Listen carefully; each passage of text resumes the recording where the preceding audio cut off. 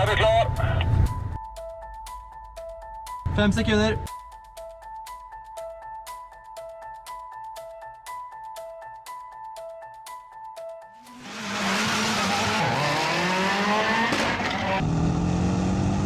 E4, D6, D4, D5, springer C3, springer slår E4, dronning D8 sjakk, løper G5 sjakk, kong C7, løper D8 matt,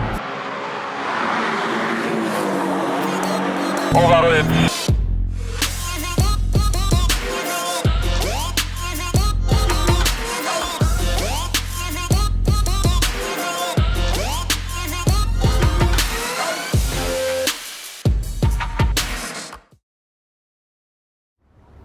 Hvis dere kan bli forelsket i New York, så faller dere også for HTH sin nyhet New York. Med de svarte metallrammene og det industrielle utseendet. Da er det bra at vi har ham her. Han hjelper dere. Og hvis dere ikke vil montere det selv, så har vi også ham her. Og før dere vet ordet av det, har dere et nytt kjøkken. I kult design og med smarte detaljer. Smart, ikke sant? Det er kjøkkenkjærlighet som holder. Welcome to the broadcast of the Altibox Norway Chess Super Tournament. We are halfway through the event and Magnus Carlsen is the sole leader. We are going to discuss the standings and how this revolutionary format is changing the scoring system. Judith, yesterday we had the pleasure of the visit of a couple of the players. What were some of the highlights for you? Well, yesterday it was a real treat for me and for us, I think, in the studio, as we had Anand here, we had Maxime, the world champion, Magnus Carlsen, but also Grischuk joined our commentary for quite a few Armageddon games. It was a real joy to be here and analyze with Magnus and Maxime at the same time those very interesting and very, very tactical positions of Caruana's game and also the other game which was still going on. So it was really nice to analyze with them, going back and forth with the lines. I hope the fans could also follow it quite a bit, what we were doing on the screen and we were discussing. But I think this is why this tournament is also so special for many reasons, but also to have the live commentary here. It means that you can see all the top players visiting our studio time to time according to what kind of mood they are in and how much they want to follow closely with us the other Armageddon games. So it was real fun, and I think there were really ups and downs yesterday as well, especially in the Armageddon games, I must say. Of course, there are mistakes and inaccuracies in classical game as well, but really the Armageddon games, there were very, very strange things happening in the Aronian game as well and in others too. And that all 5 games led to an Armageddon yesterday, just like on the starting day was an exceptional situation. We have, of course, our leader, as you mentioned, Magnus Carlsen. It's a 1.5 point lead ahead of Yu Yangyi, who is the youngest participant and also the lowest rated. So it's a great tournament so far for the Chinese. And on shared 3rd place, we have Levon Aronian and Wesley So. I just would like to bring up the tweet of Christopher Gressley. Once again, thank you, Christopher, for your tweet, which is a very interesting cross-table comparing how the scoring system of Norway chess this year is if we look at the regular scoring system of super tournaments. That is, Magnus Carlsen here at this year's Norway chess has 8 points, but if it was a classical tournament where 1 point is rewarded for a victory in classical chess and half a point for the draw without Armageddon, then actually there would be a 4-way tie for first place. 3 points for Magnus Carlsen, 3 points for Wesley So, Levon Aronian ending the run. The 4 of them would be leading. Well, in the format what we have now with all the Armageddon games and somehow it seems like Magnus is in the best shape, as in critical moments like when Levon missed his opportunities against him. If we can just bring back the table, because I think we have something else on screen. Thank you. So basically, Magnus is, I believe, he showed the most, he's the most resilient in this tournament. He's taking his chances. If you give him a chance, he's grabbing it. Of course, he had difficult moments against In the quite, classical game, in the yes. classical game. But also, for example, it was not so easy for him to have the victory against Mamedyarov in the Armageddon game. But somehow he's misplaying, he's making mistakes here and there. But when there is a little chance, I mean, he won against Mamedyarov, a different color bishop endgame, where it was a must-win situation for him. But he created some kind of chances for himself, and then when he gets the chances, he's like hunting the opponent down. So I believe he shows the best performance in the tournament, even though that in regular tournament it would be a four-way tie. But it's also part of being a champion that you are always adjusting to the system what it is and how you can be the best in that particular system or that particular time control or whatever. So you use all the opportunities what that specific circumstances gives you. And this is what Magnus is genius about, I think, apart from, of course, on the chessboard as well. He has fantastic ideas and games. But I think it shows that just before the tournament, I also wrote an article about how fantastic ideas he can bring up in blitz games or in rapid games. Some of the ideas he's implementing, it can be really something that you're jealous of, that you would be so happy to make it in classical game, to figure out those ideas. So from him, you never know in what kind of circumstances, what it brings out of him, what creativity and what opportunities he creates. Yeah, and as you said, that he's playing by the rules. Here we have a different scoring system, and he takes that into account. He doesn't mind that much the draw in a classical game when he knows that there will be an Armageddon. He's the only player who has won all his Armageddon matches. That is 4 out of 4 in Armageddon and 1 classical win. Yeah, of course, he's very famous of being excellent competitor in tournaments and in short play as well. He also showed this very well in the World Championship match in November, and everybody knows it. And I can even say that maybe some of the opponents are fear from him having the shorter time control.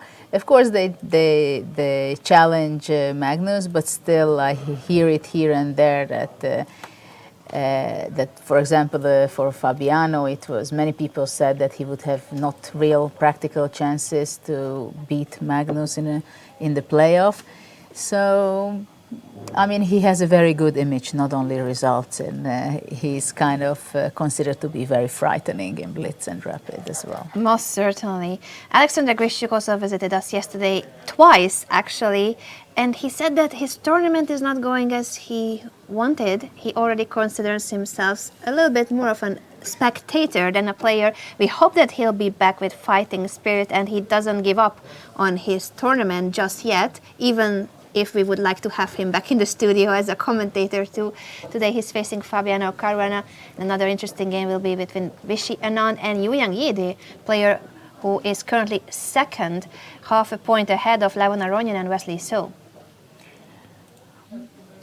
Yeah, I mean, of course, for Alexander, it is clear that it's a very bad tournament for him. Things were working out pretty badly in the first few rounds yesterday. Finally, he could win his match, his Armageddon game against Mamedyarov, and it was essential for him to have at least a little good feeling about this tournament, about his performance. But yeah, he was very cool joining us and looking into the Armageddon games and commentating on that. But I'm pretty sure, of course, all the players who are here, first of all, there are 10 fantastic players competing at this competition, and unfortunately somebody also has to be somewhere in the back of the cross table as well.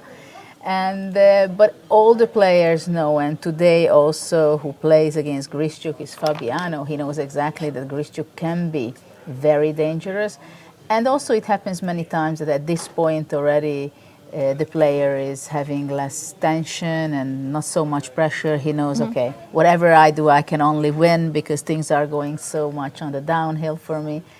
And Grischuk, of course, is one of the players who definitely is not going to play some very solid thing. If he plays out the game, then definitely it's going to be an interesting game, or at least that's what I'm expecting for sure.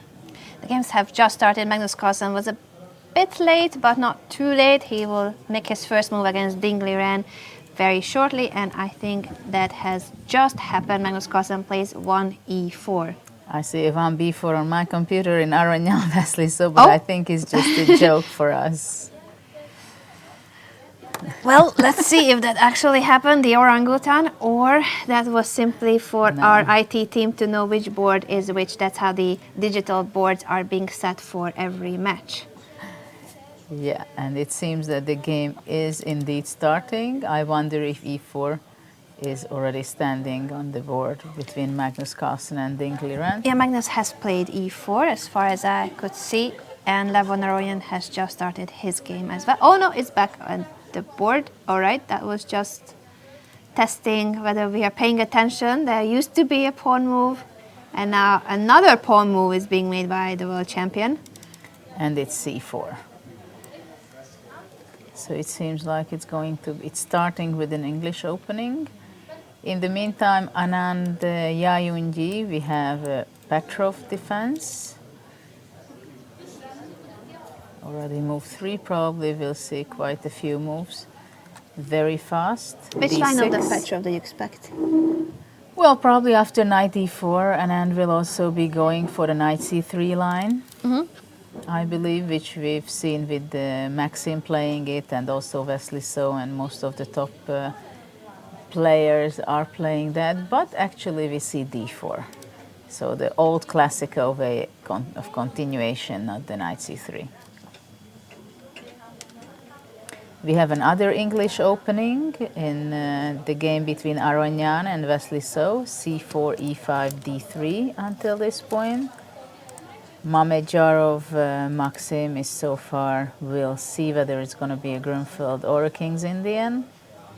And in the game between Grishchuk and Caruana, we see a Sveshnikov for the moment. And it goes to the main line, not the line which yesterday was played against Magnus, but it's the old classical bishop g5 line. Now bishop takes f6. I was just going to say, it's interesting to see Fabiano going for the Sveshnikov after he had to face it at the World Championship match. It's not that he had never played it, but it wasn't this much part of his repertoire as black. I think he played it quite a few occasions, But the not as the Sveshnikov. main choice. He normally goes for e5. And in the Sicilian too, he plays different variations. But we can also understand that if you can't really refute a variation, he had to face it against Magnus multiple times in London, and he didn't really find a way to get something, not just an advantage, but just something out of these positions. Then you want to play it with the other seems color. that those structures did not fit him very much. And but okay, the Sveshnikov was for quite a long time, for example, a very strong weapon for Kramnik. He was definitely one of the experts in this system. And it is very hard to get advantage, but now it's a big question how much Grishchuk will be pushing in this opening. Rook b8 was played, which actually, usually they castle or bishop g5, knight c2.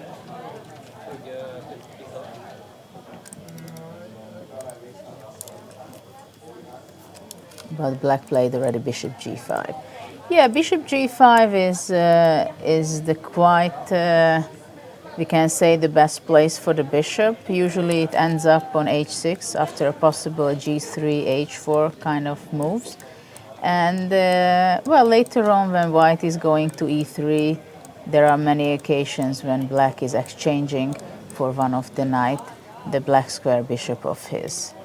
So a4 was played. This is also very typical to play in this line, a4, and then opening up the line. Now the question is whether is black going to be taking the pawn or leaves it on b5.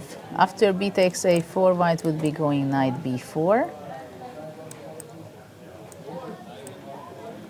Knight b4. I would think that it's either cd4 or knight b4.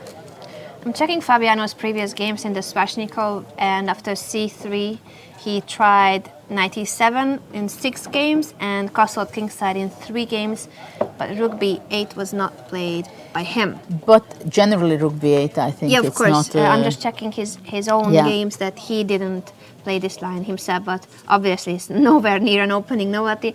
I'm going to bring up the rest of the games in this variation. Yeah, I'm curious what is the theory nowadays on this, because rook b8 is definitely not a main move, but it stands perfectly well on the b file. That's true. Now knight b4.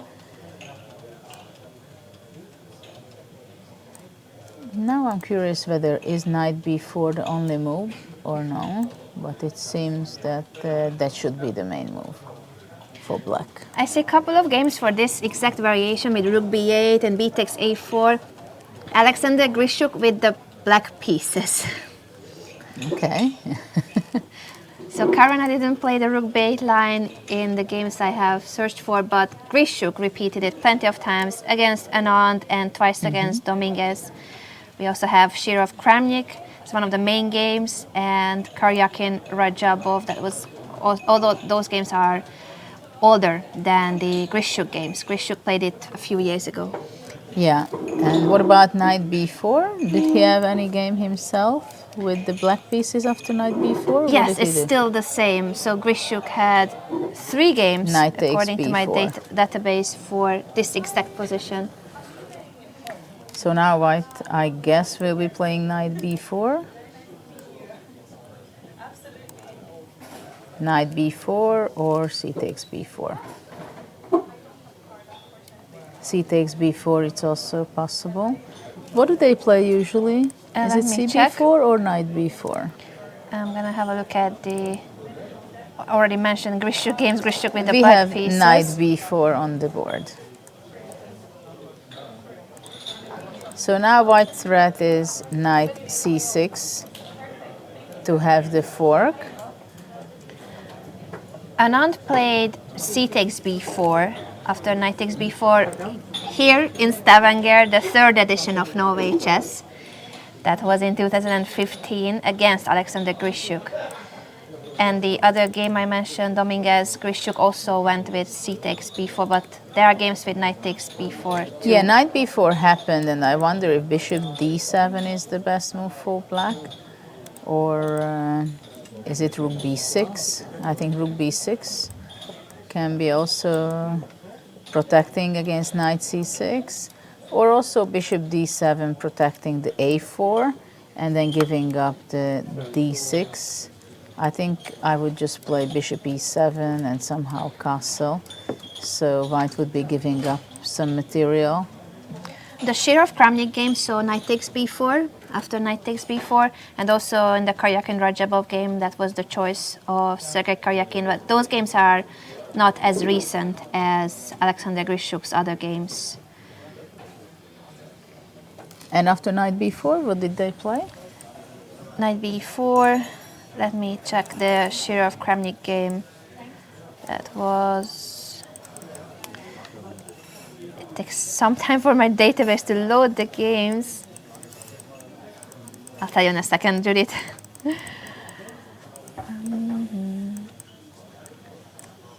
Until this point, it seems like white is behind just a move away from development.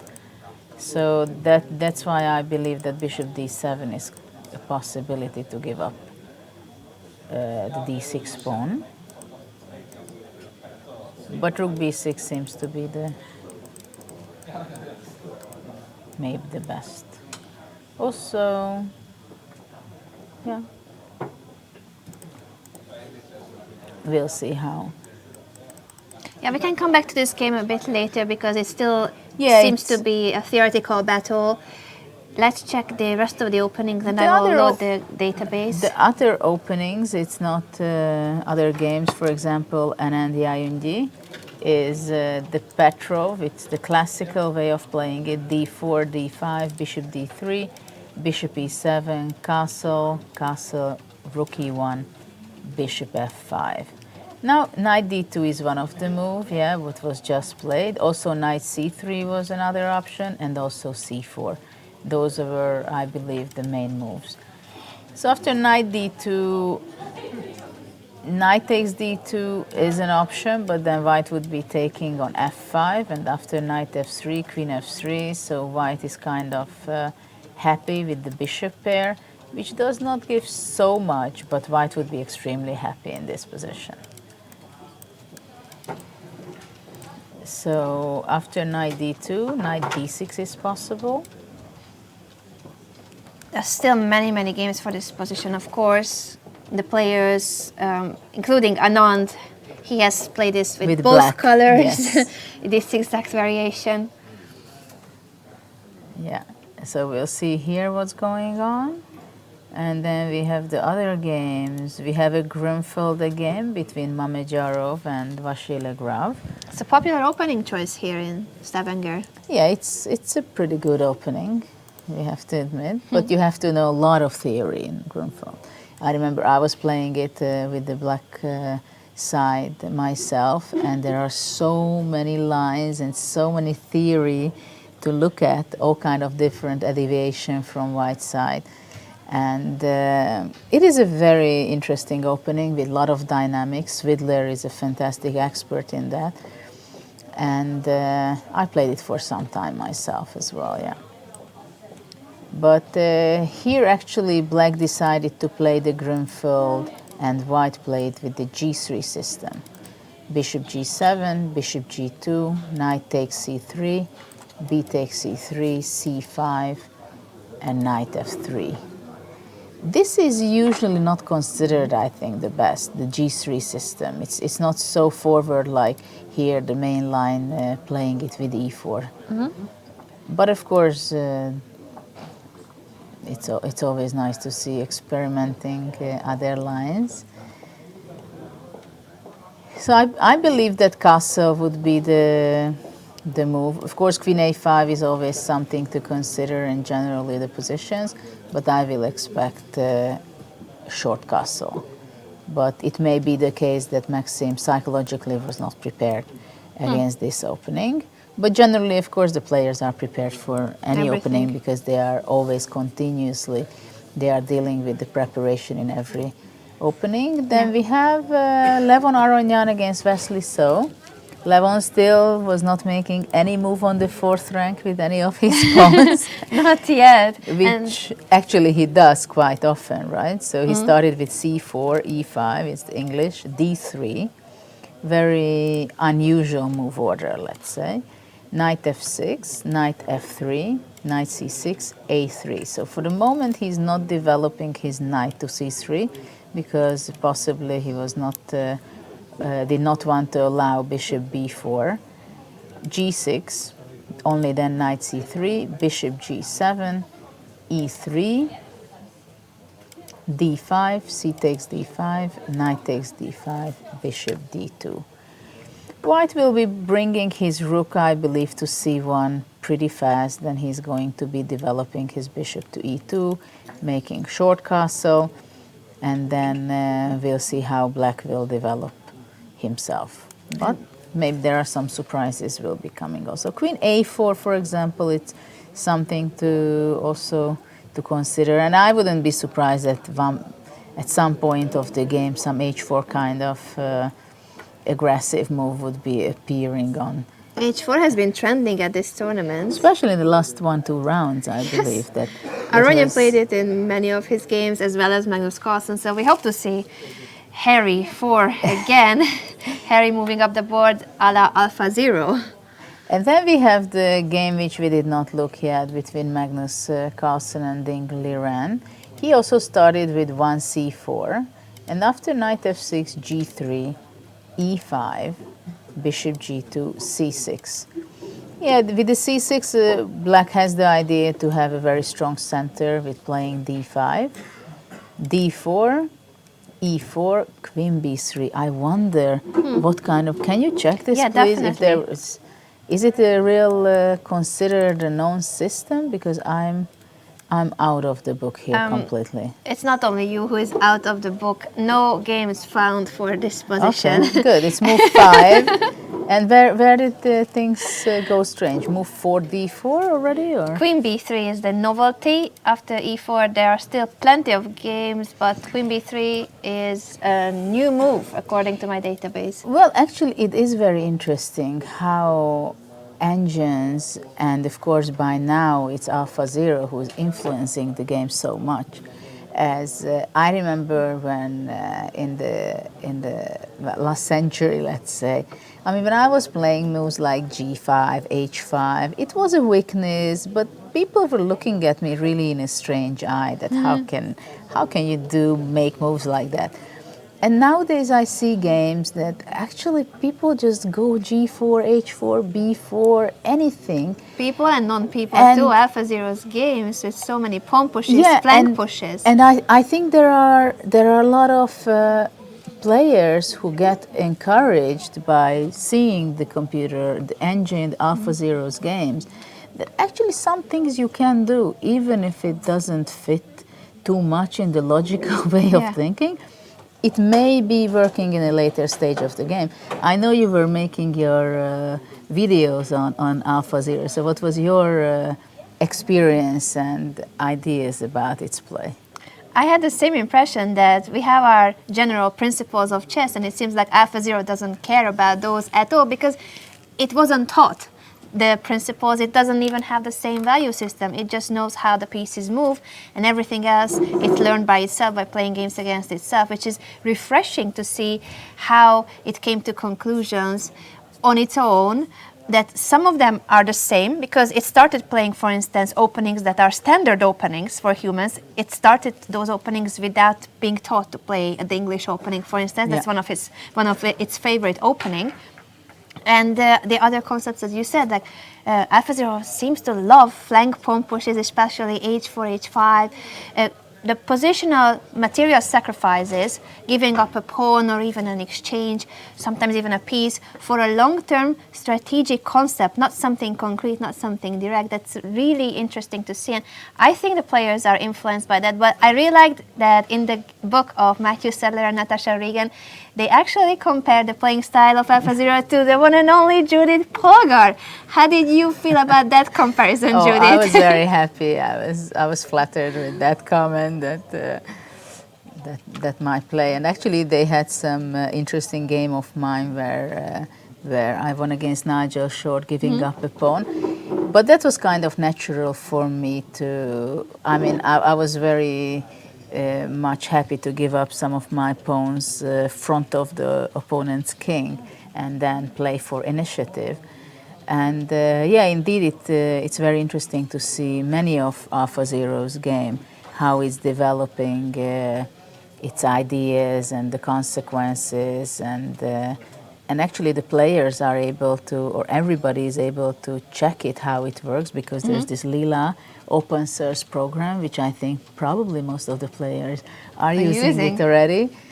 And so it gives a very interesting dimension to the game, I think, that it's a new vision for the top players, that is it really possible? Is it really possible to play this game of chess differently and giving up material for long-term vision?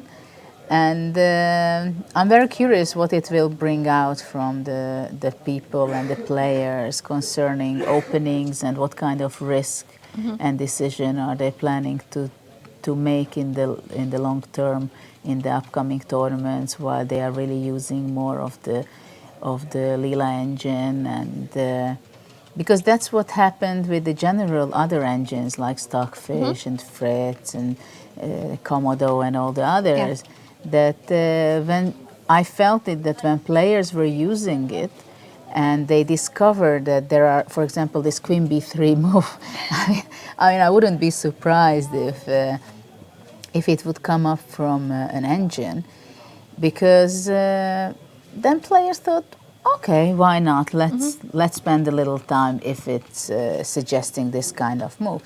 15 years ago, usually the players were much more in the box, you know. And I feel that nowadays they are much more stepping out of the box in every way. And because it's very important to have a novelty to surprise your opponent.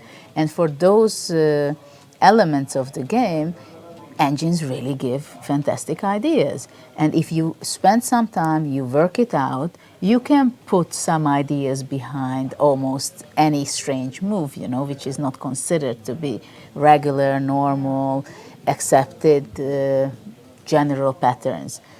And it's interesting, if you take it seriously and you work on it, you can add the ideas that actually you can be playing it for one game maybe only. Mm-hmm. But and this is also very different in nowadays preparation, that you're so much overloaded with information and different games that it's very difficult to dig out some meaningful idea so that you can play it. But I think it's also very common that the players are using an idea maybe for only one game, or when they are analyzing and they think it's also a little shaky, they say, okay, we put it in the folder of the Blitz games or the Rapid games, and maybe from now on it will be specifically Armageddon games. Oh, yeah. 10 against 7. So it is getting complicated, this the way of thinking for opening preparation, I believe also. I fully agree with you that engines and nowadays the artificial intelligence that is AlphaZero and LilaZero that anyone can have access to certainly influence chess players, and we have asked them a couple of times, but I would definitely like to know more on how much they use it in their preparation. The players are not talking that much about it during events, and maybe in the post-tournament interviews we could get some more insights into how much they are actually relying on engines such as LilaZero. And as you said, it's changing the way the top players in the chess world are looking at the game. It has given a fresh new angle to chess, which is great. It is great that chess has so many dimensions, and thanks to artificial intelligence, humans are learning from this artificial intelligence to improve their game. Yeah, of course, a long time ago, one of the biggest problem was that sometimes there is decision made by a computer, especially in endgames, for example. And you see and you trust it that it makes the best move, but you not necessarily understand why it's is a good it the point, best. the understanding. And I think this is the challenge of the players in many occasions, also in opening ideas. That there is an idea the computer gives, but you have to work quite a bit for that to understand what's behind it. Because I know quite a few players who analyze, and actually many of the amateur or not so strong players, they tend to just press the buttons, they see the suggestion of the engines, they go deep for a few moves and that's it, and they see the evaluation. And that can be extremely tricky, because sometimes the evaluation is not correct, or if it's correct, you have to play the only moves in the next 8 moves, let's say, and it's almost impossible if you don't understand the position deep enough. Yeah, indeed. It's what we were discussing in previous rounds as well, that if you get a position that's okay according to the engine, or maybe even a slight advantage, but if it's so complex and if it's about kingside attacks and you need to make the most precise moves, sometimes it feels very dangerous, even if you know that the engine evaluation is all right. And it happened with me, for example. I was playing a very complicated game, very serious match against Knockout in the World Cup against Gelfand. And I saw and I felt that I have to make a move, but then I was calculating and I didn't see how I can continue the way that I win the game. And then someone was telling me after the game, come on, why didn't you play it? It was so obviously winning. And the person was watching it, of course, with the computer, saying +3. And then when you move on, it was a very complex position, things happening on the king side very much. But I had a bishop on A1, and then the end of the line in 6th or 7th move, you play bishop A2, and that's the winning. But I was not aware of it. Obvious, Judith. How could you not see it? And you know, they were like attacking me. That, I mean, come on, it was so obvious. And it happens that simply the computer sees, and that's how it gives the evaluation, because it sees it that in some moves later there is a nuance, very little move, quiet move, but you're not necessarily able to calculate all that. So it can be really misleading, and it can be very difficult sometimes. It is tricky, but what we definitely see is that Magnus Carlsen came up with a novelty. Queen b3, according to our database, is a new move. Black played d5 and he played knight c3. Black decided to give up the center and immediately to go b5, which after queen b3 is the only move. Actually, it is a pawn sacrifice again, giving up a pawn. Just we were talking about AlphaZero, right? Long-term pawn sacrifices. Yeah, I wonder if black will be taking it, and it's already grabbed.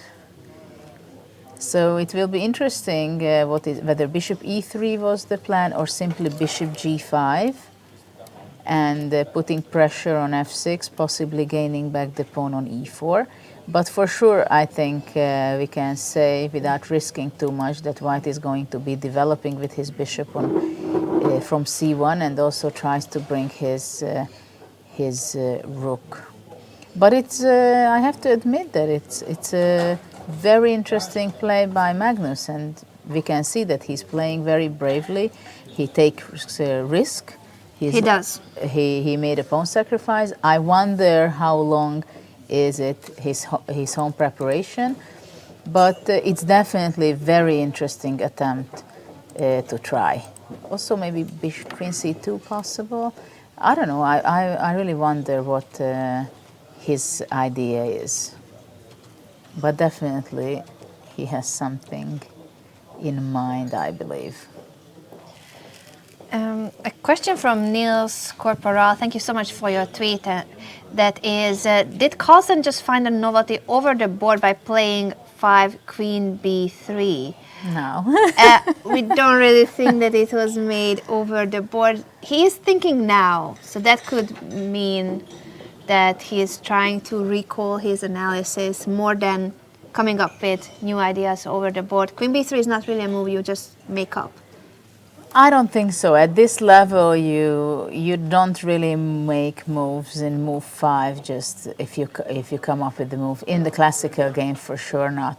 In a blitz game or even a rapid game possibly, or in the Armageddon easily it can happen. But in a classical game, I don't give too much chance to this. I can imagine that he did not analyze it so deeply. That can be easily the case. But also with such a players like Magnus, and especially, I mean, as I had experiencing it yesterday also, he just has a feeling for some position that, well, okay, this should be winning, this should be losing, this has to be okay for white. I mean, those expressions are very common from the world champion to say, because he just sees it in a very big complexity in the game. So maybe he just thought that it's interesting idea and something he will figure out here. But I'm really curious what is his continuation, because at first I would not say that it's so obvious for me that it's a pawn sacrifice that will refute this system for black, let's say. Because when, for example, white is going bishop e3, queen b4 is possible, immediately offering an exchange of queens, and black would gain a little time there. And for the moment, the g2 bishop is absolutely not so powerful, as the e4 pawn is still there and protected. So, so we'll see what Magnus is up to. I would like to bring up a tweet from Tarjei Svensson, a Norwegian reporter that we keep referring to. Thank you, Tarjei, for tweeting once again about the stats. In this case, that it's Ding, Swidler, and Nepomniachtchi, the only players among the top 20 who do not have a negative score against Magnus Carlsen. Artemiev and Yu never faced him in classical chess. So Ding Liren still is on either a plus or neutral score. That is, the world champion didn't get the better of Ding Liren, and they have faced each other plenty of times recently. Yeah, it's interesting, this table, what we just saw, this statistics. And it does matter actually a little bit whether you have a plus, minus, or equal score against your opponent. Yeah, and actually Tarjei also tweeted the exact results in the very same tweet. If we click on the image that shows the 6 games that Magnus Carlsen and Ding Liren played against each other. The first one was in 2015, Vaikanze, and the most recent ones are from this year. Once again, Vaikanze and Shamkir. All 6 games were drawn. Interesting that they played only this amount of games, as they are more or less the same age group, no? There is little That's true. difference. Yes, Ding Maybe Liren 2 years difference, is 2 years younger. Yeah. But it's true that Ding didn't get invited to the same super tournaments so long ago. So he has, of course, now always been in the top 10, always. The recent years, Ding Liren has been in the top 10. But And now he's top 3, right? yeah, he's world number 3. He's world number 3. But if the first game was in 2015, yes, probably 2014. I'm wondering now, when did he enter the top 10? Was it around 2015, 2016? If any of our viewers can look that up, that would be great. Please use the hashtag Altibox or hashtag Norway Chess to let us know about your thoughts in general about the tournament. And if you know when Ding Liren entered the top 10 exactly, and if that is in line with this 2015 year, the year when Ding and Magnus faced each other for the first time. I'm really curiously watching this, that, I mean, Ding Liren just captured a pawn which was sacrificed by Magnus, and I wonder how much it's kind of a bluff from Magnus to give up his pawn. Do you just play queen b3 and then say, I can give up that pawn because AlphaZero also gives up pawns, the d file is open? There must be something more to it, something deeper. No, I'm pretty sure that White has compensation. I believe that. I think bishop g5 actually seems to be the most logical move right now to me, but I don't see any real danger for black, to be honest. It is. I would be kind of surprised if it's so bad for black. But okay, what does black do right after bishop e5? For example, bishop e6 is a logical move, and if white has to go back, queen c2, possibly black just goes bishop b4, for example, to have the pin. And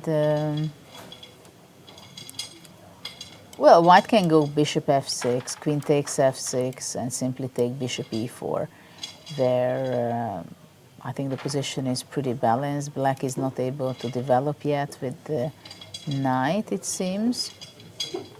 But then black, well, I'm not sure castle is good, because white can be taking the pawn, and then he's losing time coming back here, but or to e4, possibly. And well, it seems to be okay for white, I believe.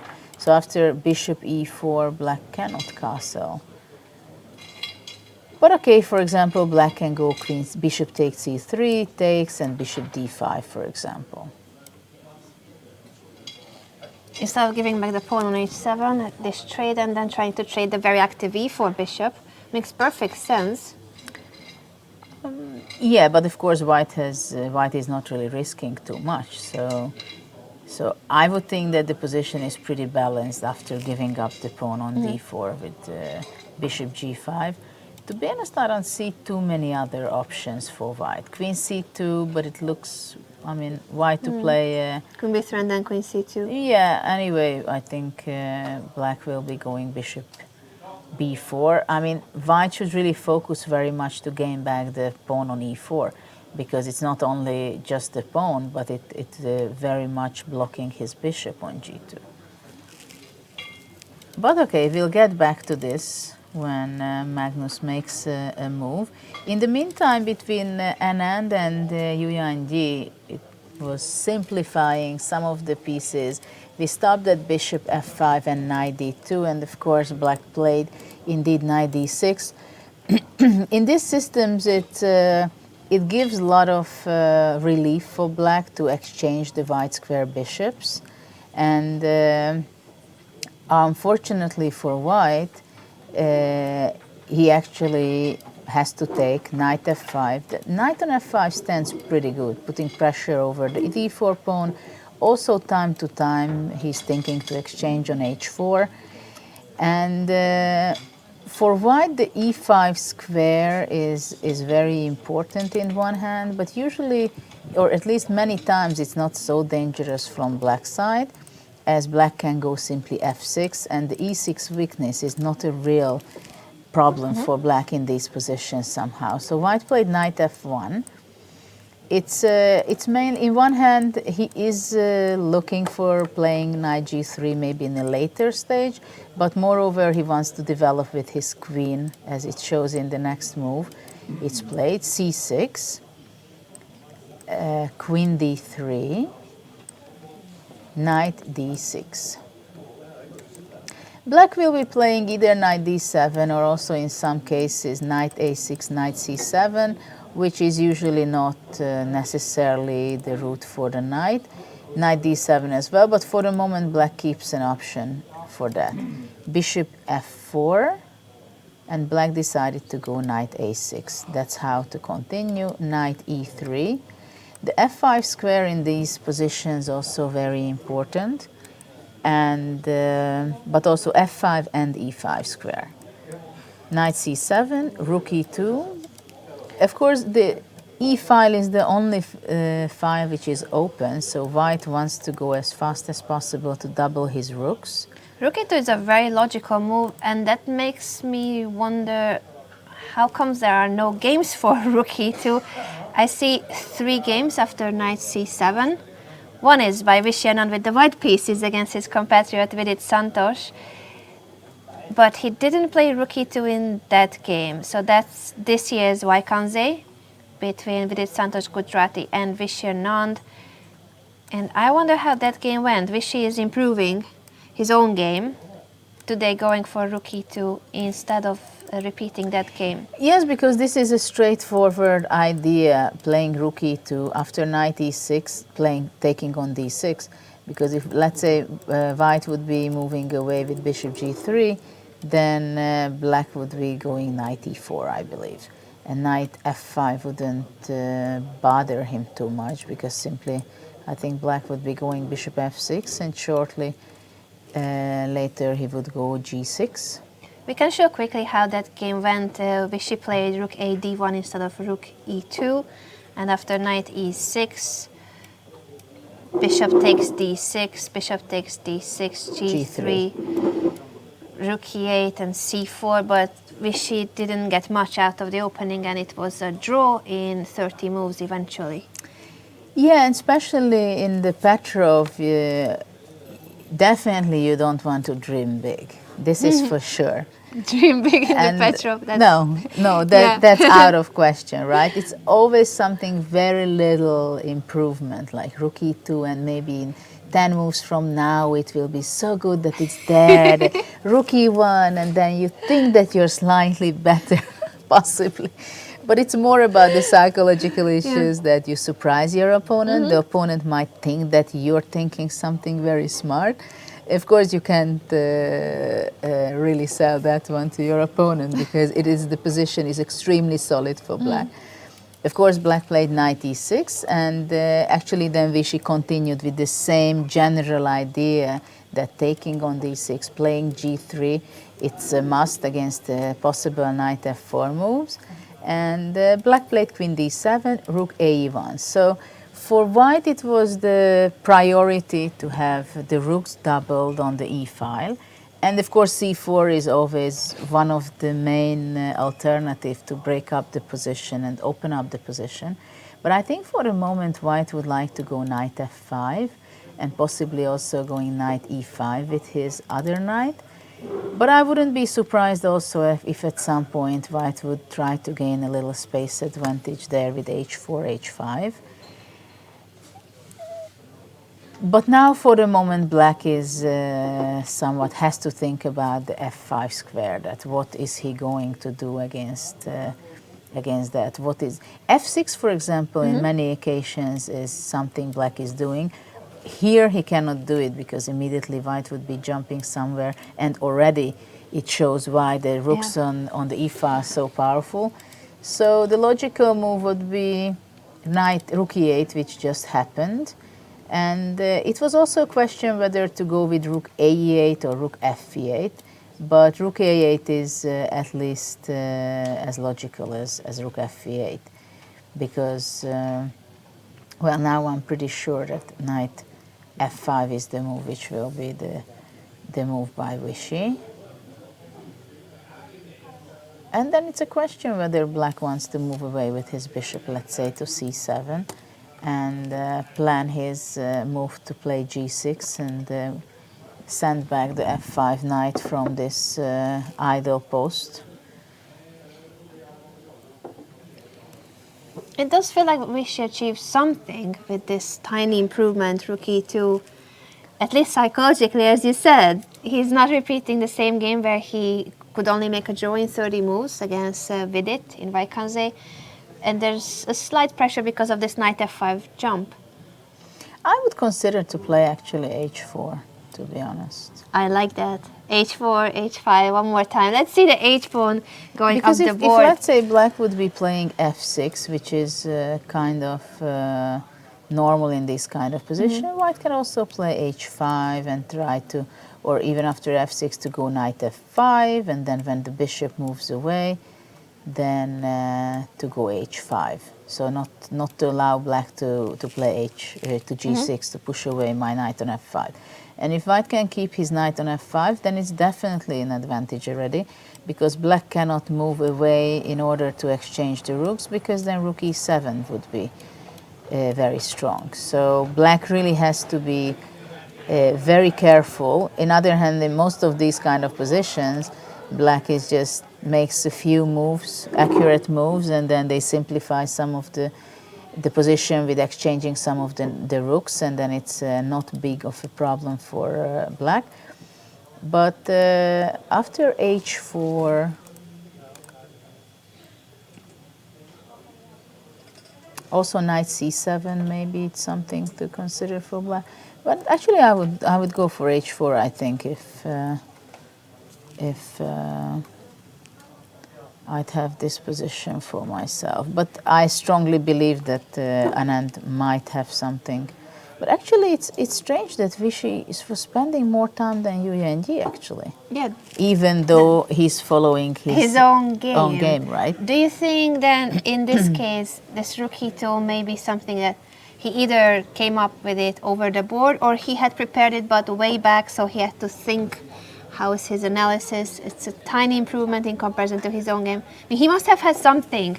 I'm sure that he didn't want to repeat the Vidit game if he had to make a draw in 30 moves as white. That's not an achievement. No, I think it was, of course, prepared, but in these positions you're not risking much if you're spending time and you're trying to think that really there it can be a slight advantage, slightly a move, an idea which makes some unpleasant moment for your opponent. And so in these kind of positions, it's not making such a huge difference whether you spend now 10 minutes, 20 minutes, because it is a very stable position. And b3 was played. b3 with the idea to play c4. So after if black takes, then the pawn will be taking back on c4 with the b3 pawn. Some ideas by white to put pressure on black. I wonder if, of course, with white, all players play for a win. Sometimes also that's what we see with black. But Vishy has had a good experience in terms of the Armageddon in his last 3 matches. He may not be scared about entering an Armageddon.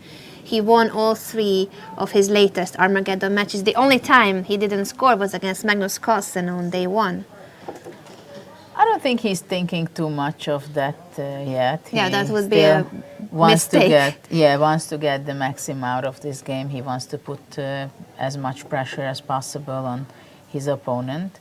And b3 is a very interesting continuation. Actually, he's not rushing anywhere. And now it's a question for black how to continue, how to get out of the situation. F6 is always something I would consider. To protect the Because- e5 square. Yeah, just in case, but later on Black can move his queen to f7 or even playing g6 sometimes, which after probably c4, and I would be thinking maybe to play bishop b4, this way that the f6 covered the e5 pawn, the square. So white is not able to bring his knight to e5, and then white would have to move to d1 or somewhere else with his rook. But I don't see exactly why black has real problems, let's say after knight c7. The d5 is completely defended in different ways. Okay, so this will be kind of a slow game, and Vishy tries to get something out of his position. For the moment, it's more pleasant to play it with the white pieces. That's clear. I just wanted to quickly thank everybody who answered our question about Ding Liren on Twitter. I see a tweet from Valerie who's saying Ding Liren became world number 10 in August 2015, and also a shout out to chess.com's Peter Doggers. He tweeted the same data. August 2015 was when Ding Liren entered the top 10 for the first time, and he included the rating card from FIDE as well as adding cheers from Amsterdam to Judith and a great show. Thank you so much, Peter. It's a pity you couldn't come this year, but we do follow your articles. There's always a daily report on chess.com by Peter Doggers. Yeah, those are great summaries. Yeah, and nice pictures. Thanks a lot for the photos to Maria. Shout out to Maria as well. And of course, we welcome all tweets. Please make sure to keep using the hashtag Altibox and hashtag NorwayChess. Now that I'm mentioning social media, if you go to our Facebook or Instagram page, there is a contest in which you can win a von Doren watch that is the same brand, the same watch that the players receive here as a prize each and every year. I would love to get one of those watches. Knight c7 was played actually by Yu Yanjian. Actually, he still plays pretty fast up to this point. Already he is making a prophylactical move, defending the d5 square. Now I would think of playing knight g5 maybe, but black has to be playing g6, and maybe there is nothing really. It was only a threat, and after that f6 comes with the tempo, so probably knight g5 is possible after knight c7, but probably it's not good enough. I think still I would probably go h4. I would love to see that move on the board, but while Vishy is thinking, let's have a look at the rest of the boards as well. Yeah. We have a move between Magnus and Ding Liren. After queen d4, white did play bishop e3, and after queen b4, bishop d2. Wow. Very interesting decision. Very surprising, to be honest. Chasing the queen, but also allowing the queen trade. One would think that with a pawn down, it's not really what one is aiming for, but the e4 pawn is vulnerable and black is undeveloped. Well, I just don't trust this. You don't buy it, Judith.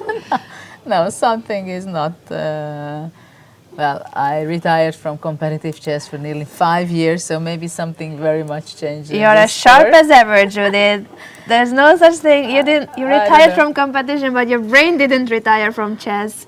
No, my brain is working on a certain level, but I can't say that I understand really this game, what is really going on. I believe black will take, capture on b3, takes, bishop f5 is possible. Trying to defend the pawn, and then knight vd7 next move. Maybe, I don't know, h3 is not really the move. I don't know, probably I would just stop here. Queen b3, bishop f5, it's good enough. Something will happen at the board. I have a pawn up. I like having an extra pawn. If black can then develop the pieces, why not? Why not take on b3? Well, I even don't think there is too much other options. I mean, black can go bishop e6 or something, but then white is just gaining back the pawn, takes, knight e4. which is also quite okay, I think, for black. Takes on d2, knight d2. Well, yeah, king e7. Well, here maybe white can have some edge, possibly. I would go queen b3, I believe. It's queen b3, bishop f5. For sure, it's very interesting. And it does draw the attention of the rest of the players coming to see what's going on between Magnus Carlsen and Ding Liren. I'm really curious whether this pawn sacrifice, how much of this was preparation, how much of it is a bluff? And we have queen b3, a takes b3 on the board. I mean, even bishop e6 has to be considered, you know. I mean, simply attacking the b3 pawn. I believe Ding Liren has played bishop to f5 to simply protect the e4 pawn, as Judith showed first. And we shall see what is it that the world champion has for the sacrificed pawn with queens off the board. I'm very curious when Magnus is going to the confessional booth sometime, hopefully, and I mean, I think he should share this with her. Let's What hope he will thinks do so. about this pawn sacrifice already. He sacrificed the pawn, move 8. Move 8. His central pawn was taken. Okay. I think We'll come back to this game for sure. we let him think a bit and see Levon Aronian against Wesley So. They made the developing moves after bishop d2. Castle, white played bishop e2. Black took on c3. He wanted to go for this and a5. Yes, this is usually an important move, I believe, for black, not to allow white to play b4 and gain space advantage on that side. Castle, a4. Now black will be playing bishop e6, rook c1, bishop e6. Black wants to go bishop b3 at certain point, and white just played knight d2 in order to stop that. I guess white will want to play queen c2 and bring his rook to d1, but also possible that he prefers to go knight e4. That's possible, and actually in these positions the c5 square is a very important square. So if, let's say, white would be reaching to c5, that could be extremely unpleasant for black.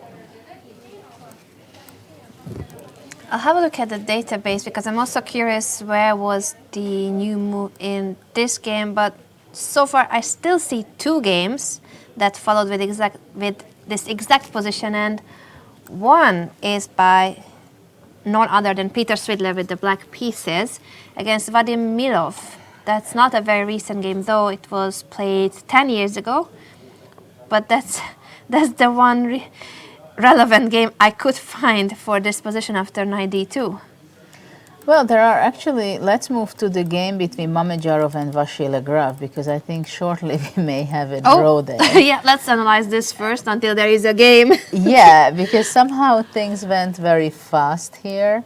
Like it was castle, castle, black took c takes d4, c takes d4, knight c6. And everything got exchanged very fast. White played rook b1, knight takes d4, knight takes d4, queen d4, queen d4, bishop d4, bishop h6, rook d8, bishop b7. I wouldn't be surprised if this would be Still theory. I believe. But it looks extremely drawish, to be honest. A very Rook drawish d8. theory. Sometimes it happens. I mean, really, if you see this position, it's even black who I would prefer. Oh, there are plenty of games for Yeah. this drawish variation. One is between Alexander Belyavsky and Timur Rajabov from 2015. Rook c1, black played f6. Of course, this is the clear move to come with the king to the center.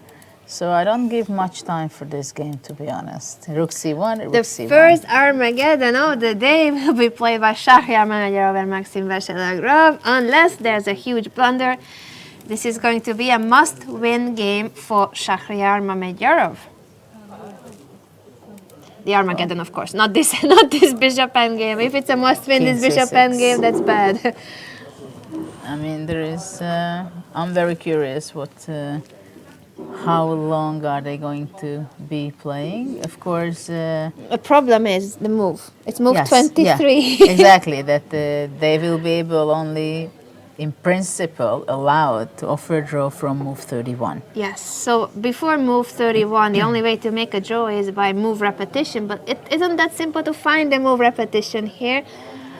They will need to try a little Well, harder. if both player wants it, they usually They find the find a most way, of extreme repetition of moves, actually. Bishop to F3. D2, bishop to A1, bishop C1, bishop D4. I offer a draw. Exactly. So now F3 was played. I believe black might be going king B5, but I'm not sure. Maybe black will just go E6 and put his pawns on the white squares.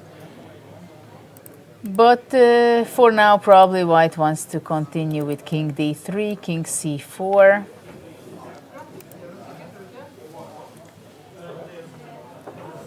But I don't think Maxim's heartbeat is stronger than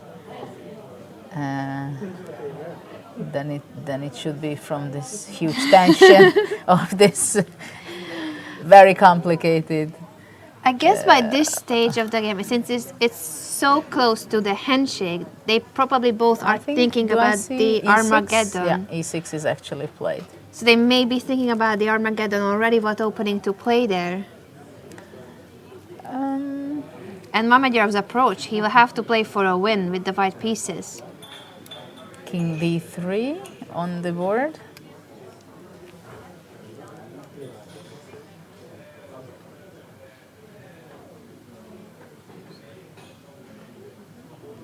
I think black will just go bishop G1. Well, it's a very exciting position. Maybe we can have a look at the other boards before we will announce the Armageddon when it begins between Mamedyarov and Vasher. There should be a handshake soon in this game. Grischuk Caruana is more exciting. It's not a bishop endgame.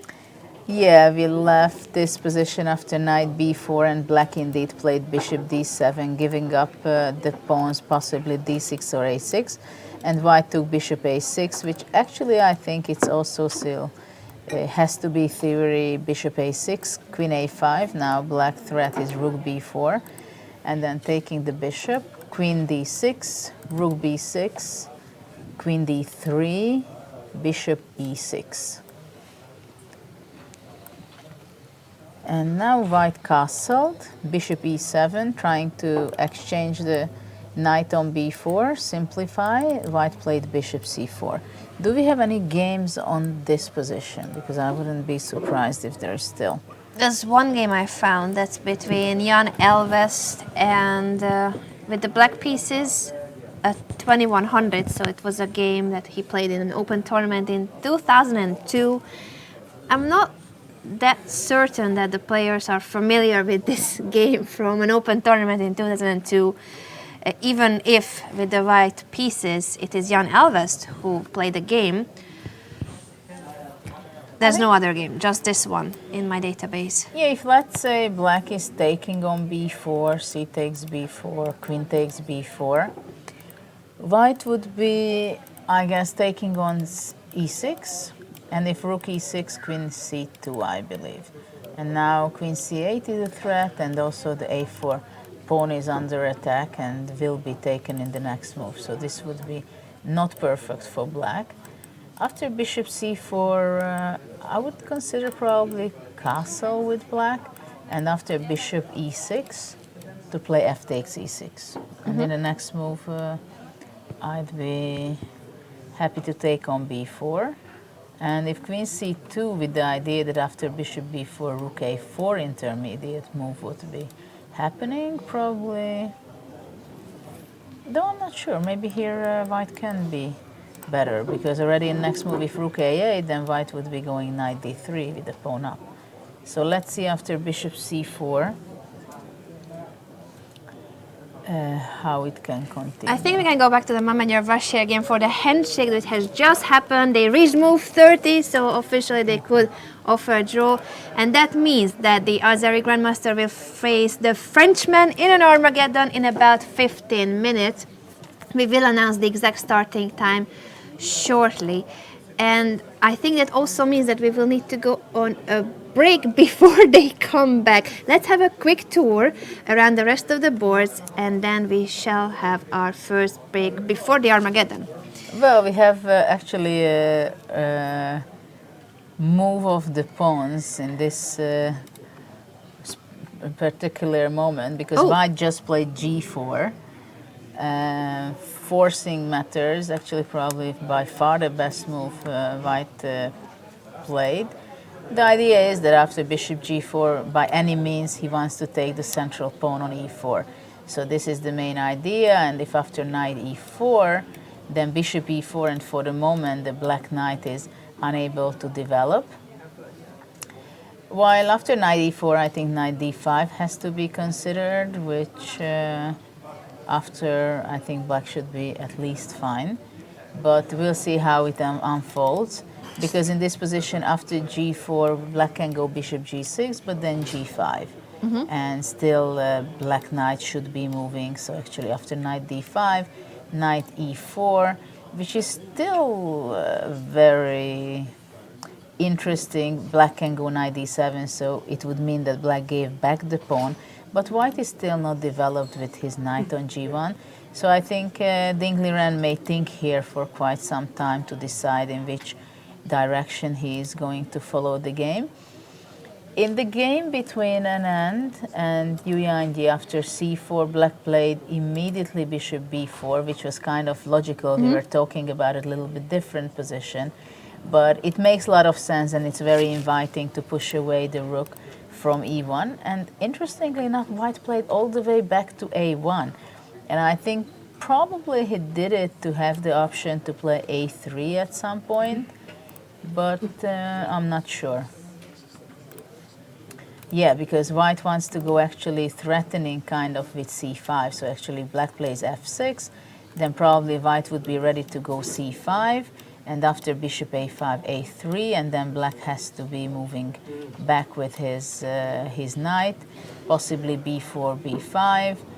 I don't know, but rook a1, it is an interesting position, and clearly Anand wants to play for victory.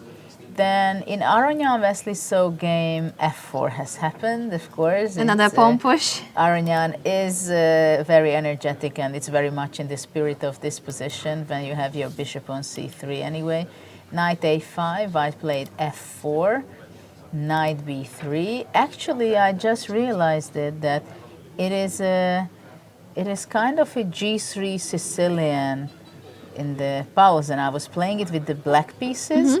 And it's actually reversed color. I remember I won a wonderful game against Iescas with the other color, and the structure was something like this, that I went here and later on I pushed the pawn with the black pieces, but exactly the same structure. And it's kind of funny to see this and realizing it, that it's reversed colors, but it's the same system. So after knight b3 actually happened. And after bishop b3, queen d2 will be. White has just a very, very pleasant game. Then we had a draw in the game Vachier-Lagrave, and we don't have new move in the Grischuk-Caruana game. Yeah, these are the games we'll be back with, and an announcement about the starting time for the Armageddon between Shahriar Mammadov and Maxime Vachier-Lagrave. That's going to start at 6:20 local time. That is in 16 minutes. We'll go for a short break, and we will be back before the Armageddon begins with a special guest that will be announced very shortly. See you soon.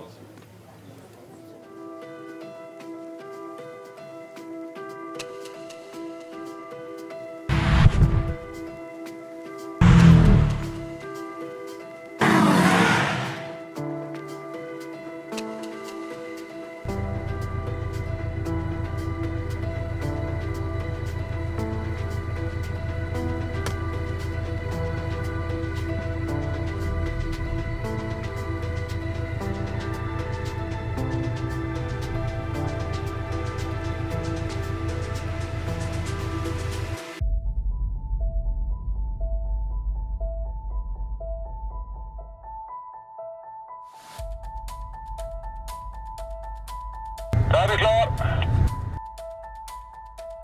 5 sekunder.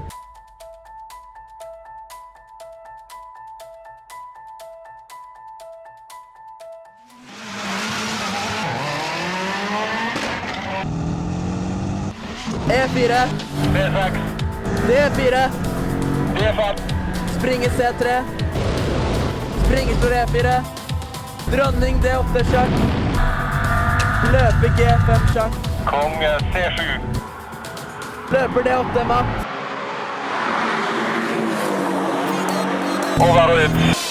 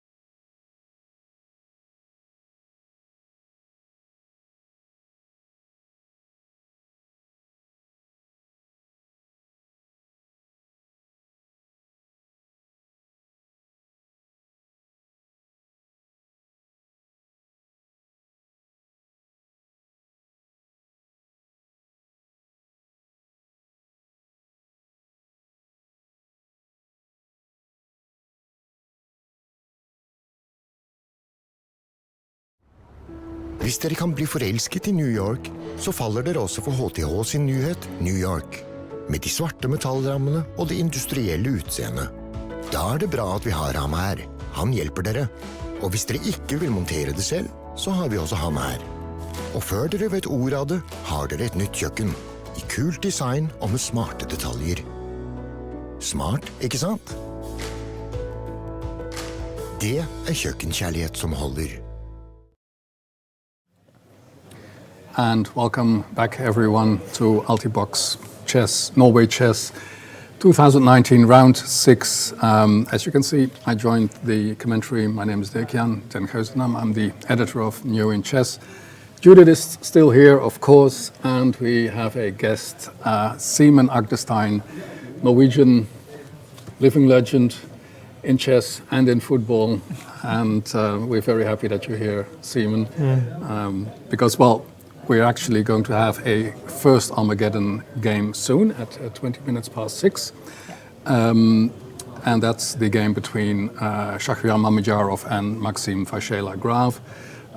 But first, maybe we should ask your general impression so far, Simen. How has it been? I think it's been fantastic games. A little bit disappointed today, I must admit. The Magnus's game is, as always with Magnus, exciting. But the others, a little bit boring today. But previous games have been, I think the new format has been a tremendous success. And I love the fighting chess and all the time scrambles and all the excitement. So you're really happy with the time control? I'm very happy with it. I understand someone is bleeding a bit because if you're not really ship-shape and the consequences can be quite kind of unfair. Yeah. You see Armageddons are going in all different directions. But does it make you hope for the Armageddons, or do you have enough patience to go through the classical games first? I think people will want speed and action more than quality. And the quality isn't necessarily that normal. Well, the quality is of course higher with a longer time, but speed and action is what I like to see. As you're not a professional chess player so much anymore, right? I think it's just fine. They have to work for it's a job. They're doing a job, and they're entertaining. They're entertainers, and they have to work hard. It's the first time I see that chess players are entertainers. Yeah, but exactly. Now we know They are. In Norway, they are, because chess has become a TV sport, and it's important that they make something, and they have an obligation to bleed a little bit, or preferably make the other bleed. So you mean that the rounds so far, they have been very different as far as their attractiveness has been concerned? I mean, some of them, they saw a lot of action in the classical games as well. I have a feeling that some players get a little bit tired, and perhaps they want to slow down a little bit with some slow draws, which is a little bit disappointing, because we still want to see the fight going on till the very end. But at least they have to do the fighting in the Armageddons, which is good for us, I think. But how does this work? Like a game between Mamedyarov and Vachier-Lagrave, at some point, okay, they put the vacuum cleaner on the board, and there go the pieces, and suddenly there's this boring ending, and it's a draw, and it's Armageddon. Yeah. Is that some tacit understanding between the players? That is maybe a problem that they both kind of agree on, that let's make the decision on the quick playing rather than on the proper game. They both are very good quick players. Yeah. Might that be an extra reason that they think, okay, my chances there may be better? I think it's kind of just to save energy or something, and it's hard work winning in a long, serious game. So I think both kind of thinks that let's just make it up in the rapid game instead. Yeah. Do you think it's easier to play the Armageddon than the classical for them, or how? I think so. Yes, I think so. Isn't it? It sounds much. It's not so long. So the pressure is less. Yeah, and the work is less. To win a proper serious game in a long time is really against these players is very But they difficult. still have to right? start with that, right? They have to start, but if they kind of don't even try, if they just kind of go straight to the Armageddon. You want to refer the game between Grischuk maybe on the second round, which was 15 moves, or today with the Mamedyarov game, right? That it was You have a not few. really You fun. have a few examples, right? Yeah. And I think that's the kind of a problem actually, because of the how chess is now. This is Because largely it's, the responsibility of the players. Yeah. I mean, But of course, you can give increments or incentives for fighting somehow, and that's what they're doing here. And it's an experiment. You have to start somewhere, and maybe there will be new variants of it. But in principle, just try to give credits for fighting spirit. It's good. Well, there's no lack of fighting spirit in Magnus Carlsen. As you say, well, that is an interesting game at the moment. We are just going to see the start of Mamedyarov Maxim. But until they start a game, can you tell us just a very, very short evaluation, very easy position, pawn sacrifice by Magnus, and then we immediately go to the play of Armageddon. It's a player full of confidence, obviously. It was just sacrificing a pawn like this and just calmly play on. And it's probably only Magnus with the enormous confidence he has now that can do that. Do you think the AlphaZero made a big influence on him? And that's the reason he's... In the meantime, we switched to the game, which just started. Yeah. I have a feeling he's kind of free of computer input, more like that. So I think he just loves to fight and make it interesting, and that makes him popular. Even in Russia against Russians, is my impression, because he's always fighting. Yeah, that's one of his spirit. best trademark he has. Yes. But probably it's a bit too romantic to say that he's independent of computers, because I'm absolutely sure the team works with the best team works with the best of everything, and he has the best of team that he can have, I think. But Magnus himself, he very often just look at the games. He just want to get out. He just want an open fight. But maybe he's looking at the games of AlphaZero, right? Well, that's exactly what Judith says. I mean, maybe not with the computer, but looking at it from this good book of Game Changer. Yeah. Maybe it has influenced him. Yeah, But I think it's more kind of a traditional. It's kind of return to traditional thinking that you actually think better with without using the computer. It kind of destroys something. Okay, so let's go to the game between Mamedyarov and who has the must-win situation with the white pieces, and it is a complicated middle game. A6 was played just now. To me, Magnus says he prefers being black in these Armageddons, because it's much easier to hold the draw than to win. And the 3 minutes difference isn't so serious when... What do you think, Simon? I think when it was kind of 5-4 or 5-6, I don't remember exactly. Yeah, there was both options. And with no increment. Then I thought it was a big advantage to have the 1 minute extra and to be white. But here, when you actually get an increment after move 60 and still have quite good time, 7 minutes. To me, it seems like easier being black. Black is playing extremely fast until this point. Well, it's a healthy position. I guess knight h5 at some point, knight f4. But white probably wants to go d5 at some point. So maybe queen b3. That was my first thought, but maybe he has to come. Or queen b1 also. Queen somewhere else. Probably black tries to capture now. Queen b3 was played. Oh. So it was important to defend the c4 pawn. So you have this, well, the fact that Mamedyarov has to win this game. On the other hand, it's also, Vasyl Graf is the #1 in the Blitz ratings at the moment. I mean, he is a very good Blitz player. Is Mamedyarov taking a clear risk here? How do you guys see that? Yes. I mean, by going for this so easily. Yeah, I don't know why he's doing it. Maybe, well, Mamadjarov was, he was right in the series game, was he? Yes. So he was the kind of the guy who was happy with the No, draw. that's what I mean. I mean, is he taking a deliberate risk? Well, I'm not sure. Well, he lost yesterday, and I'm pretty sure he was quite unhappy with that. And we see that there is a follow-up of that. Yeah. As, in the first day, Grishchuk lost. After that, he was making a quick draw.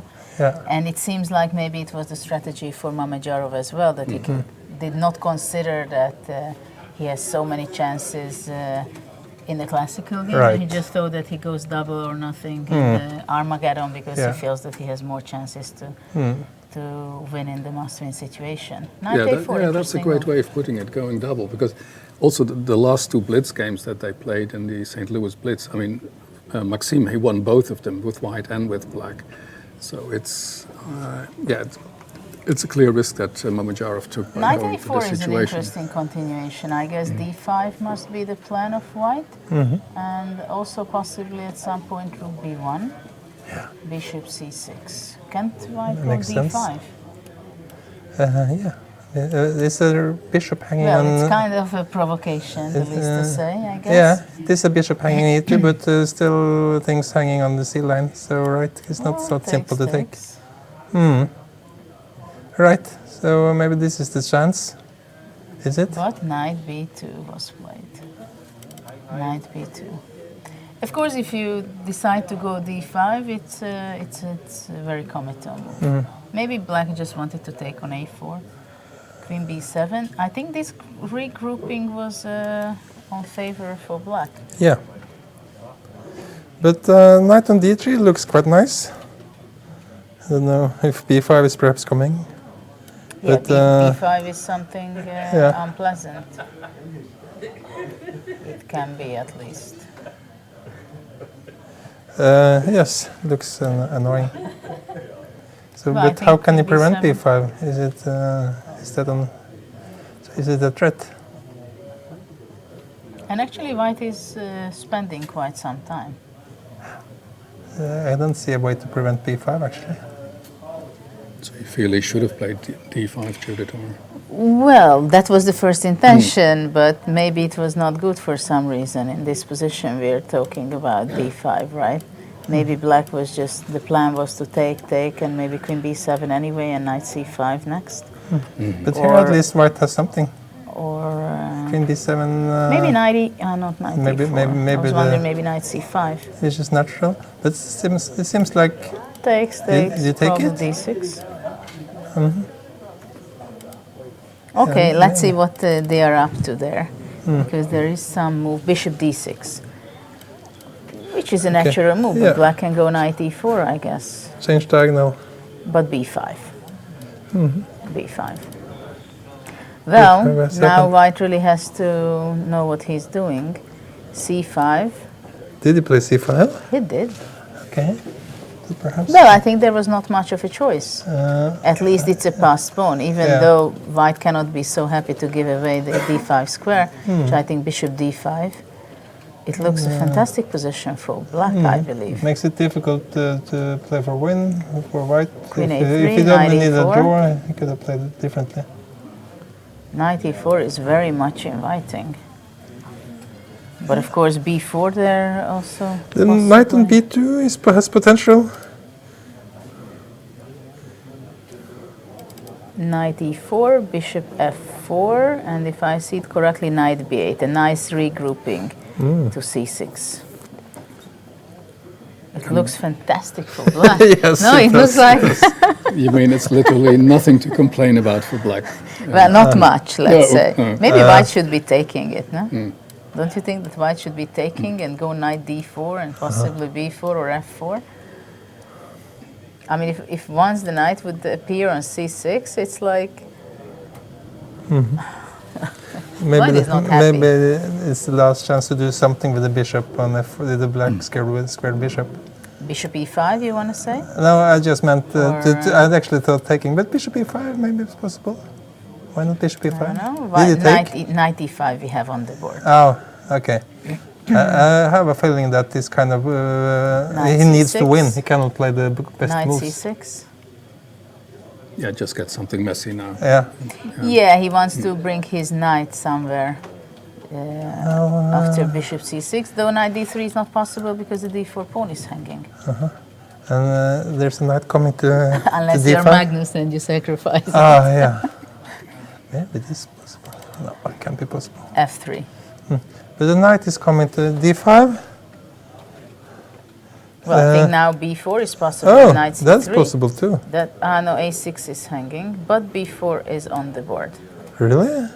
Well, queen a6 simply knight And really c3. played immediately, you mean, right?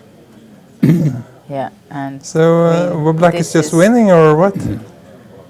well, black is definitely very happy, I think. Hard to protect things now because it's hanging on d4 too. Queen b7.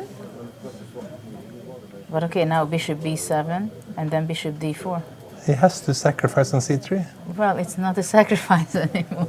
Huh? It's It's a desperate. it's a desperation. Yeah. It doesn't. Bishop It c4. doesn't even no, work. he gave away his Oh yeah. exchange He has this to, had way. to sacrifice something. But it is an exchange. e5 simply, I guess. Or maybe it's not the best. Maybe rook d8. d5 looks very solid. When you only need a draw. Yeah, but e5 takes and rook d7. Oh, yeah. That's the only. But it is possible. True. He went rook d8. Yeah.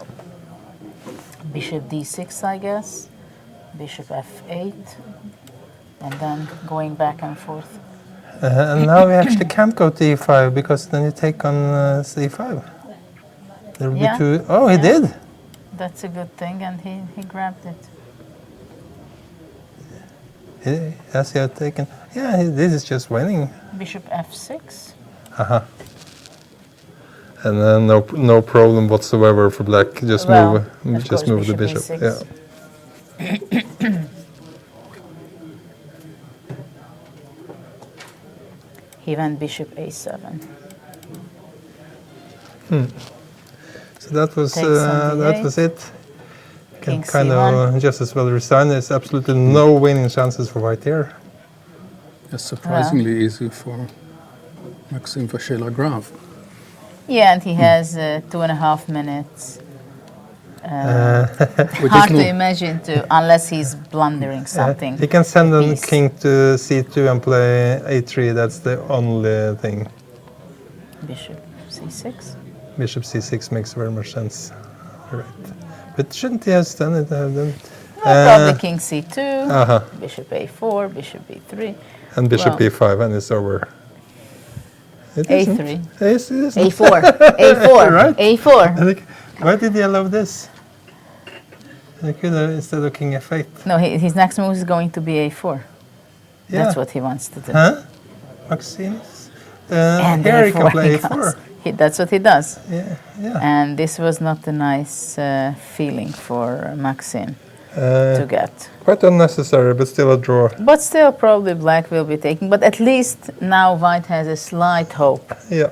in the game. Not I much. think it's time But to... actually, black did not take it. He went back to a6, which I'm not sure.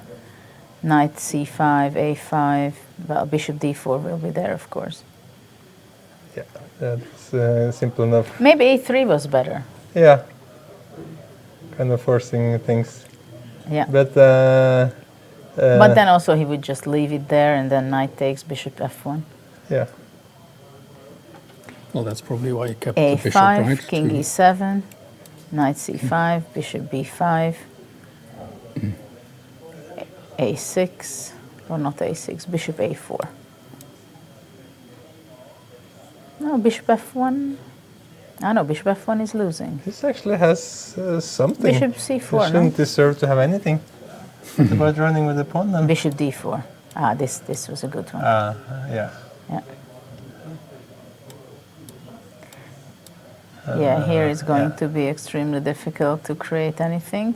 White is not going a6 yet, but it's not going to make a big difference. I don't know. Black will be moving, I guess. Or what did he do? G5, bishop e8, f6, e5. And he can just follow wherever the king goes. F5, bishop even. G. Well, he wants to go bishop G8, bishop H7, I guess. He wants to provoke black to play F4, which he did not play, but he played E4 and giving up the pawn. Oh no, he played that. That was. He just wants to draw. Of course. Well, it's a win. Yeah, simple. So perhaps it would be simple to put the pawn on H5, but King B5. simple enough. Yeah, bishop E3, draw. Yep. Well, it was not very difficult for Maxim, I No. believe. No very tough moment. Actually, here at this point, maybe there were still the move bishop c6, knight b2. Probably this was the crucial point, no? After Yeah. bishop c6 to play d5. It's So that's a bit of a cold shower for, well, seemed to go for the Armageddon and was paid poorly for that. In the meantime, there's another game finished. Really? I see Wesley So and Levin Aronian walking okay. around here. So we are going to have probably shortly that game also. There will be The Armageddon. Another It was this game. You know what Yeah. I discovered? That in this position, it's exactly the opposite in reverse colors. Yes. Paulsen. Yeah, I know. You know this. You played it Yeah. also yourself. No, I just know. But it's Yeah. a bit white. You don't really get an advantage. But I think it's credit No, for but actually, I think here maybe F5 was quite F5, right? quite possible, and I think we have the Yep. winner. So there's Maxime. Shall I? Yeah, you can sit here. Yeah. Maybe you sit on this side. Yep. No, it's perfect. So we have the winner. Hi. Congratulations. Thank you. If we had one moment, what do you say about the classical game? What are your feelings about today? No, I mean, I don't know. I guess Sean was not feeling too well. He was coughing, so maybe that was the reason he didn't try as hard as he normally does. Yeah, it seemed like he went for the Armageddon game for a must-win situation. In the opening, Yeah, I decided to vary with b6 because I used to play this a long time ago. It's not so great, but I figured why not play like this instead of the usual. There's, of course, c5, which is some kind of Benoni, exactly. and there's d6 and d5, which is some kind of King's Indian. b6 is an attempt at keeping things grandfather-like, but Anish proved against me that this was not maybe so great. Some line like this, and queen c2. And it's supposed to be a bit better for white. I mean, nothing dramatic, of course. And yeah, I was actually planning maybe to go, I don't know, some sort of e6 and d5. So h3 was kind of a surprising continuation, right? Yeah, and It then seems quite slow. yeah, I first missed one opportunity here to play before right away, And knight c3. and knight c3. Yeah, and we had- as soon as I saw it, We I was were- like, yeah, I We were shouldn't miss the wondering second if, opportunity. yeah, I mean, you had a fantastic position. We believe that after knight b8 especially. We were wondering if after bishop c6 is d5 was something you considered. Yeah, then I take and play knight c5, and I assumed. Yeah, bishop takes c5. This bishop is just really bad. Well, I No, think white, no, if yeah, yeah, but takes d6, rook d8, I guess. yeah, rook d8, and I have also knight e4. Yeah. Maybe at this Yeah. one. No, I thought then White you sacrifices, you have queen to. c2, or not sacrificing. It's not a sacrifice, Yeah. but I thought I'll just go knight e4. Again, I'm Bishop b2. emphasizing. Oh, but this. Yeah, it's, bishop So b2. you were kind of happy here. But mean, still probably white wants to go this way. Yeah, I'll just take. I don't know. Queen takes. No, I think black is just completely fine, right? I mean, yeah, definitely. I mean, I can just even try to think about. Queen f4? No, I'll just take on d5 actually. Although e5 is very. Yeah, it's a complicated, Yeah. I mean, you're just fine. Yeah, I'm just fine. Yeah, yeah. But it seemed like after knight b2 you went queen b7 is just a fantastic position for black, right? Yeah, just fantastic. This I don't remember the name in English of this pawns on C and D file, but Yeah. it's just a great version. I mean, I have both diagonals. The bishop on a3, of course, is Well, and it's also Not the great. problem for white that white cannot do anything against d5, b5, right? And so yeah. But I assumed even if I play slowly, I'm just completely fine here. But of course, I thought why not take advantage of these facts and yeah. I mean, I guess I should have been more convincing in this position, but yeah, I guess. a4 was a surprise for you, probably. That was the only point. We thought maybe a3 was better, but of course it's a No, draw. A3 You're I'm not just taking risking- e7. Yeah. No, a4. Actually, I saw a4, and yeah, I didn't really want to take on d3. So because then, I mean, of course it's draw, but I thought that actually keeping the power bishops was more advisable. Maybe I should go bishop c6 because I mean it makes much more sense because I'm keeping an eye on this pawn. Then I bring my king to d6, and what can ever happen to me? I'm not really sure. I mean, in the games there were like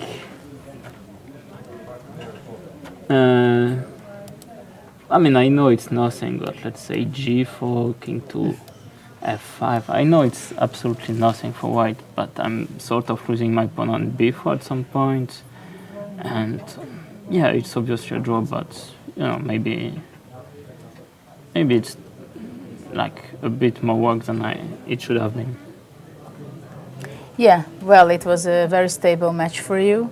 It seemed that you did not really have any Yeah, it difficult just went moments in well. both games. Yeah. Yeah.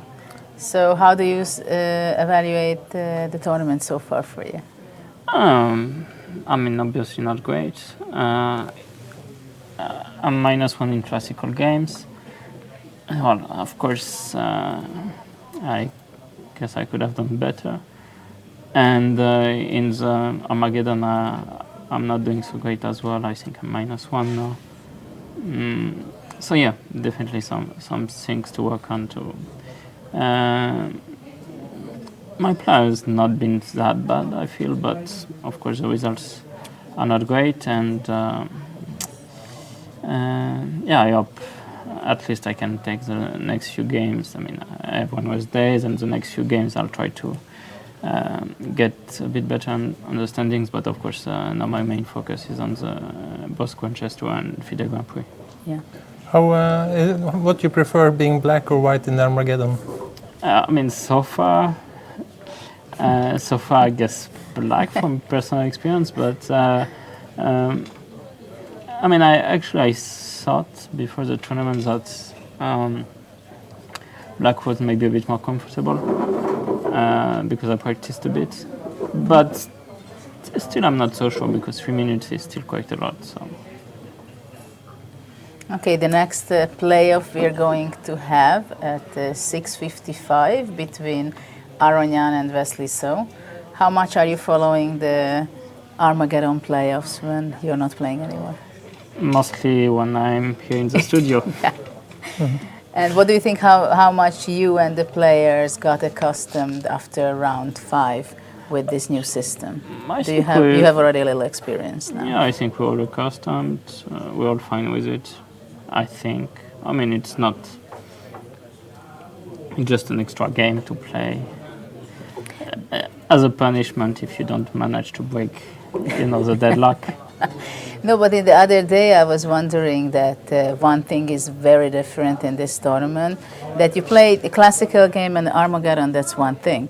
But that every day you have to go there in the playing hall, that you know that there is no draw option. And especially when you have a not so good start in a tournament like Grischuk, or you also had trouble in the beginning, that there is no way of a draw, right? In classical tournaments, you go, you make a draw, and Well, to be completely fair with you, I mean, and I think Sasha feels a bit of the same way. I mean, once you kind of win your tournament from the start, I mean, you take your focus on the classical games to try to win, maybe not lose. I mean, make if you're black, and then the Armageddon is a bonus, so you just play it. You don't really care about the result of it. I mean, of course, it's better to win it, but you know. Before it went like this with a Yeah, I saw question. this G4 move. Yeah, G4 was kind of a must, I believe, Yeah, to get back the E4. yeah. Otherwise, you I was wondering also after G4 if black can go bishop G6 yeah, but and knight D5 Pawn and is a simply knight pawn. D7. I mean, pawn is a black- pawn. Yeah, but black is just fine, no? I mean, Are you so your knight on G1. I understand that. Just But thinking- pawn is a pawn, and I know that you like them. So No, but like after knight d7, can I go rook c1 first? And then I want knight g3 next move. And start pushing. and pushing E4 and stuff, yeah. But first, let's Yeah. see. Are Okay. you right to rook c1? Well, rook C1, rook C8, knight G3. Sorry, Yeah, knight g3. and you want to go E4 or F4? I mean, I do more? threaten something very terrible. I don't know, knight Yeah. here. And now I want one tempo, so like Actually, it was H1? possible to. bishop h3, h4, f4. I mean, all look very dangerous.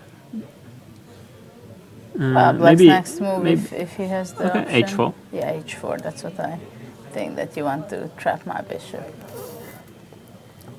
No, I think Okay. this is dangerous. Okay, so G4, bishop takes G4 was played, knight E4 takes. I mean, knight takes g4 must have been an option. Yeah, also I guess knight E4. Yeah, and then you know the knight on g1. No, I cannot. Well, really. knight on G1. Yeah, it's So hard to bishop believe that E7. it's bishop D7. e7.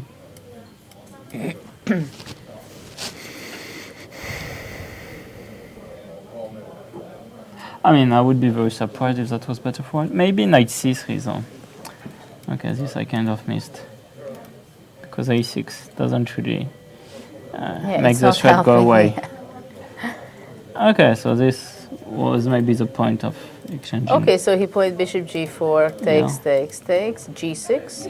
Yeah. Seems like a slow development to me. Bishop C3, rook G8, B4. a6, yeah. No, that's fine for black actually. E3.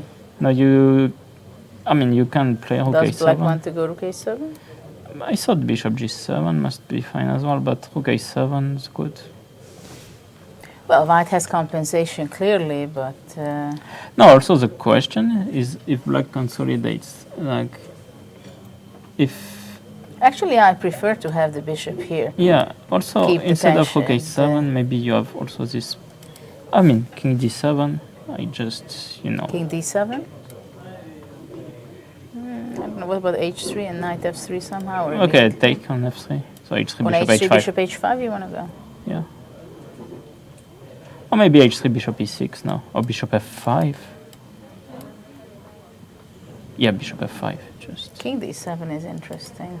You want to sneak away to C7? yeah. King c7, knight d7 if I manage both. But white can be easily worse. Yes, that's my point. I mean, this because B4 I've been pawn- thinking about equality for black, but you know, I'm switching my thinking. No, I mean, Magnus is playing very bravely, Yeah. no? Yeah, I I mean, would. he's taking real risk. Yeah, bishop G7 no, was but just played. also, I mean, I might be completely wrong, but I don't see the actual chances he's got. So, like, you know, brave win is one thing, but burn your bridges like this, I'm Yeah. not sure. Yeah. Yeah, and I Also, mean, his bishop knight is still on g7, yeah, G1. because It's a very logical move also. yeah. He played bishop g7, right? Yes, it's on the board. Yeah. This Yeah, is it's the very fine position. because you threatened to take on c3, and then I don't know if he wants to go rook C1 and take with the rook. because I thought if bishop g7, rook g7, you also have f6, rook c7 idea. If rook c1, or even f6, rook a7, a5. I mean, to me, it just looks like black is better. I mean, only black can play for a win, I believe. Yeah. And if rook C1, So Rook c1. Well, I mean, worst case, you can take and play a5. a5. You can even go back, no? Rook c6. Bishop d7, knight f3. I mean, of No, course. actually, I wanted bishop c6, but d7. even this is Yeah, bishop d5. but a5, what's wrong with a5? Yeah, a5 is good and energetic.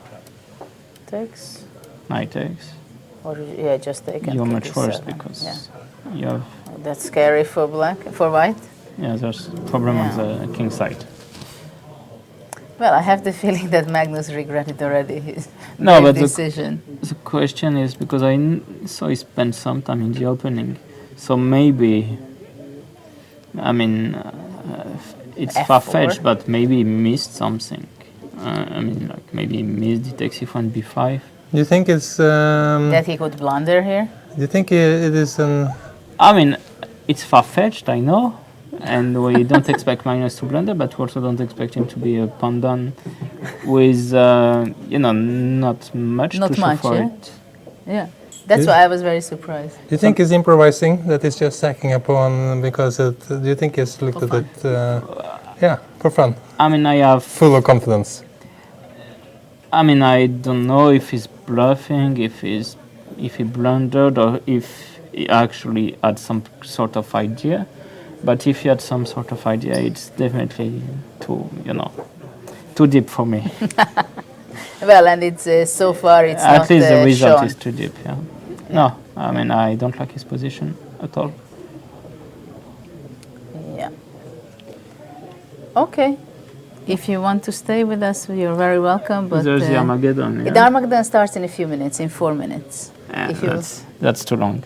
yeah, the other games. Okay, thank you very much, and good luck in Yeah, thank you. your rest of the tournament. Thank you.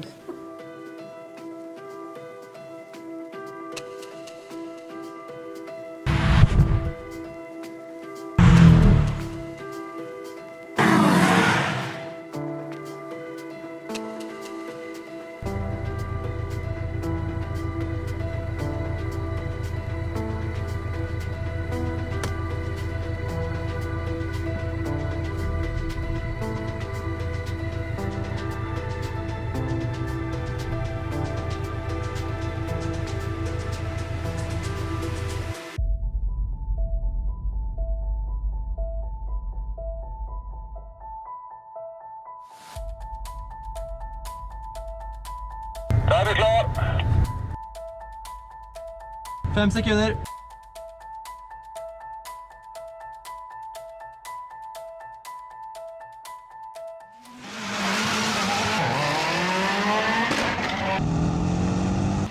E4, D6, D4, D5, springer C3, springer slår E4, dronning D8 sjakk, løper G5 sjakk, konge C7, løper D8 matt, over og ut.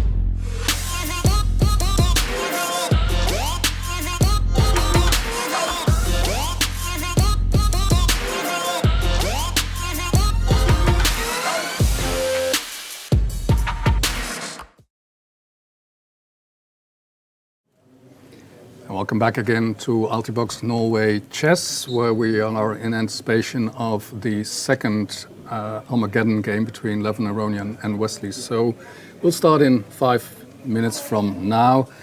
In the meantime, we were still looking at Magnus Carlsen's game. Simon, you said it might be just inspiration on the spur of the moment. Yeah. I couldn't. Typical Magnus, it works in plates and it works for him and no one else. It works for Yeah. nobody else. But could it also It's be like that, Judith's combinations in back old days. It works for her, but for no one else. but could it be that he's looking for a way to break Ding Liren? I mean, all the games they played so far this year, they drew. He's been a very, very solid opponent. I saw the game that he was playing in this tournament in Scotland a couple of weeks ago, where Ding Liren was totally winning against Magnus, and he even made a draw there. So maybe he thought, well, I can take some risk, because even in the worst case, if I end up in some problems, I'll manage to draw that. Right. Or He's so full of confidence. So I think he kind of thinks that he can allow himself quite a bit of things. yeah. But it is positional compensation, and yeah, I was just going to say probably the knight will be changed for the bishop, and then you have this good bishop on e4, which probably secures equality. Yeah, I also believe that he has enough compensation that it's going Well, to be a draw. where is that compensation? I mean, because let's say if people at home, they look at the computer evaluation, they see that the computer is not too pessimistic about white. So what are the things that compensate for white? It's kind of dynamic. It's the weak knight on b8, of course, struggling on the pawns on white squares.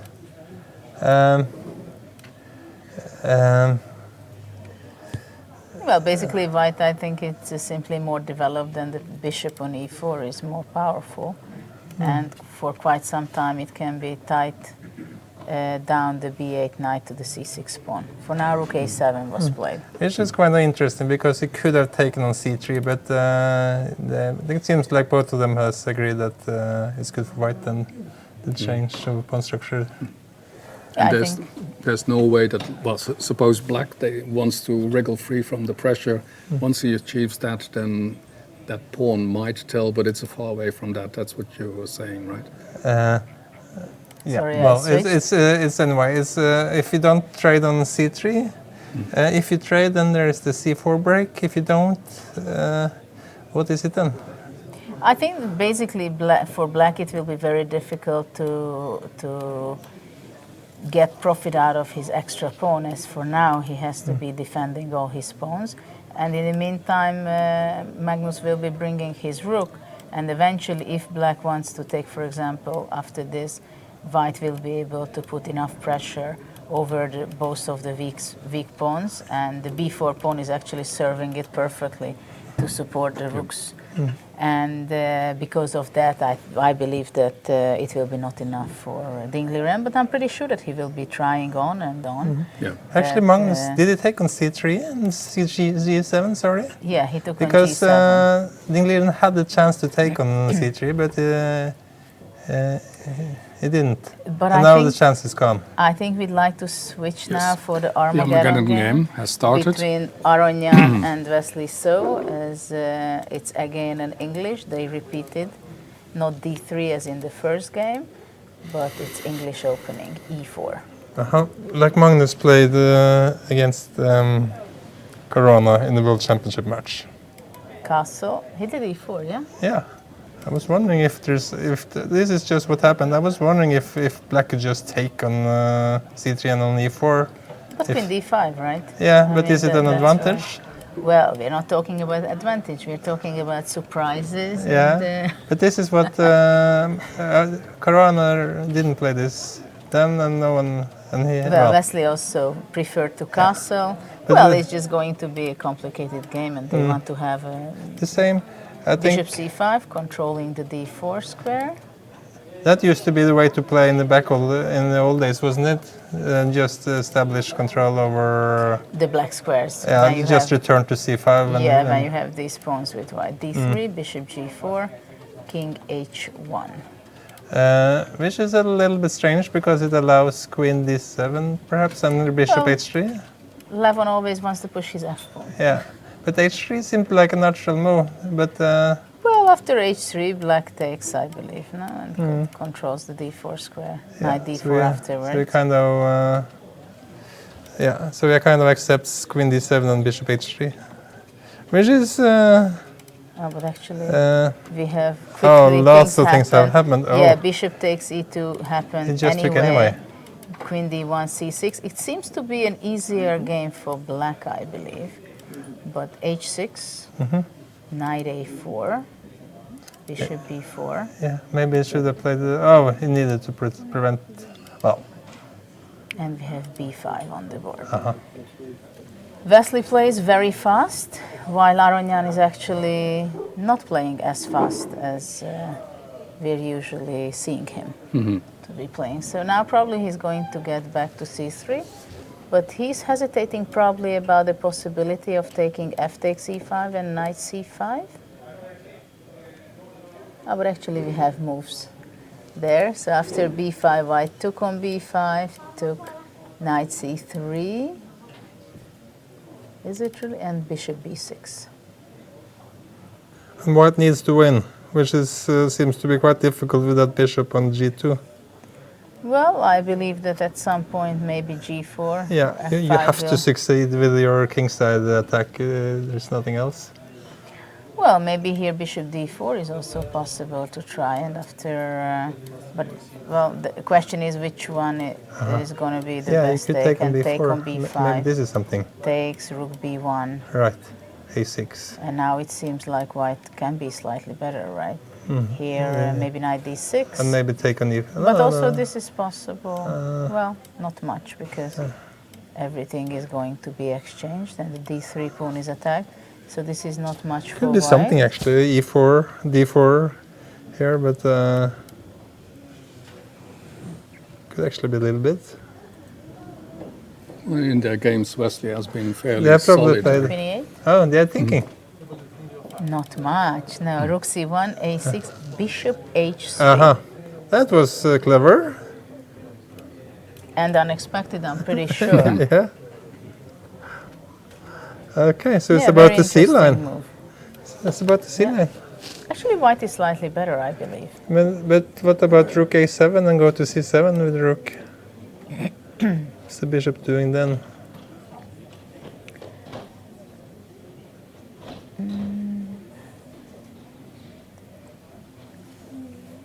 That's a good question.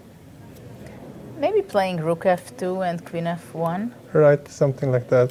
after rook c7, going queen f1, putting pressure on the f5. Mhm. And probably I would be playing rook e1 later to defend my bishop. Suddenly you take on f6.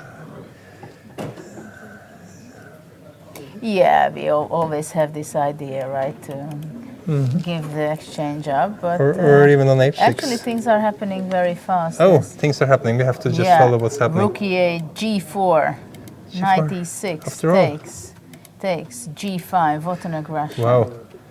Bishop e6. I love Ariona's creativity. That's really wonderful. Oops. Fantastic. This Is it- looks is like it- is it a mating attack already? this has become enormously good. Well, knight h7 or knight d7, this is the dilemma black has. None of them looks too good, but anyway, I think queen h5, knight will have to go back to h8, but this looks deadly. Because if you put something on the 7th rank, Well, the problem is for black that what to put. you just play It's just rook lost. f3 and queen rook h3. He went knight h7, but I believe that after queen h5, what can black do? It's just lost. Yeah, rook. If rook e7, g6, knight f6, That's not so clear, is it? But what about rook f3? here rook f3, queen e3 is not possible, rook h3 next move. Well, maybe black has to go, I don't know, g6, but Seems like he has to, but can't but be. okay, the e6 Yeah. is hanging also, so for the moment it's not possible. After knight f, Has this happened? He's thinking. But Arona is thinking it's first. too late. Queen h5, is he thinking about that? Well, probably white might be Oh. thinking about possible f6, but it seems strange because knight f6. Yeah, and queen up first. Well, this is a matter of simple calculation, isn't it? I mean, if queen looks- h5 works, It looks so obvious that, But queen e3 is not that clear actually. well, it seems like this is the only defensive opportunity. It's actually a double attack. And after, Knight f6. no, knight f6, I'm going to take. Um, And takes and queen h6. yeah. This is an unpleasant saving situation. So after g6, knight f6, and after queen e3, this is what he's thinking. It means Yes. So, but if that doesn't work, because now suddenly it seemed like, well, he could play queen rook g1. But okay, what about queen h7, queen f7, and g6.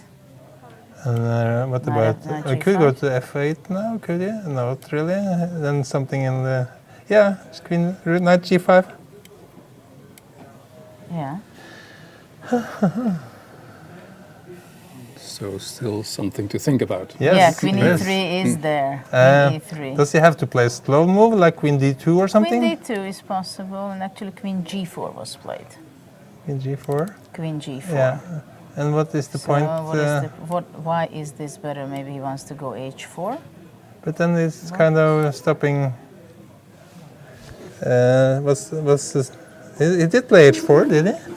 Ah, he did play h4. So how is he going to continue the attack? Chase away the queen first? Well, Do d3 some is chase away the hanging. queen. That must be essential. Take on d3 and then just rook d1 and take on d6 or something. Probably rook f3, chasing it back. Yeah. And then queen h5. Or taking on f6, d6. Oh, you like pawns Yeah, so much. I would yeah. just think about mate, like making, I don't know, queen h5 yeah, now yeah, and yeah. f6. Don't pay attention for such a pawns like No. d6. But maybe d6, you have the time, I don't know. Yeah, but it looked more convincing what you said. Maybe rook f8, Chase away the trying queen. to get some. Hmm. Well, we have rook f8 immediately. Black is looking for counterattack. and it No one takes. cares about pawns here. Yeah, the white king is quite vulnerable here somehow. But okay. Wow. I think clearly white is much better. And he has less time. He went under 3 minutes. Taking on e6 and just return or something and put the knight at d5 looks quite, or just whatever. Yeah, this seems to be a good option, but what about rook f4? Uh-huh. This is maybe not so funny, No. because after Listen. this, check first. White went g6,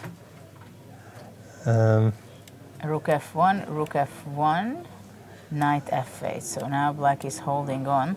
And in the meantime, he always has queen h6. Yes. So for now, actually, I'm not sure white is doing so well. h5. Yeah, and Now maybe it's time to take. then perhaps Is he it time to can. take? What about h6? You just take it? Oh, the rook is hanging. hanging. Sorry. Yeah. And it's done. Queen d3. And rook d1 take on d6. But then it's that's nothing special. maybe queen c2. Yeah, if there's no attack here.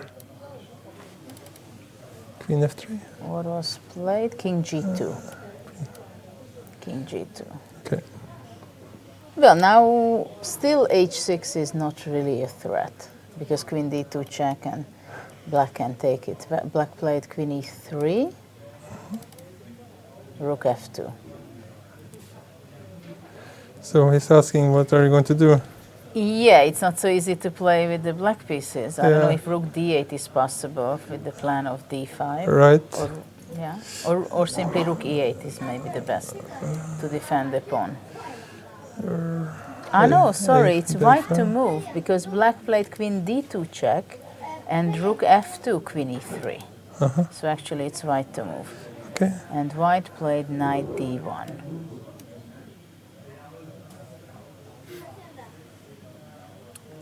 What about queen c1, queen f3? And then maybe check and queen e7. We see queen c1 on the board.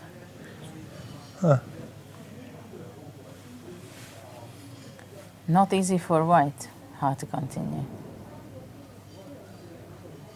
Well, that says something if you say this, Judith, because this should inspire you. Yeah, maybe king h2. What's the point? That queen g5 is not with the check. Yeah, but you can still return to c7 after. But then already maybe h6. Then knight e3 already. Yeah. Then you can activity. come So with maybe a- king h2. But with If the it's a plan little queen bit f3. boring, he could perhaps play queen f4 check. I mean, He went queen f3 immediately. Okay.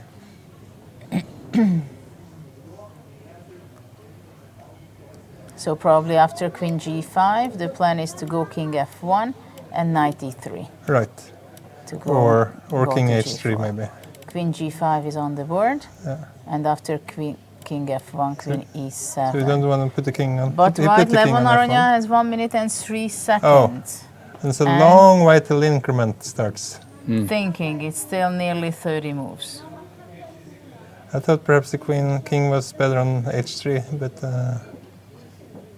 maybe not. It could be. Probably not, since I'm suggesting it. No, I think it's possible that he wants to have it on the second rank somehow. Rook h2 and h6, possibly. King e2. King e2. So that's where he I wants would this go king. rook c8. That's a bit surprising. It's not so easy for black to get out, though black can consider to play somehow knight d7, knight f6. Yeah, what about that? Rook f8 was also. Maybe queen f7. But You have the option. You could play rook e8 is an option when? after queen e7. Sorry? After queen f7. Oh, sorry, it's a check. Yeah, all right then. That was not working. No. Okay then. Well, knight d7 looks the most logical, But but what about rook d8 or something? yeah, rook d8, knight c3 or knight e3. Black plays. Seems like no, actually yeah. Did he play? Did he play b4 right? Because b4, a4. opening up lines over there. Well, actually here knight will not be able to get to c3. And now knight d7, queen f7, things are speeding up. Oops. Queen takes f7, rook f7, knight c5. What happened on knight c5? Knight f2 and rook f8. This is the position we are having. Rook c7, white played. It is kind of scary for black maybe. Yeah. Knight will be coming either here or kind of knight g4, h6. That's the... Or if That's the he's move. just not able to do anything properly, then And black played b3. What about playing knight g4? That's what he played. Knight e4, h6, and this is what we are having, knight g3 check, king e1, knight f5. this is close. Narrow escape. Wow, checking what move he is at, but it's still only oh, 43. they're playing. Ooh. What has this is the fun. happened? You need to see the clock. What has happened? 24. We have h 30 takes seconds g7, left. so, and mate. Wait. He played knight f5. Oh no, did he blunder? He Yep. blundered in one move. And jumped from his chair and rushed off. Oh Shake no. hands. I don't think he had time for that. Oh. But that was a dramatic Yeah. finish. Yeah. It's not really fair, but it's fun. I don't know if how that is for the reputation of the system. Well, I'm not sure. Actually, isn't it losing for black? The final position, apart from the fact that he blundered Because he in, can't do anything? one move. Yeah, because black practically cannot move with his rook this He way. must run with the pawns, but they will Well, probably he can go this way. why can't he run with the pawns? Well, okay, Central if you points. go d5, what if white just gives it check and then he then takes- takes and then goes back? And the pawns alone won't be able to do anything. Now it's actually possible to get Well, out maybe with now to move but somehow out. but still very unclear, of course. The moment, yeah, hard to get out. So we're waiting for Levon Aronian. He's coming, but before that moment, we briefly go for a break, I see. And then Levon Aronian will join us, or will join you. I'm supposed to coach someone. I should just ask them if they could wait a little bit. If you have to go, then we let you go. I'll just ask them if they could wait because Okay, it's not so every Yeah, chance. we- thank every you, time. and you're welcome anytime you have time and thank they you. will to come back. Unfortunately, we didn't have time to have our questions to you too much, Yeah. but it was a joy to follow the game together with Yes. Vice versa. Thank you. you. Okay, thank you very much. Okay. Thank you, Simon. So we're going for a brief. Hvis dere kan bli forelsket i New York, så faller dere også for HTH sin nyhet New York. Med de svarte metallrammene og det industrielle utseendet. Da er det bra at vi har ham her. Han hjelper dere. Og hvis dere ikke vil montere det selv, så har vi også han her. Og før dere vet ordet av det, har dere et nytt kjøkken. I kult design og med smarte detaljer. Smart, ikke sant? Det er kjøkkenkjærlighet som holder.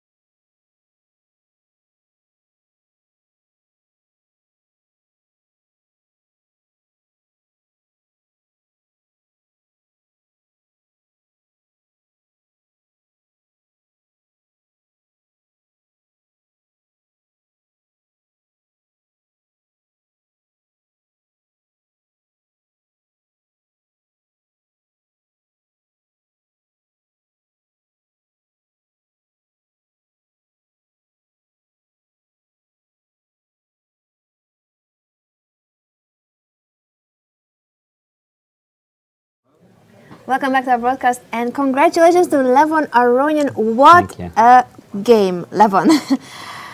We need to have a look at your classical game, and then if you can please tell us about your feelings during these last seconds of the Armageddon game. Maybe we can even start with that, because it was just such a Well, shocking moment. Yet another stellar performance. What can I say? The position I got, I had such a big advantage after Wesley blundered g5. Okay, this position is, Magnus is playing it with white, these positions. I mean, if he's playing something, it should make some sense. And then, I thought I got something, I got something there. Yeah, you created clearly something I here. thought that h6 was strange. I would Well, have... probably he might have been afraid of f takes e5 and bishop g5 Yeah, but coming. it never, But this never does not really. anything. Yeah. You give the bishop and then you don't know what Nothing to do happens. after that. Yeah, and this kind of I was pretty slow here, but I thought this is already I some like control. bishop h3. It was a very interesting move, and it was very disturbing. Yes, Moreover, no, in yes. a blitz game, it is really what that bishop is doing there. What about rook a7? That's what we were That's what considering. I thought he's and going to rook play. c7. And then I thought, okay, I will anyway have to play g4 somewhere. Okay, with all those things. Warm to my heart. Yeah. I mean, there's nothing else to do in the position. Yeah, Don't and have to anyway, be- it's a blitz game. So Don't have to be a genius here, no? yeah, you just have to push your pawns and look around after that. And pray. So here, this is just tremendous position. Yeah, I thought you were just winning on the spot, but No, queen I e3. cannot believe, that there is no win after queen h5, yeah? So I Queen thought- h5, queen e3. Yeah, I Maybe spent, queen d2 is better, not to allow the queen on e3. but I thought this is at least keeping some pressure on e6. This should be the way. But But he yeah, played very well. He played very well here. I thought this I have to do, and this I thought I have to do. But and I'm not even sure that he was not able to play knight f6. Me too, but Wait. without taking. Immediately. Yeah, on g6. Yeah, but you know, you're defending, so you want to exchange something. I guess this is more or less psychological. Yeah, okay, but takes here, and your king is not funny here. Knight h5. Yeah, possible. Yeah, I thought about this, but I thought, okay, some queen f5 should be very strong because some knight d5. You know, I always have Yeah. this 8 rank things. Yeah, yeah. Okay. So yeah, I thought what he did is logical. Yes, it was very logical. And then, okay, he tricked me to put my king on f1, and here I thought his idea is to play queen f4, which I thought is an excellent move. Because now if I take knight d7, rook f7, rook f8. Yeah, you want to liquidate. Just in time. Here I was very, very sad. After I played king f1, I realized that, okay, this is no fun. But it means you were very happy after queen e7. I was extremely happy here. Yeah, I was extremely happy. Finally, you know, I have something. Finally, I can give this. Check. Yes, And your beautiful check. rook doesn't yeah. get traded. And then, okay, he played well here with b4, you know, confusing. I realized I don't really want to take rook b8, and he has some play. Okay, this is more or less logical. We were both getting very down on time. Okay, I don't know. b3 is logical. Maybe I should have played a5, yeah? But that's That some seems move a good for... move, but probably you for had like cold-hearted. 18 seconds Yes. here or something Well, like when that. I see this h6 idea, I have yeah, to you do it. can't resist this. Yeah. And then knight f5, I saw this, and then I thought, okay, now it's some kind of a race, yeah? He plays some e4, a5 here. Probably black is fine, but, you know, You can yesterday go I... knight f5. Yesterday I had this with black, so... Without the rooks, actually. Yeah, But because, you know, Richard knight- said that there were 7 passed pawn on the board. Because Kind of the knight, case now. knight f5 is not so good, I saw this in the first okay. game, you know? Okay. So I have much more tricks Okay. than he does, so... Yeah. I was thinking, okay, I'm down on 3 seconds, but I have the psychological advantage. And you know, another plus of this rook a7 is that when the rook goes to a7, it doesn't make sense for it to come back to h7.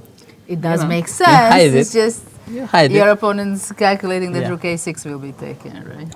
So yeah, this was a stellar performance on the last seconds. Had I lost on time, I won't be too happy, but at least I controlled the game more today than I controlled it yesterday. So slowly improvement, not in the time sense of the things, but in the chess sense, I'm more happy today. And well, the classical game, what can I say about it? I know this line, and I didn't remember what's the right way for white to play. But it is, I realized it, that it's like a reverse color. Yeah, of Paulsen. course. I was playing this many times. This is and I was clear Paulsen. wondering, yes, I was wondering that after rook e8, were you considering to play f5? But f5, c5, you know? I really want Queen to... f2? Yeah, but it's not a good position for me. You don't like it? No, because he can play even rook a6, you know? I mean, I'm slightly worse, objectively. I would have played, of course. f5 looks nice, but yeah. Unfortunately, it doesn't really work. No, I remember... Bishop that- f3? And bishop e4? Yeah, you can do that, of course. But, so d3 is not hanging yet? Bishop e2 back? Ah, very tricky. See, I didn't realize. So, that you're so tricky. What if I... Bishop e4? Uh-huh, okay. You What if forgot, yeah? What if I try to be What if I try to be tricky myself? And takes bishop e6, Uh-huh. right? What do you say about that? You know, you can, as they say, you can trick me once, you can't trick me twice. e4 is Right, okay. giving Just up, takes on d3 or takes b6 with rook d6 back.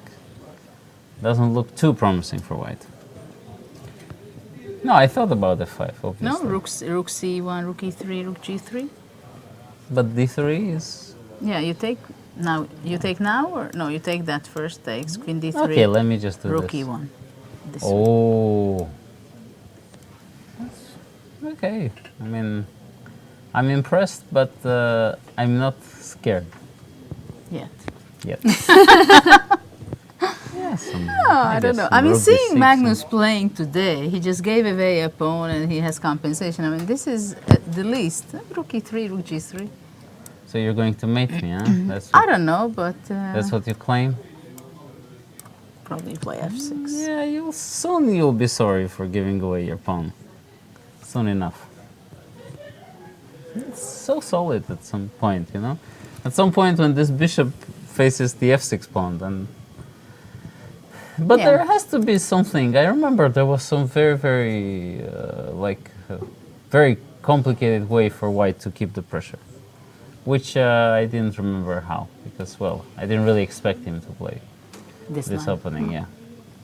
And then, well, I performed a peace gesture, you know. I kind of waved the flag with queen g3. And was not looking for too much. I mean, I thought f5 is just too risky. Yeah. I would even dare to call it anti-positional, if you permit. I know it's exciting. No, I know fe5 is. But also, wait or a second. exchanging. This I remembered I saw, and I didn't like also. Well, bishop d2. I'm not sure. It's Okay. c7 thanks, is C7, thinking. Yeah, maybe bishop d2. Yeah. Yeah, I know it's possible. To I play just like remembered this. my game against Iliescas, and we exchanged the queens, and I You was played pushing f4, yeah? f4, yeah. Yeah, yeah. And I won a very memorable game, so that's why I was kind of enthusiastic about. Well, this is one of our weaknesses as human beings. Yeah, we have those memories Yeah. which basically backfire all the time. No, well, it works for me in that game. This happens with me many times when I show some games to kids that I think that I won in a beautiful style. And then you realize And it, then it, I was, realize it's complete rubbish. it was beautiful at the time. I that won you because played. I was a better player, not because it was objective. That happens. Yeah. True. How did you feel about going into today's Armageddon 11 about after yesterday's you called it embarrassing performance? Were you more confident today that it would be all right in this new format? Well, you know, I have a belief that we chess players have some talents and ability to learn, you know? So I thought, okay, how long is the embarrassment is going to take place? And today there is some improvement. It's still not what I'm looking for in a chess game, but at least The I was tendency is controlling in going something, in yes. your direction. Maybe, you know, in 1-2 tournaments already I'll produce decent games. Before we let you go, can you please share us the views you have on the remaining games, that is Magnus Carlsen's You know, game one against question Ding was Liren? really bothering me in Magnus's game. I didn't really, because I was thinking during the game, what's wrong with Queen C2? I mean, Well, I think that's for me, that was the only way of playing that, to keep the queen. I was so Actually, surprised. I thought he will be going bishop g5, not bishop e3. No, bishop 3, okay, bishop g5 is Yeah, but interesting. probably black is just playing bishop f5. Oh, bishop f5, yeah. But I thought this, I mean, during the game, you know, I So was... it means that you have a belief in this pawn sacrifice. Yes. Yeah. I thought that this shouldn't work for black somehow. Really? Okay, I thought that white should be very fast because, you know, in modern Catalan, they just give the pawn just like that without really having anything. And here you have this b5 weakness. I don't know if knight h3 is a good move, but maybe I have something better. Do I have knight f3? Queen c8, king e7, long castle. Probably kind cannot of mate. funny. It's too much, yeah? Yeah. No, but maybe after knight f3, knight g4. Yeah, but knight d4, I will Knight just d3? Ah, you don't I will care. completely crush you there. With castle, knight b5, everything will come. It's collapsible. Those things, I mean, those constructions with pawn on b5, really don't You believe can do in. anything, you want Yeah. to say. Yeah, but here, yeah, g6. here- G6 is interesting. I But also here it thought. seemed like white has some compensation, but black has no I was problem also at all. thinking, what if black does something like this and then bishop f6 after bishop c3? G6 I was surprised at. I was surprised at G6. I think it's maybe a loss of one tempo. That's how it felt. But maybe, you know, maybe it's important to keep the structure. But then you also have this terrible rook. But maybe he wanted g6 in order to play f5 at some point. Yeah, but this is Bishop so e6, passive, you know, f5, with or rook bishop g8. f5. Well, Looks- after bishop c3, you have no choice, right? It looks so passive. In other hand, he went bishop g7 shortly. But maybe this is all a variation. So No. we're just sitting Ah, here for them. and yeah, or at I would least doubt for it that for it Ding. will be. We're just Right, sitting queen here. b3 is such an And bishop obvious move on d2. file. Queen b3 is one of the possible moves. There were no There games in our no. database for Queen B3. But it seems like on the level Is he there, has is a lot there of games secret on the database with Well, I've analyzed AI it. I played games. it against Vichy, this line. So you play something against Vichy? Not Queen b3, I mean generally, d4. Generally. the idea? Okay. Yeah, because, yeah, it's not a very simple line. Okay, so what do And you- what's we have happening later? now? Yeah. I think it should be okay for black, yeah? Still a pawn up. It's interesting. With Maxim, we thought that it's black who is playing a little bit earlier, but it seems like you don't. Yeah, because Maxim loves pawns ups, and you like to sacrifice. So this Yes. makes the difference in evaluation, I guess. No, I think white is not in danger because he will always have this rook d6 But idea. why? If black goes king Rook b7, d7. king b7, king b6, knight d7. So this, for example, king b6, yeah? Oh, you want to play knight d7? Can't I go rook cd7? Yes. Okay. So Rook f6. rook f7. Yeah, you trapped me there. Yeah, but rook e6 you go. And then rook e7 and then king Yes. c7. Yeah. Ah, so maybe you guys are right. Maybe black is slightly better. Because after all, yeah, it's easy for black to play, yeah? King b6 and the knight It doesn't comes seem out. to be a danger, right? Mm-hmm. And once you get out with your knight, then it's a problem. Yeah, but the this, question is whether can he come. So maybe this h4, whole h4 is not a good idea. Could be, yeah, because it's what am I achieving with this hg? I'm basically connecting your rooks, Yeah, but anyway, otherwise f5 will be connecting it. but then I can play with h4. So it was like this, yeah. Before e3, bishop g7. Why is it impossible to keep the knight somehow? I mean, this knight really. That knight is the Belongs to burden d4, for yeah? Yeah, okay, maybe c5. Maybe he should have done something like this. Yeah, but after that, first of all, bishop f5 is possible, but bishop e6 may be better. Or f5, no, that's too much, overdoing it. No, f5 you can play actually. But c2, Bishop bishop h5. c2, knight e2, knight f4. But f3 pawn. That's okay. So king f2 first, knight d7. Somehow I believe that white should have tried to keep those. Because it looks like black is not developing, and actually it will take some time. On the other hand, it's an extra pawn. Yeah, So in the long run, it's a complicated position.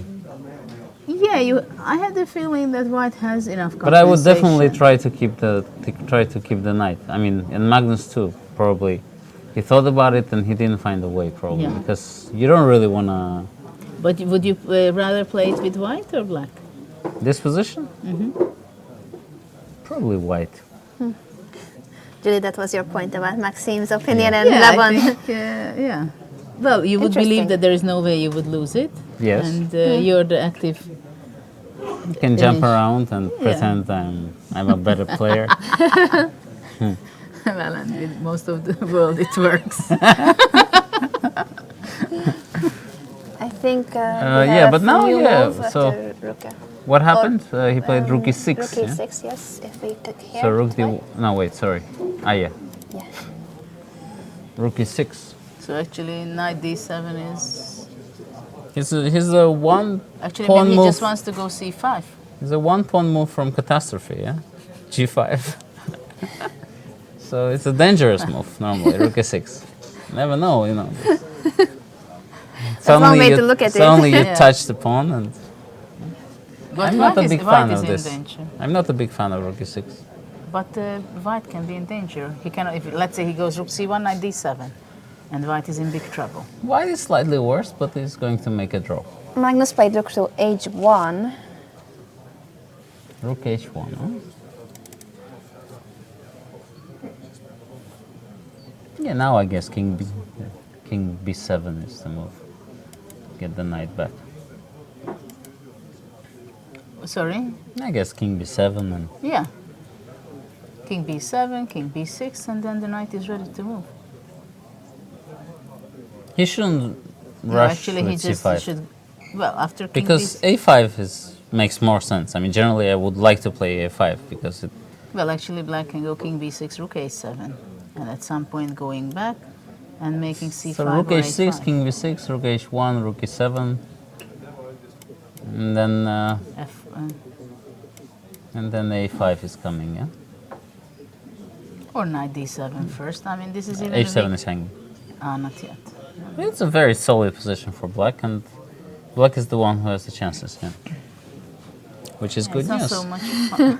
Good news Exactly for for you, because you have a 7.5 points. That is, you are in clear second place. And if Magnus doesn't win this game, then, as Levon said, he may catch Magnus in the next rounds. How do you see the other two games? And that will be our final question. Well, I like Vishy's position. I mean, and also this is type of a position that Vishy is a big master in. You know, slowly just torturing his opponent.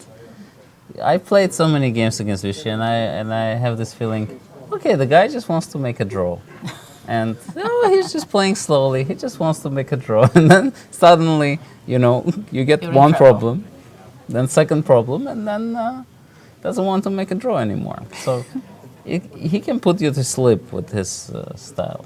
So same as, like, for example, Mickey Adams, a great player with the same qualities of, Same style.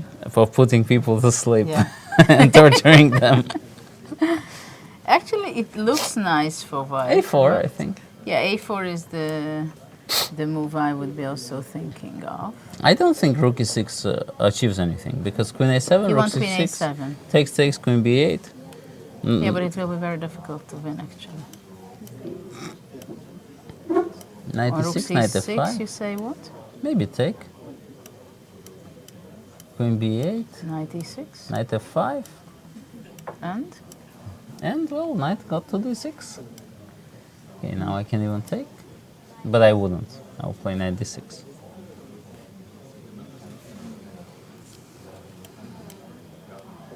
Okay, takes. Knight d6. I'm gonna play b5, huh? Yeah, you're slowly getting out of the danger zone. yeah, it happens so many times in these systems, no? That it looks better, but it can easily fade. But I think he will torture him. He'll probably find another way to torture. There are so Okay, so here white is slightly better, and I see that Grishuk is Grishuk is to pressing, yeah. press. Queen f4? Depends if h5 works, yeah. Sorry, If black has h5 or something, after h5 just take it. just take, yeah. Because this is the whole intrigue is if white gets to play h5 and then No, this can be torture. very dangerous for black, right? Without queens, actually, it's supposed to be winning. Almost, in practical game. Very close, yeah. Yeah. Because without the f pawns, then it's winning because of Botvinnik's plan, yeah.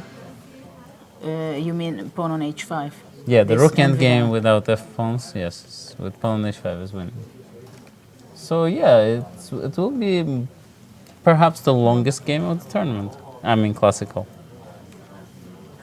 which is a joy to see for your opponents, but Actually, not for queen yourself. f4 is not good because of queen fc3. Ah, yeah. So he played queen g3 queen because of that. Yeah. What about rook d8? Yes, you can do that. I mean, It's also not going to be fun. queen end games I just have an allergy for. Because every time I see queen end games, even if they're totally drawn, I believe that the Practical game, it's extremely yeah. hard to make it draw. Well, this is definitely going to be a big torture by Grishchuk. And speaking of torture, we have a tweet for you, Levon, from Jaideep Unudurti, if you can show it for our viewers as well. That is the image that he associated your checkmate with. Are Very you not nice. entertained? Thank you for the entertainment today, Levon, and good luck Thank for you the very much. remainder of the event. As you said, Magnus may slip, and that gives you a chance to try to catch him. Good luck. Thank Good you. luck. Thanks for being here. Thank you, guys. This certainly has been a very exciting round, and we are nowhere near the end. There is a potential 2 or even 3 more Armageddon games, depending on the classical games. If we go back to Magnus Carlsen's game and see if there are any new moves against Ding Liren. It's so interesting that we have the highest players, the top players in the world, and one says he prefers it with white, the other one says it's, well, black is completely fine. And The it should style, be white. Maxime and Levon. Yeah, it depends a lot on the style, and of course we see that the world champion is playing the game apart from that. So obviously nothing is so clear or obvious. So what has happened since? Black played king b7 and white did indeed play rook h6 to block the pawn on h7 and trying to put pressure with doubling his rook on the h5. And black played rook f7. So after the doubling of the rooks on the h5, he can protect the pawn with the e-rook and then bring the knight to d7. Yeah, that's the idea, that after rook h1, black goes rook to e7, and then black is able to develop with his knight to d7, and then probably he could go to f6. And actually, this is the question. If black can develop with his knight from b8, then it's awfully dangerous for white, especially this b4 pawn, because if black is able to go knight d7, knight f6, pushing away the bishop, and once it appears on d5, that would be deadly for white.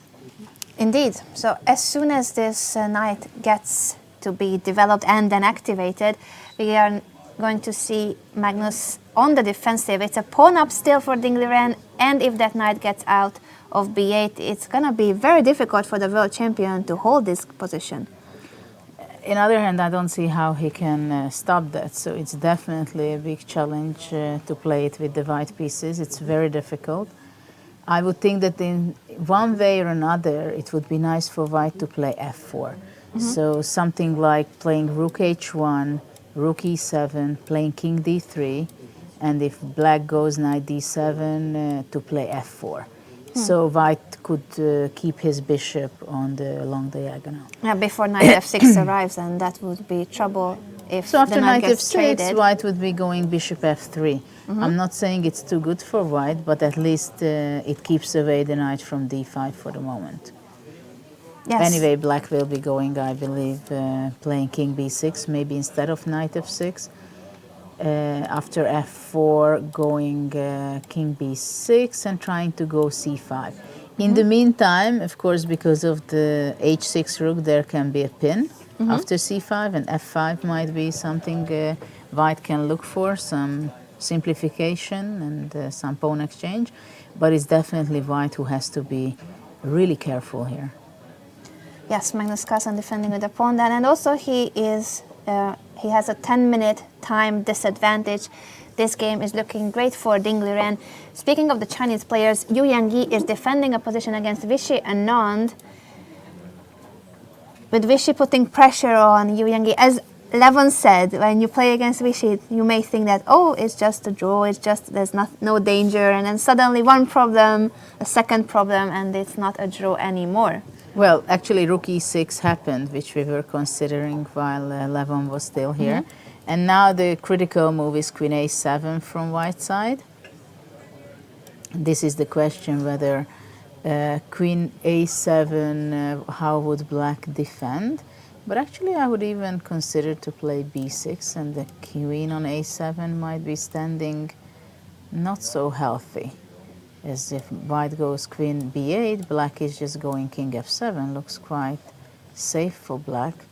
And the queen, I don't know exactly how it wants to come out from there. So maybe rook c6 is not even the only move in this position for black. b6.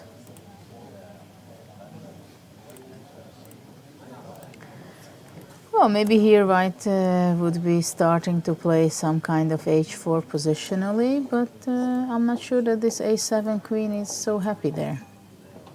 Black will be going king f7, going g6, so trying to hold on all the squares. Maybe here a5 could be an alternative enough to take rook c5, and actually rook d5 is a threat, while the a5 is also hanging or under attack. Some pressure on Yu Yangyi. The time is roughly balanced, so that in that sense Yu Yangyi is doing well. He's so far in second place if he manages to keep scoring, because Levon Aronian with his victory has jumped ahead of Yu Yangyi for now, and Magnus Carlsen, depending on what he does today, his lead, his 1.5 point lead, is also in danger, as well as his unbeaten streak. And I see that most of the tweets are about Magnus Carlsen's game, so if we can bring up Thomas Randall's tweet saying that Carlsen's unbeaten run is in serious danger today versus Ding. He's gone from full compensation for a pawn to basically none, but I would still have a draw, a slight favorite from here. By Daniel Gormali saying, be ironic if Ding, the ultimate doesn't lose master, can finally end Carlsen's unbeaten streak. Position looks very promising for him. This is the trending topic now with the hashtag Norway Chess. Most of the viewers very interested in that game for obvious reasons. Magnus Carlsen has gone on an unbeaten streak for months, almost a year, almost a full year since Magnus has lost a single game. He was in danger against Levon Aronian in this tournament, but he survived that game. Will he survive today as well? I don't know. He just played rook ah1, rook e7 with the double rook is defending the h7 pawn, and White went rook c1 back, because by any means he would like to stop Black from playing his knight from b8 to d7. And Black strengthened his position by playing king b6, going out of the pin from the bishop, but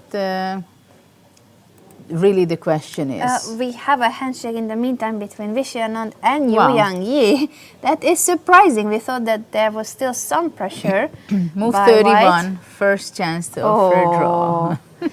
I thought that Vishy was doing what Levon explained as that it looks like it's a draw, it looks like it's a draw, and then one problem and the other comes and it's not a draw anymore. But no, Vishy goes for the draw, and that means that we will have another Armageddon game between these two players starting in about 15 minutes. We will confirm the starting time soon. So Vishy took the must-win challenge. Yeah, he has to win. He did that already once. Vishy in his last 3 Armageddons scored, both with Black and White. On other hand, Vishy is an incredible player with very special trademarks. He's one of the top players, I believe, who can really save energy. He knows it, his capacity and his ability, what he can do, and he is very clearly evaluating all the time during the game, during the tournament, during everything what he does, how much it helps him, how much he can stay focused, and how much energy it takes from him or gives him. And what are the percentages, what are the chances, what are the probabilities of that he's going to win this game, for example. And I think simply he thought that, well, most likely maybe I can put some pressure, but definitely it's not going to be enough. And it will take quite some time. It's already moved 31. Shortly we are not going to get too much time. It's a blitz game anyway. So he just thought that he didn't want to waste his energy, and he rather go to his room, just double check some things, and he knows that it's double or nothing, right? It is so double he has nothing. he has to go for it, but he just simply evaluated that he has more chances at this point to go into the must-win situation scenario in the Armageddon game. Yes, and that Armageddon game will begin at 8:05 local time. That is in about 17 minutes, if I manage to add up the numbers. As Judith already highlighted, Vishy Anand will be in a must-win situation. He starts with 10 minutes versus 7 minutes for his opponent Yu Yang-yi, and a draw will give the full point to Yu Yang-yi. Yeah, let's see what's happening with the Grischuk game against Fabiano. Fabiano is having a very difficult situation at this point, as White played King G2, and as we discussed previously while Levon was here in the studio, Black would have a very hard time having the position without the queens. If the queens would be exchanged and White can go H5, it would give a very, very passive position for Black, because the pawn structure of not possible for Black to play H5, actually in these endgames, without the queen rook 4 against 3, the elementary thing what you have to know and everybody has to know, who reaches with the pawn the square H5. If White reaches it, then it's most likely the position will be winning. If Black is able to reach H5 himself, then it's a draw. And here Grischuk made sure of that it was this particular situation, which was very, very interesting to me, that after rook b1, maybe this was kind of a natural way of continuation, and then go to h2, and still if Black would be going queen b8, then takes, and White is reaching this position, for example, after h5. But for some reason, it seems that Grischuk decided that g4 is a move which is possible, and I think he found this move as an alternative. But I'm not sure many chess players would think about it as an alternative, and this is why I think Grischuk is a fantastic player. He has so many ideas, and he's not ashamed, or he doesn't have any problem if he finds an original idea, then he just simply goes for it. And this is a very interesting move, g4, even though, of course, it's not winning the game or it's not changing it so much. But he's already at move 29, having the queens on. He's already preparing to have the best circumstances in a possible endgame. Yeah, as you mentioned, it does matter who will get to push h5. Will it be White or will it be Black in a rook endgame or queen endgame or any kind of...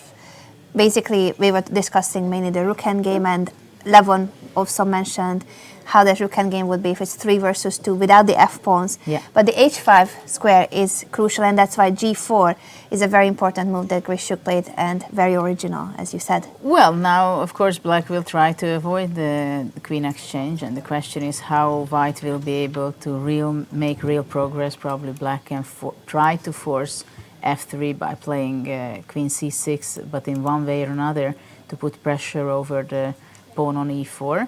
But it definitely not going to be an easy game to save this for Fabiano. It will be a torture, that's for sure. And actually we have queen c6 on the board now. And let's go back what happened with Magnus against Ding Liren. And Magnus, they go back and forth now, it seems, that White played rook h2.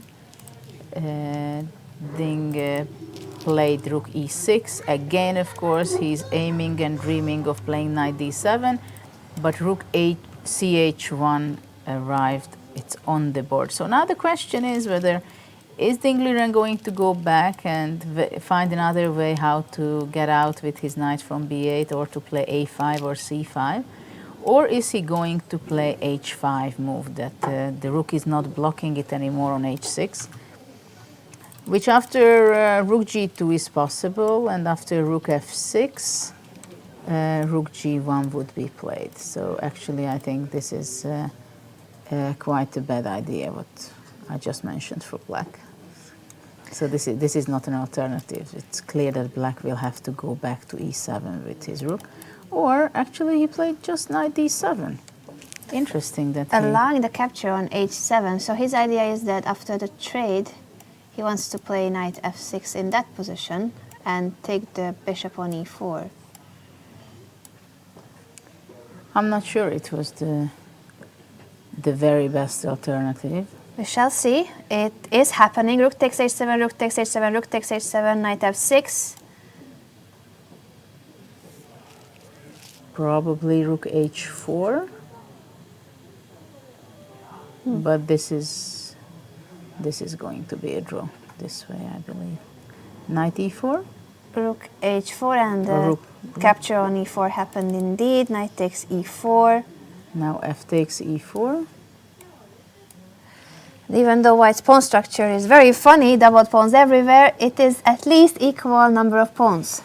Well, now black can go, for example, g5, forcing the rook on g4, and then practically to play rook e5, for example, or also to go rook g6.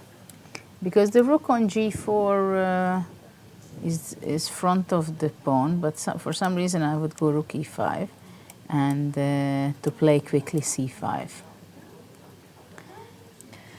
F takes e4 has been played by Magnus, and Dingleren starts thinking again, which is interesting that once you offer the h7 pawn, and you should know that this is the position that will arise on the board, how comes that he didn't have this moment planned that much? But now he has quite a few alternatives to play either a5 or c5, or to play g5, what I just mentioned before.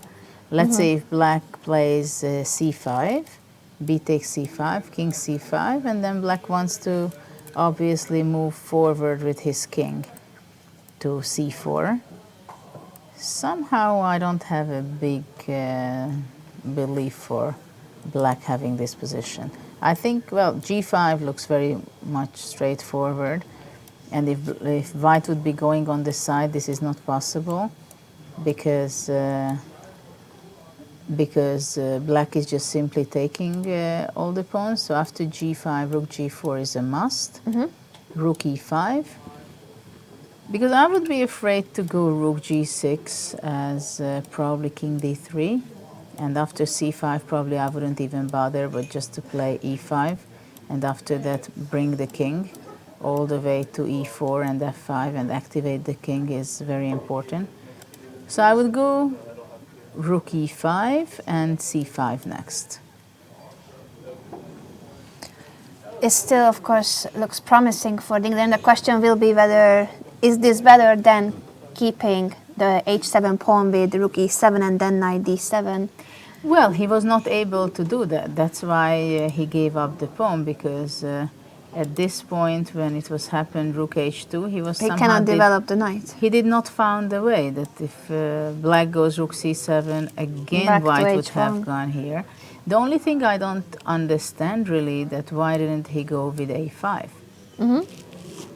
And after takes, bringing, and then simply knight a6, for example. This was certainly an alternative. And We also shall king see. b4 is possible. So this is something to figure out, but right now this is not the position. The position is this, it's a rook endgame. When you enter to a rook endgame, it always, most of the time, increases the option for draws. Yeah, we shall see if Dingleren will still find winning chances in this rook endgame. He certainly has the upper hand, but the question will be how much of an advantage he can get in this endgame. Of course, the conversation on social media is still about Magnus Carlsen's unbeaten streak, and Tarjei mentioned on Twitter that Carlsen is currently at 64 games without a loss, but Ding was very close to break it last year. Now he's getting close to end the streak again. So Dingleren one more time, close to breaking that streak of Magnus Carlsen. And Levon Aronian also was very close, even closer than Dingleren. I would say his position was even more winning, and he spoiled it. So it's not so easy to take down the world champion, even when the position is better against him. Well, he's an incredible fighter. It was very clear when he was talking about that game against Levon also that, well, he was not even paying attention whether the opponent can win it. He was fighting. He knew that it's very bad, the situation, what he's dealing with, but he's really fighting until the very last second and moves in every game. This will be a long game, and the other long game is the Grishuk Caruana game. These are the only two games that are still in the classical stage. Our Armageddon game will begin shortly in 7 minutes. I believe that means that we should go on a break before that begins, because after the Armageddon we are hoping to see the players in the studio. That means we'll be back in a few minutes with the game of Vishy Anand against Yu Yang-yi in a must-win situation and the remaining 2 classical games. See you very soon. Hvis dere kan bli forelsket i New York, så faller dere også for HTH sin nyhet New York. Med de svarte metallrammene og det industrielle utseendet. Da er det bra at vi har ham her. Han hjelper dere. Og hvis dere ikke vil montere det selv, så har vi også ham her. Og før dere vet ordet av det, har dere et nytt kjøkken. I kult design og med smarte detaljer. Smart, ikke sant? Det er kjøkkenkjærlighet som holder.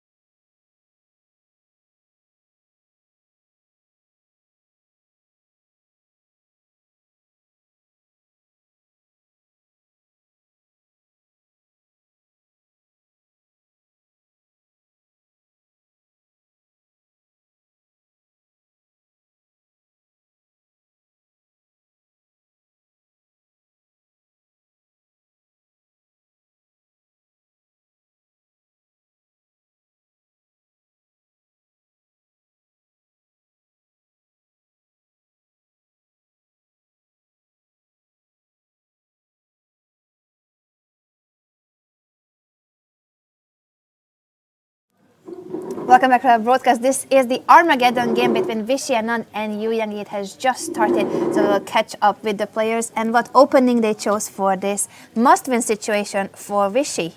It's interesting because after one e4, e5, bishop c4 was chosen.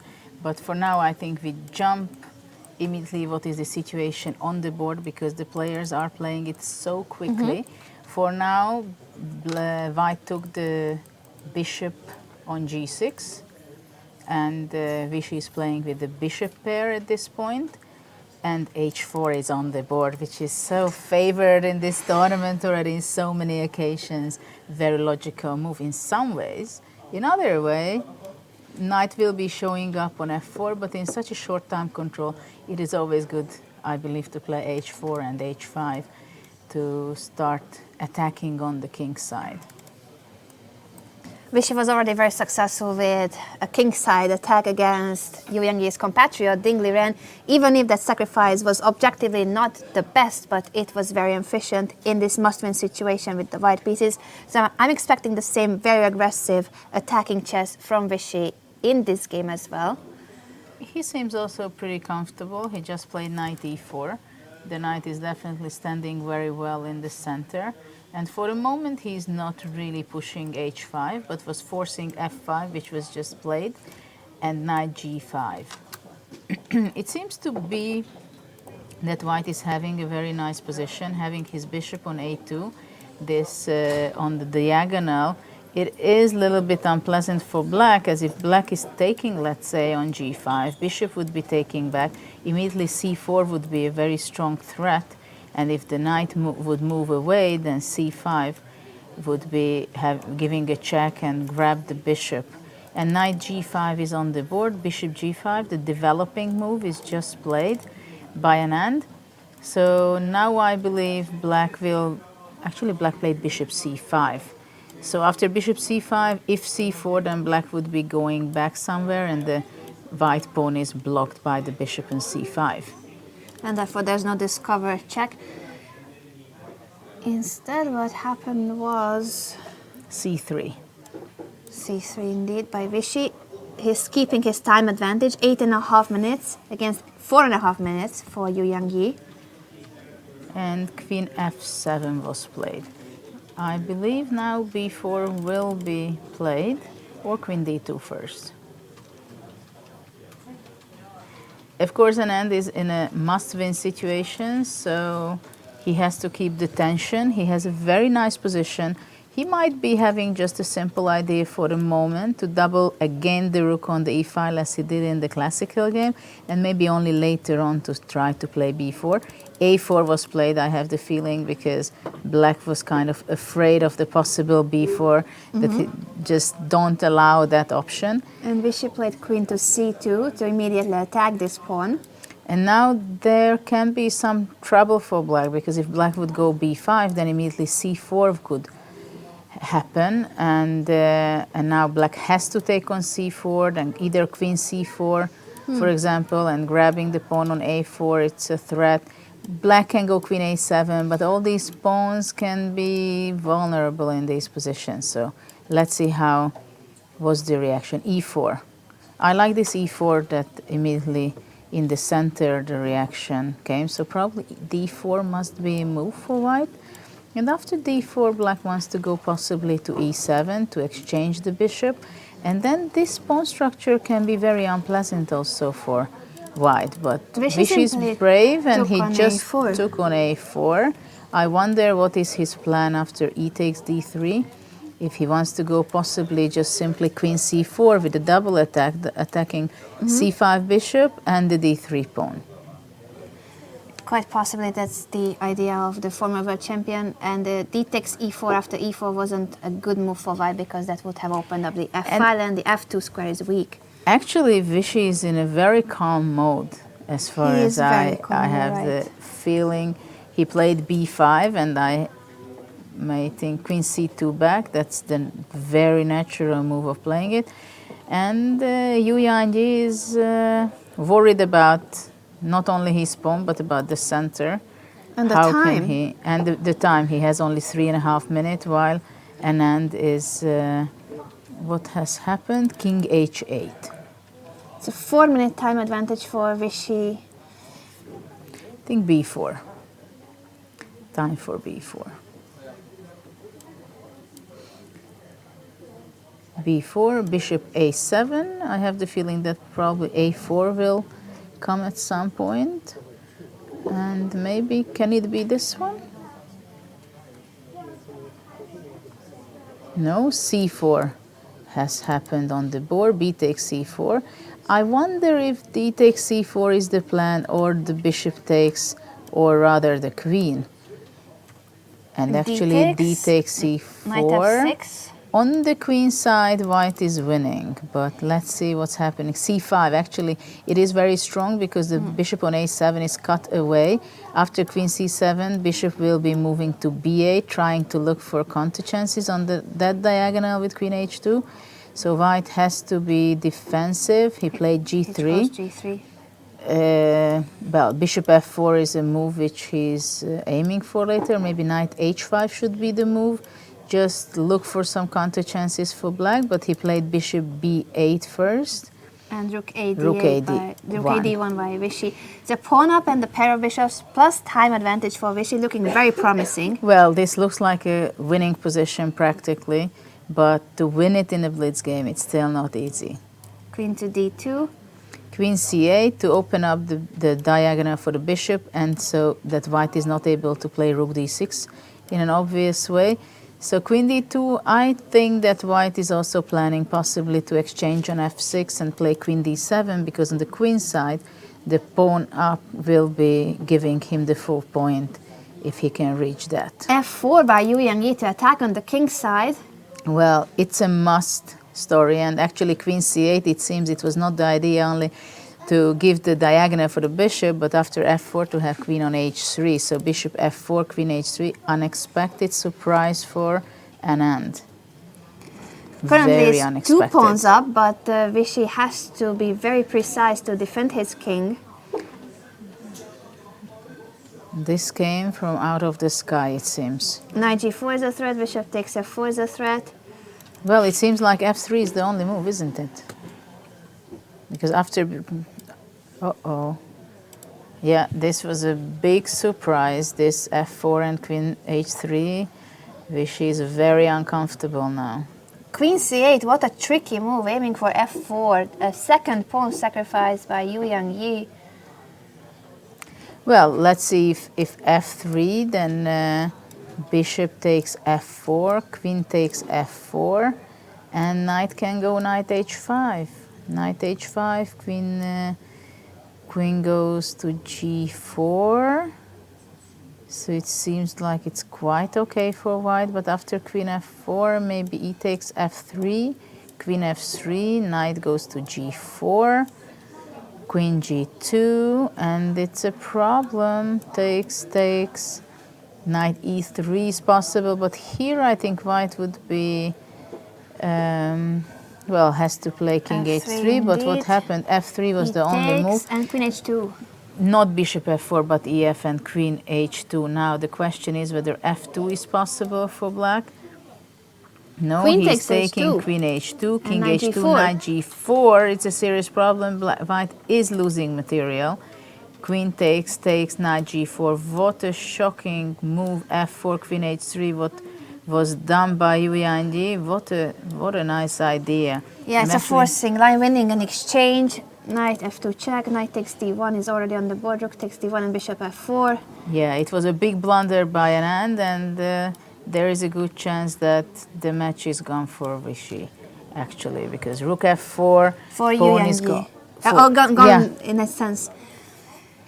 Indeed, Vichy had a pawn advantage, pair of bishops, and time advantage, but he missed the queen c8, f4 idea, second pawn sacrificed by Yu Yangyi, and knight's an exchange up, a winning endgame.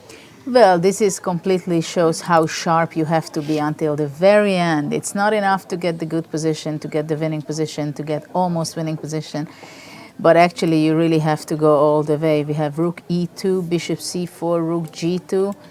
There is a very, very big problem for white. Rook f4, rook h4 will be coming for a moment rook d8, king h7, bishop g8, king h6, but very big problem how to defend against the possible, probably rook d3 has to be the move. I don't think there is another move. He can, of course, go away, rook bishop somewhere, bishop d5 is played, so rook h8 mate is threatening. Oh, and if he goes back, then bishop g8. But actually, a draw is the same for Yu Yang. No, but actually Vichy does not want to draw. He wants to take on his c6 and keep an eye on bishop f3. d5, what a move. But actually g5 was played. What kind of ideas are appearing on the board? Takes 6 and bishop takes, c6. Bishop c6. Still the important thing is that the f3 is under attack. So king g4. No, black played rook c2. Very, Only very 52 difficult. seconds left for Yu Yang. King 4 minutes for g4. Vichy. Huge time advantage, but the position isn't simple at all Well, for maybe White. bishop a4 and actually a he handshake. resigned. White resigned. Well, what a disappointing story for Anand. He played so well.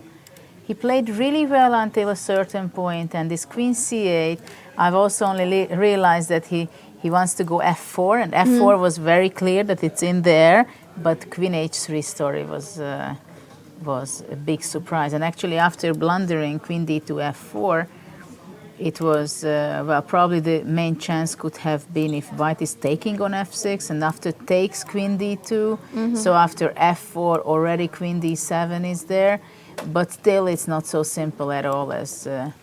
Yeah, and I think we'll be joined by the winner of this Armageddon game against Viswana, Yu Yang. Congratulations, you won the game. We will get you a microphone. Sorry. Yeah? Congratulations, what an exciting game. Can you tell us about the classical game first and then the Armageddon against Vichy? Oh, okay. Yeah, class. Yeah, how was the opening? Yeah, I know with the play we did to put it. Yeah, he played it against Vidit. Yeah. And Rook E2 was a new move in comparison to the Vidit game, right? Yeah. Did you feel any moment that it was dangerous for you? No, I remember my analyze here. Yeah, I forgot the bishop before rook a1. This yeah. You You forgot? had- Yeah. Ah, okay. Yeah, I forgot that f6.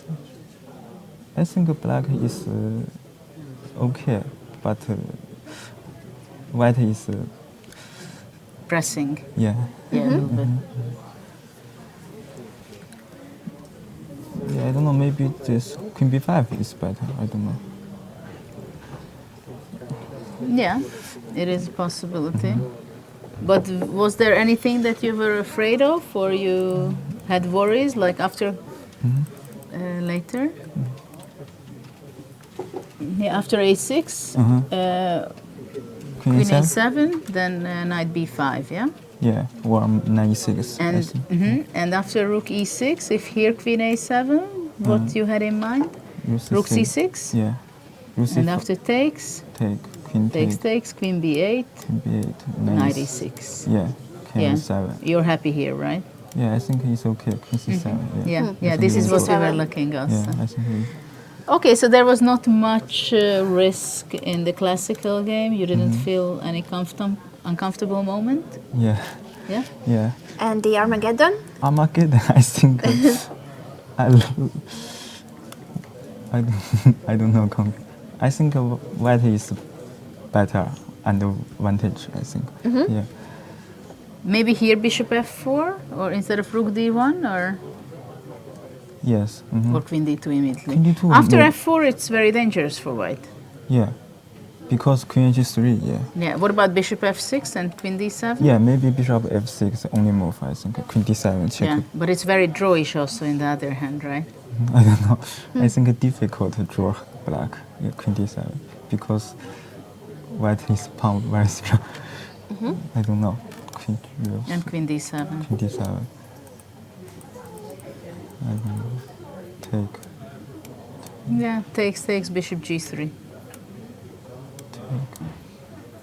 Maybe it's better to take first with the queen Yeah. and then bishop g3. Bishop g3. Rook e2. Yeah. I don't know. Rook f3. Yeah.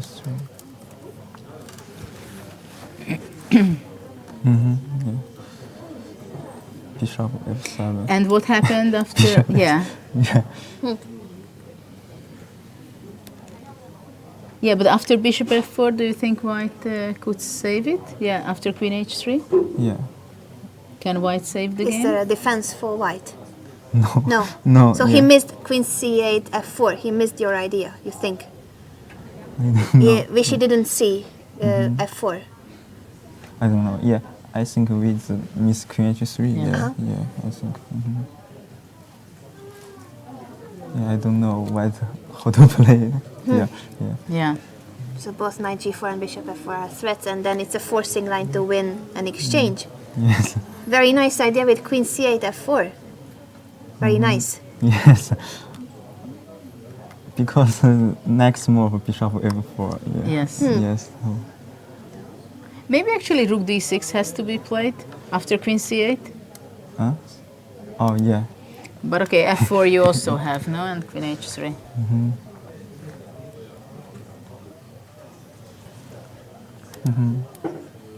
Yeah. Yeah. Maybe take bishop f6. Yeah.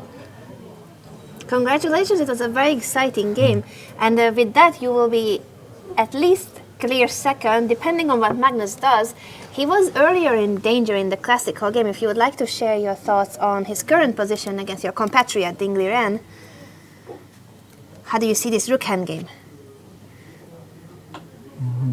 I think a few moves ago, Magnus gave up the b pawn after a5, b4 check. And now this is the position.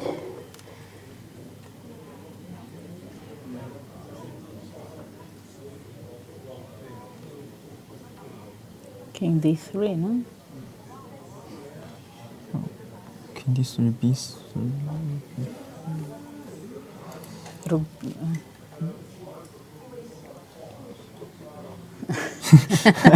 What do you Yeah, think of this rook hand game? Yeah, I don't know. Yeah. what Yeah. about just rook b4? Yeah, maybe take is bad. g4? g4, king d3. Well, if takes, why not takes? Take a rook b5. Take rook b5, king e4. Yeah? That's that Magnus wins. indeed took on b4. Yeah, rook b4.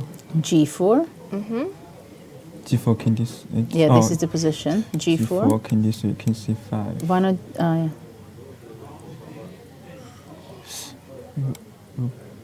b1, g3, no? g3, g2. g3. King e4, g2, rook g1, b4, king f5, rook g8, or rook g3.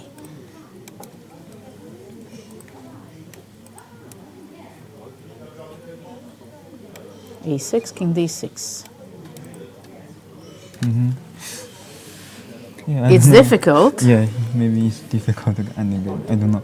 g4. Take king.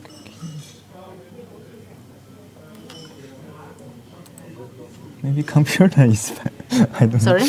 Yeah, maybe Ah, the computer. We don't really check the engine, so we want to use your inbuilt engine.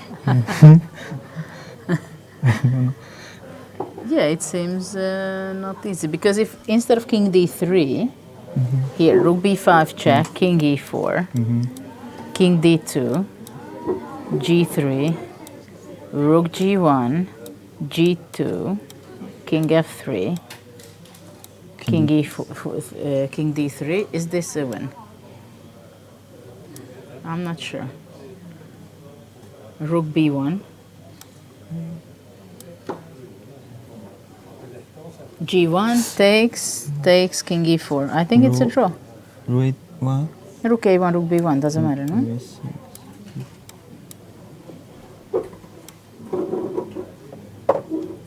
Takes king e4. Yeah, maybe it's true. Yeah, king f. This is a draw, no? King e3, e6.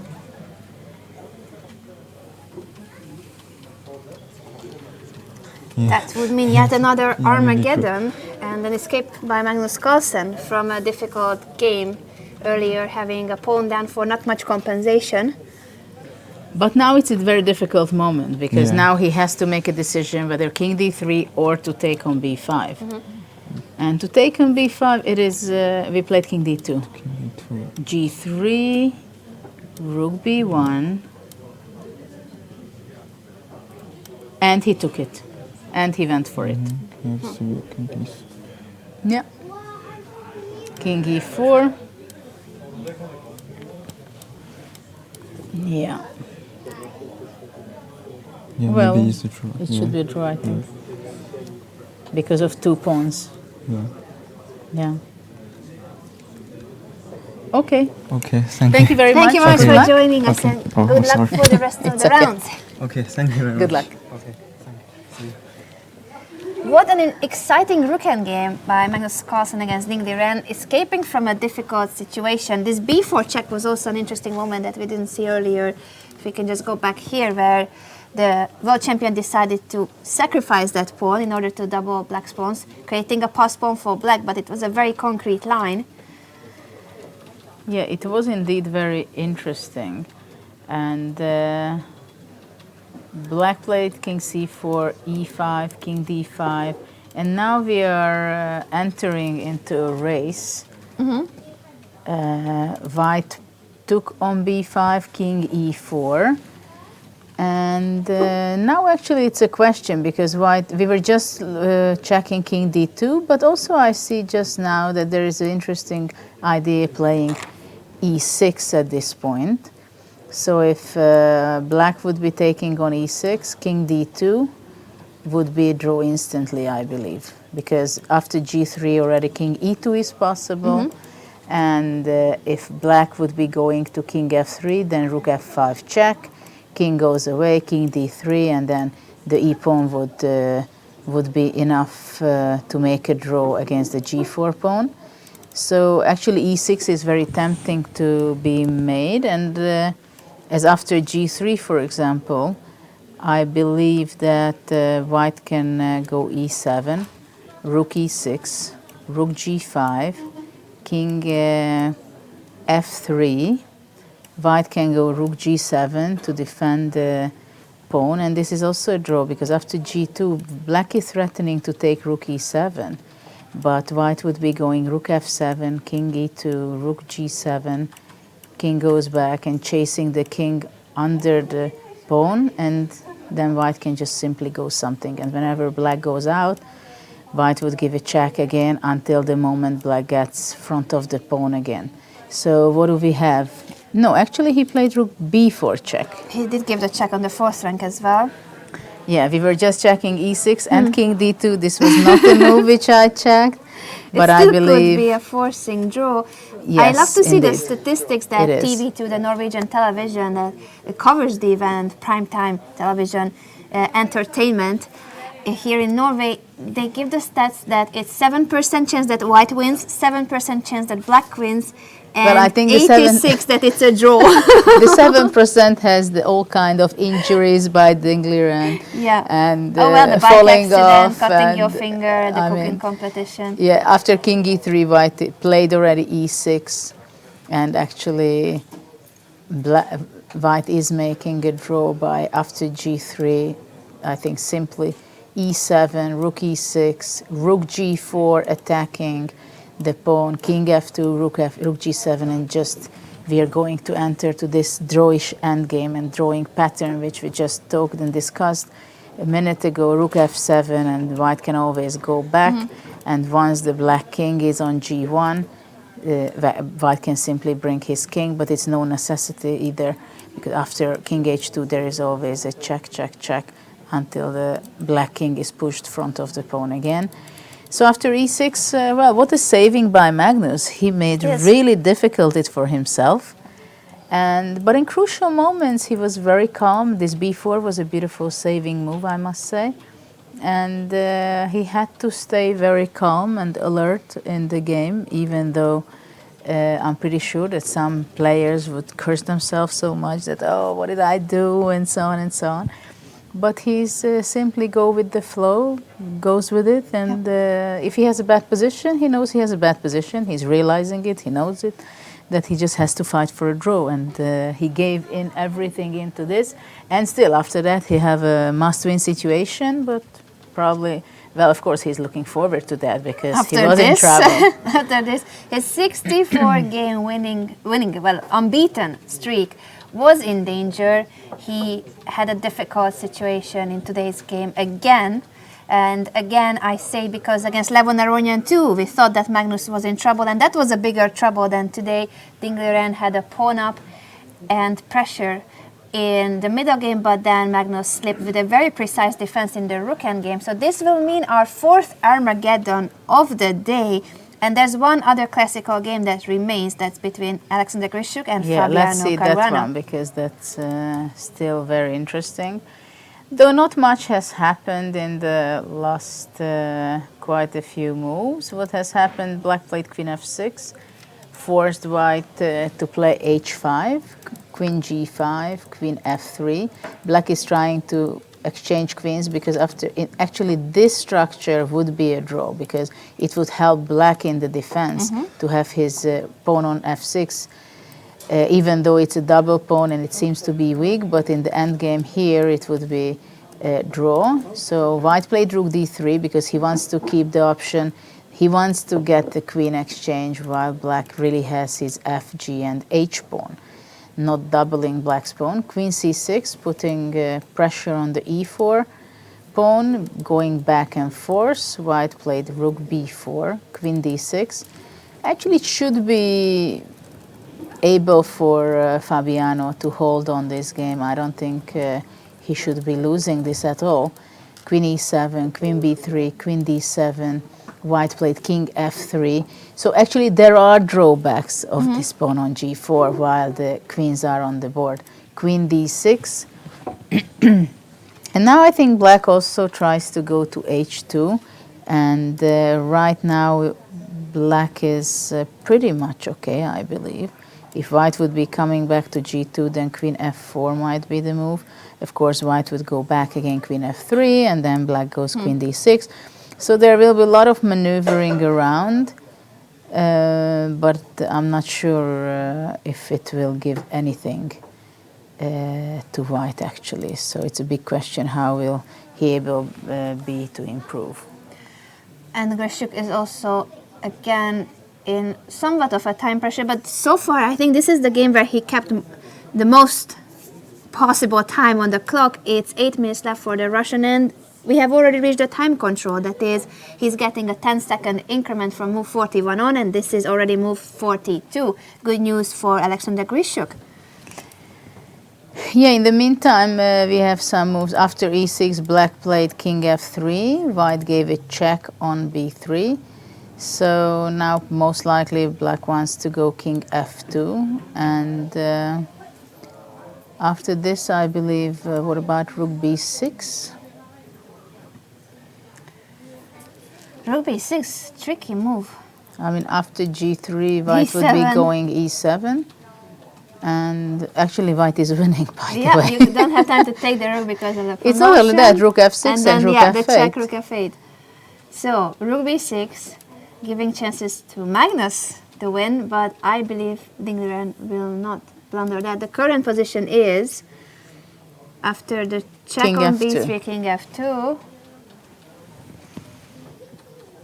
Well, probably after rook b6, black wants to go rook to g7 and to hold the pawn from the 7th rank while keeping the rook behind the pawn.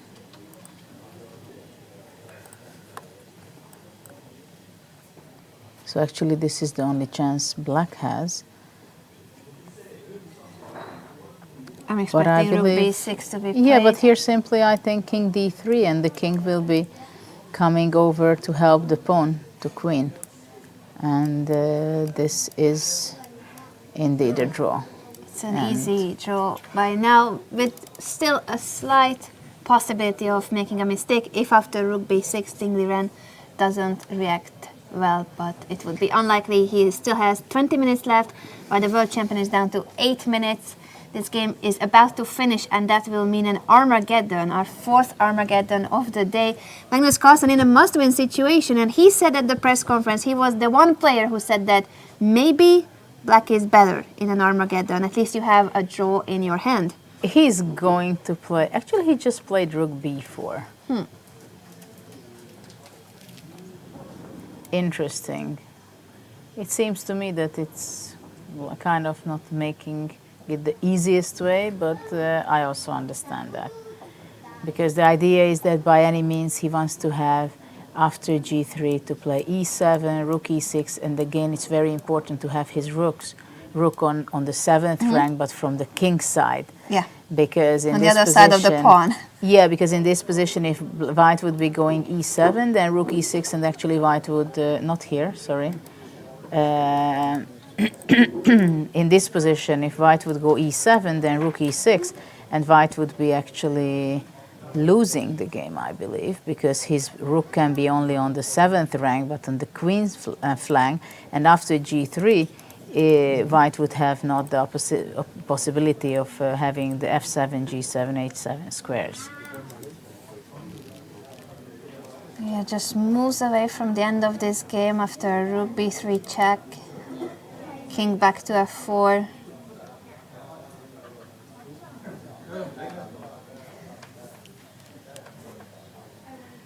As you said, entering the Armageddon in a must-win situation for Magnus is of course not that pleasant, but after this classical game where he was on the ropes, he sacrificed the pawn in the opening, which seemed to be a really interesting idea, but then he didn't follow that idea with forceful moves. Bishop d2 was the one that surprised us, allowing queen takes b3. And we have a result actually on the other board, so we're going to go back there. Surprisingly, Alexander Grischuk and Fabiano Caruana made a draw. We thought that Grischuk would be pushing with the white pieces and the pawn, but he didn't find a way. So their Armageddon game will start in about 15 minutes before Magnus Carlsen's Armageddon. Yeah, it's interesting that white considered that he will not be able to push it and look for chances. He just preferred to go into the Armageddon. But we have to say that Grischuk had 7-8 minutes or something like that when I saw it last time. So actually he was already in the Armageddon mode. But he thought he goes on for the next step, it seems. And now we are having already g3. We are going to have an exchange of this will be I guess it's going to be played out until the very end, that it is stalemate.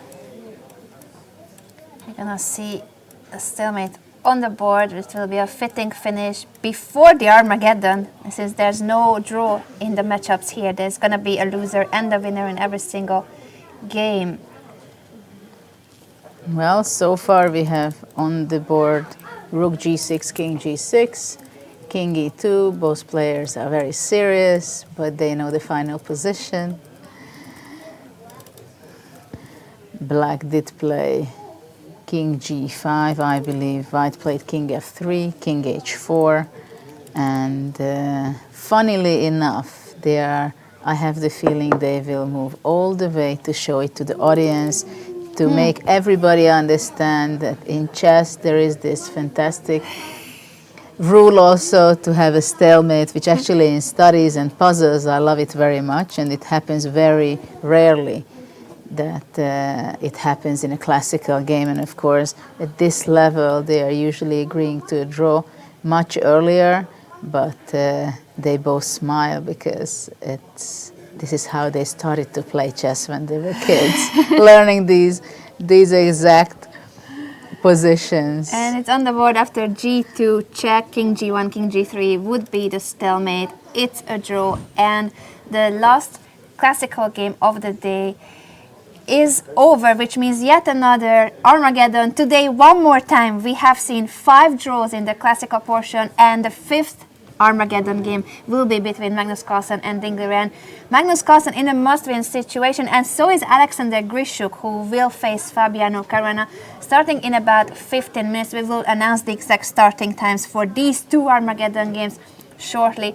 And I just recalled the tweet of Grandmaster Daniel King from the other day when he was trying to escape from the Armageddons and he went to the cinema. Thought I would take a break from Norway Chess Armageddon, but what did I find at the cinema? And he tweeted this picture.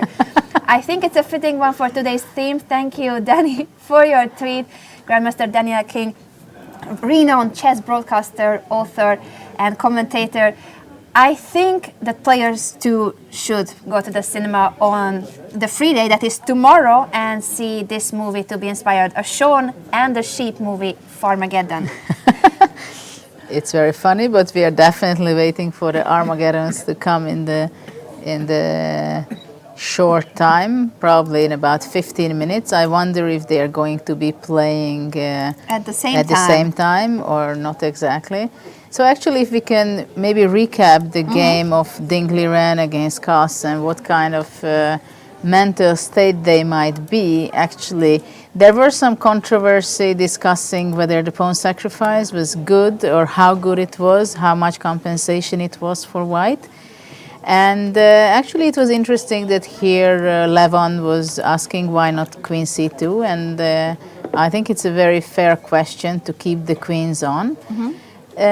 I had the feeling that black should be okay, but it's a very interesting and unexpected pawn sacrifice from white.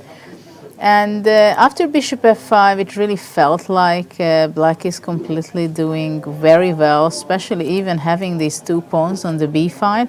The double pawn, it did not look so promising for me for the endgame. g4 was, I think, a very good move, I would think. But later on, somehow it was very unfortunate for white after knight e2. Actually, after knight e2, it was clear that white is fighting for a draw. And Dingley Ren tried everything kind of to really build up a situation where he can free up his knight from defending the pawn on c6.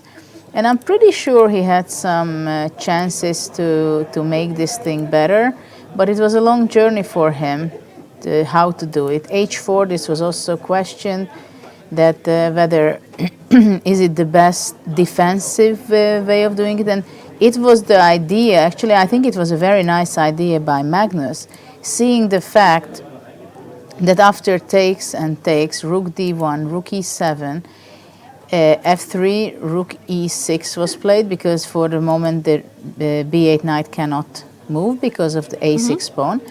But here there was an interesting idea that black could not really deal with it, to be honest, because somehow white played rook h6, and from now on it was white's defense was rook h1 attacking the h7 pawn, and after rook e7 to go rook c1 and put pressure over the c6 pawn. Yeah, never letting the b8 knight out of that square. And whatever black does, rook e6 or rook c7, in order to free his knight and go to d7, white immediately would go back to h1 with the rook, so knight d7 is not possible due to the h7 pawn is under attack. And somehow Ding did not manage to get what he wanted, but I was really wondering why after rook e6, he actually, if a5 was not possible here either, because after a5 takes, the c6 pawn is hanging, and after rook c7, the pin is not good enough because check. And then he can move the bishop. And after king b6 or king b4, white can be simply going bishop e4, so it covers the c2 square, which is very important not to lose the rook for white. So actually it is a very interesting pattern how the saving method was done by Magnus. But yeah, I believe rook c7 had to be played, and I'm not sure why black did not play this, because now knight d7 is a threat, and after rook h1, which would stop knight d7, a5 would be possible to be playing, and after takes, king takes. And it's really not understandable for me why Dingley Ren was rejecting it, or maybe he was not checking this and he got confused at this point of the game. I don't know, but it was kind of unexpected for me that he gave up the pawn on h7, because even though that it's difficult for white, I believe that I had the sense of it that it's going to be a saving for Magnus because It's true that Dingleren could have tried rook c7 and the a5 push. He had more time and this extra pawn. Instead, he went for the rook endgame where he still had pressure on Magnus, but with precise defense later on when Magnus sacrificed his b pawn with b4 check, Magnus Carlsen managed to hold a draw. And he will start his Armageddon game at 9:10 local time, but before that, at 9 o'clock, that is in 14 minutes, Alexander Grischuk will have the white pieces against Fabiano Caruana. We will go for a short break and then be back before that Armageddon game begins. That is the 4th and 5th Armageddon games of the day. All games are going down the wire Armageddon. Very exciting action. Make sure to tell us about your opinion on today's games by using the hashtag Altibox and hashtag Norway Chess. And we'll be back in a few minutes.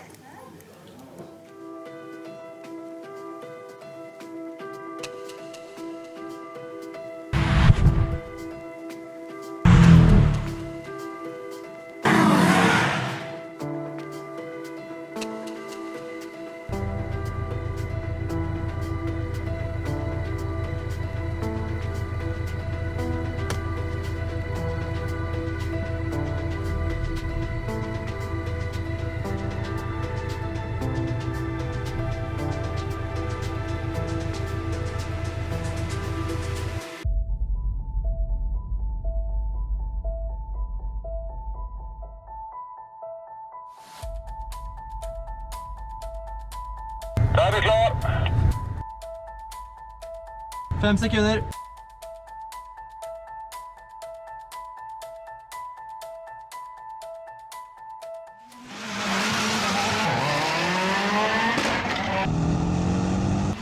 E4, D6, D4, D5, springer C3, springer for E4, dronning D8 sjakk, løper G5 sjakk, kong C7, løper D8 matt,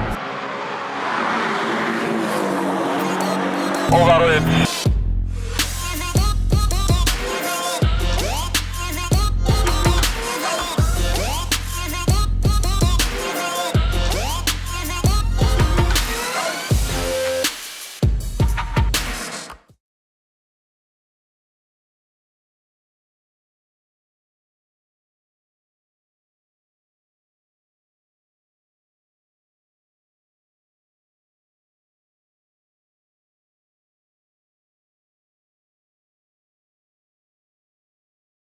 Altibox Norway Chess is the strongest chess tournament in history.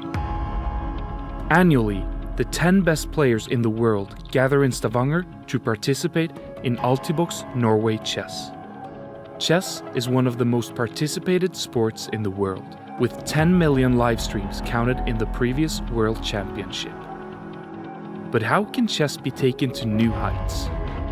By introducing new technology, Norway Chess is reaching new audiences and making chess commercial. With the use of cutting-edge, real-time virtual studio technology, Norway Chess will revolutionize the broadcast of chess. It all happens inside the Norway Chess Tower, where every segment of the event takes place in multiple rooms. Each room tailored to fit every aspect of the broadcast event, and also themed with sponsors' branding. This is a unique opportunity for companies to showcase products in an efficient and creative way through branded rooms in the Norway Chess Tower.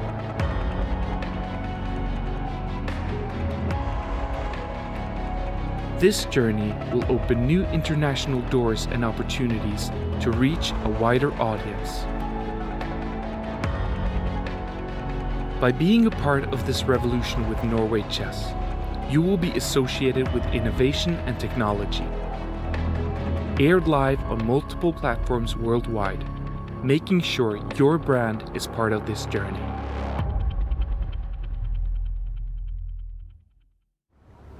Hvis dere kan bli forelsket i New York, så faller dere også for HTH sin nyhet New York. Med de svarte metallrammene og det industrielle utseendet. Da er det bra at vi har ham her. Han hjelper dere. Og hvis dere ikke vil montere det selv, så har vi også han her. Og før dere vet ordet av det, har dere et nytt kjøkken. I kult design og med smarte detaljer. Smart, ikke sant? Det er kjøkkenkjærlighet som holder.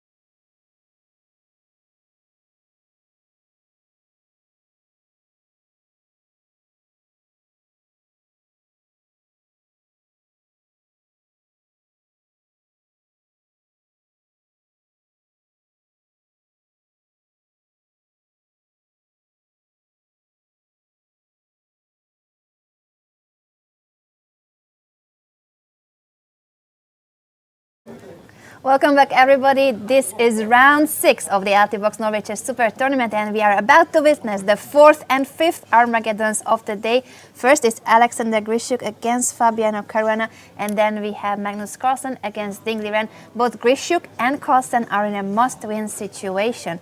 Let's just go through the last moves of the Grischuk-Caruana game. We were thinking that Grischuk had some chances at the end to push. He is a pawn up.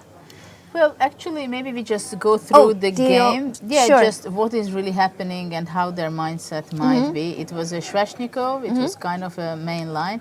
Black played the rook b8 system, which knight c2, bishop g5, a4. This is all theory, actually. And then we ended up in a position here where black gives up a pawn on d6. And on a6 in 2 moves, but black has a very good compensation for the pawn. Rook b6, queen d3, none of the players castled yet. Now bishop e6, so that black can castle in the next move. And after castle, bishop e7, trying to get the b4 knight to be exchanged. Bishop c4, now it was a take, bishop takes, takes, rook takes. Queen takes on b4, takes, and now queen c2. And now white is winning a pawn, but usually the problem is in these kind of positions that while white is having a pawn up, it's still very difficult to realize such a pawn advantage when the pawn is still back on b2. And queen c3, rook b6 black played and offered the exchange between the b2 pawn and the e5, and white took this opportunity. But these pawn structures having 4 pawns against the 3, if white is exchanging the queens and one of the rooks, it is actually a draw most of the time, most over if white can reach his pawn to h5. So this was the challenge for black, how to get the most out of it. How to make it, simplify it. h4, it was very aggressive move, kind of. And after rook b1, this we talked before, that g4 was an interesting idea. In one hand, it's a good move and it's a great idea that it stops the possibility in a later stage of the game for black to play h5. But at the same time, it gives a lot of air around the king, and while they have the queens on the board, it's not so easy to progress. And this is what happened actually in the game, that Fabiano kept his pieces in a very active and attacking square, queen on c6, rook on e8, so look for counter chances. And now he started to push queen f6 to attack the h4 pawn, because the pawn on g4, this is possible. h5 was forced, queen g5, attacking the g4. So, and here somehow it was not easy for white to move on. And after a short time, actually Grischuk decided that he believes in himself more in the Armageddon game, which than has actually just playing. begun, indeed. So he chose to play the Armageddon. A reminder on the format that white starts with 10 minutes, black has 7 minutes, but in case of a draw, black is rewarded the full point, and there's an increment only from move 61. That is a long way to go before any of the players can get extra time. Yesterday, Grischuk won his Armageddon game with the black pieces against Mamedyarov, so probably he has a pretty good feeling about playing the Armageddon now, even though he is in a must-win situation with the white pieces, but he seems to be... As for Caruana, his last Armageddon was against Yu Yangyi, and he lost that king and pawn endgame where you saw the defensive technique. Both players were only on a few seconds in that position where Caruana could have saved the game, but he missed the chance and he went on to lose that drawn endgame. Well, this does happen in Armageddon games. It's a blitz game that your mind really has to be very sharp, and if things don't come to your head in a fraction of a second and you start calculating it, then you may miss it, and actually it can happen a lot of times. So we are having Ruy Lopez actually 5d3, d6, c3, g6, and right now already we move and jump to the exact position what we have on the board. White played bishop c2, bishop b7. All these Ruy-Lopez systems are very complicated, but now the black is having his bishop on g7, so actually it seems to me that compared to regular Ruy-Lopez, black has a few tempies up, because many times black plays g6 and transfers his bishop to g7. And here it is already for playing f5, for example. I believe that that would be or will be the plan eventually for Fabiano. Grischuk played a3, not minding Fabiano's idea on the king side. Yeah, I wouldn't be surprised if eventually f5 will happen, but for the moment still the knight jump. Knight maneuver is on the way, still preparing the f5 move. And even maybe h6 will be before, but it seems like still the classical way of playing it. Actually, he's not thinking on c5 of f5, but actually he's playing with the c5 ideas, the classical way of the Spanish, having the queen on c7, and later on maybe some exchange on d4 and action in the center. In terms of the time situation, the time advantage is only a 2-minute advantage at the moment. So Caruana has managed to be faster from the start, where it's an extra 3 minutes for white. Still no move, except for the fact that I've just realized that b4 has just been pushed by Sasha.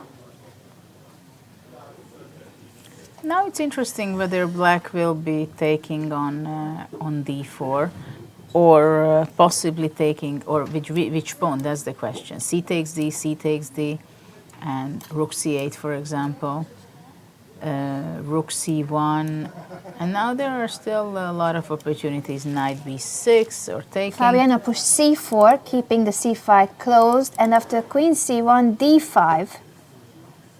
Bishop h6, trading the fianchetto bishop on h6. It's a handshake because he has blundered. He just played. He thought that there's no knight on d2. He thought that there's no piece standing on d2, and he wanted to take on h6 with the queen. Alexander Grischuk blunders a piece and gives the full point to Fabiano Caruana. What a shocking turn of events! Bishop a6. You were saying bishop I saw a6, it on the camera. I mean, okay, but we're missing out some few moves. Knight f1 before. Well, in his mind, the knight was not standing on d2. He went bishop h6 to trade on h6 and then give mate with knight g5.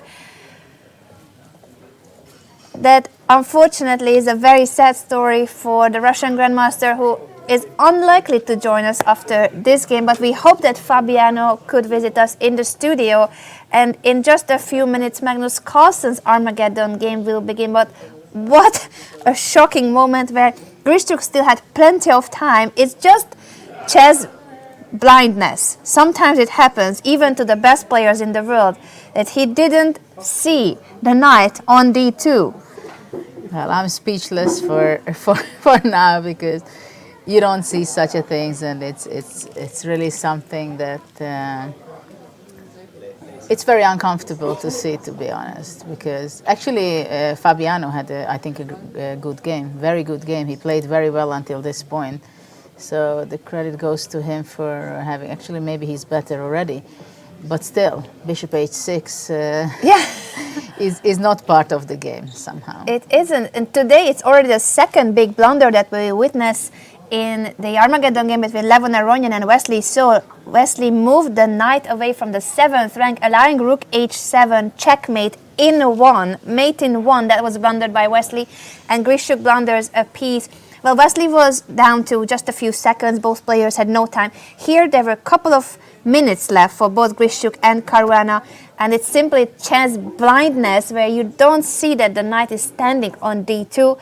It happens very rarely, but it does happen even to the best players in the world. Judith, do you have any such experience? I don't want you to dig much into depths of like sad stories and difficult moments of your career, but do you remember any kind of chess blindness in your career? Well, such a blindness, no, that I just put something under attack and it was taken, not this kind. Of course, it happens when I was in bad form and then simply nothing works. Whatever you calculate at the end, it works for the opponent. That happened a few times, thanks God, not very often, but I had a few tournaments when even one of the Vacanzanes, unfortunately in 2000, it was one of them that you fight in the first 5, 6, 7 rounds. Unfortunately, that tournament is very long. So once you have a bad form, it is really something that you're suffering for a long time. And sometimes you just say, okay, it just nothing really works, and this is exactly that. For Alexander, this is definitely a tournament where nothing works out for him.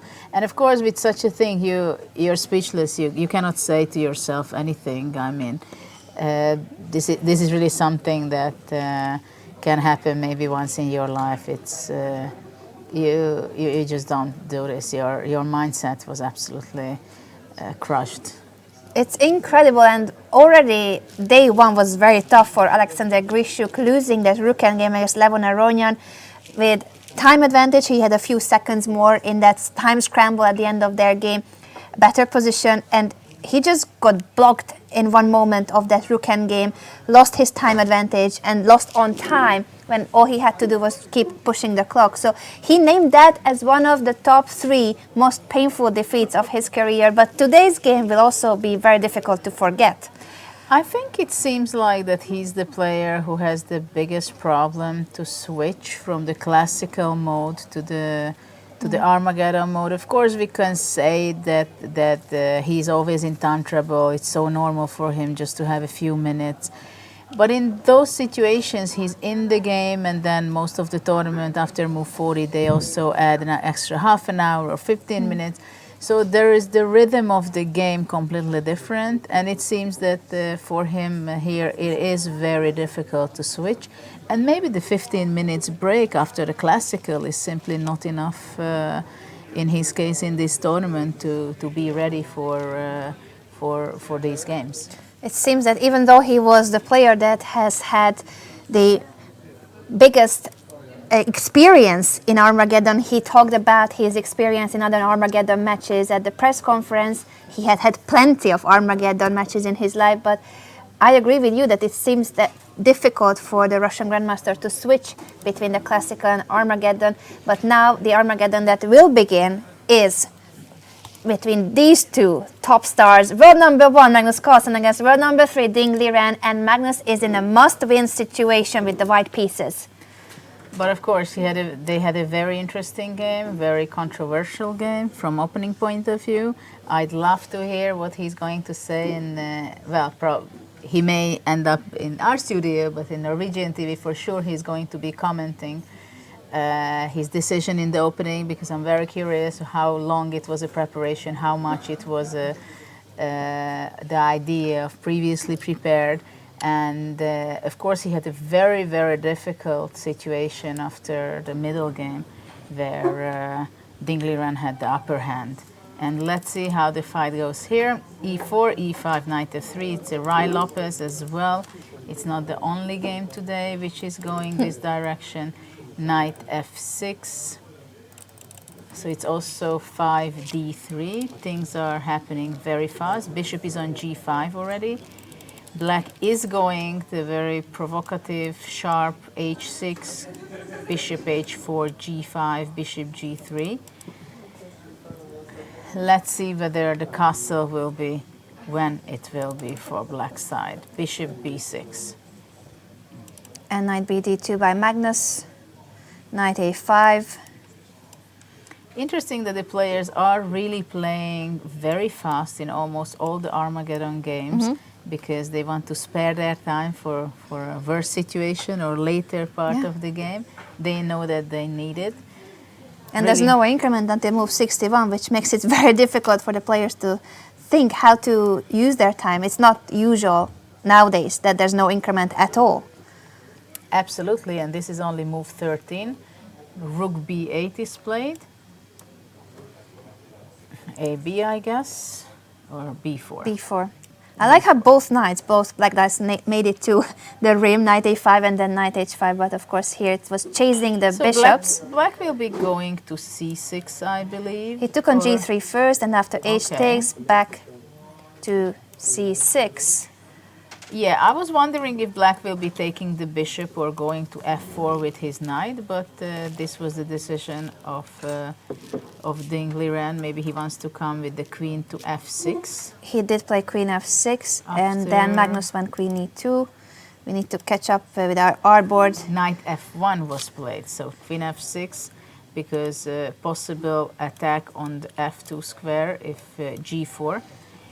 But knight e7 is played, so for the moment, well, I don't know where white will be taking his king, but I can ask the same question from the black side, I must say. He doesn't mind, he pushes h5, Ding Liren with the black pieces, going for a kingside attack after knight e3. Yeah, it's a very complex position now, and it is definitely not easy to play with either color, I must say. It's not easy for white to play d4. I don't know whether is he really up to do something like this. Probably the bishop will be moving to b3. Actually, it's Indeed. just been done. And c6 by Ding Liren. Bishop b3, c6, covering the d5 square. The question is how black will develop. Will he go king f8, king g7, or will he go bishop e6 to exchange the bishop? Or is he going to be moving his knight to g6 so that now the d5 square is protected from the pawn on c6? Maybe white will be going somewhere knight d2, moving to attack the h5 pawn. Some of Magnus's time advantage has disappeared. Now it's 2 minutes of extra time for Magnus. He started with 3 extra minutes. Maybe he will go king d2 and try to double on the h5 with the rook h2 and rook h1. But it's not so easy to decide for white in which flank you prefer to play. So, well, king d2, but it's not something that maybe rook d1 and d4. But still, g4 is always there from black side also. So, what did really happen? Final a takes b5 A takes has been done. A takes b5 and d4. Okay, so this is a serious decision made by Magnus. Well, probably the idea is to take on d4, and if, let's say, black would be taking the pawns, white would just simply castle.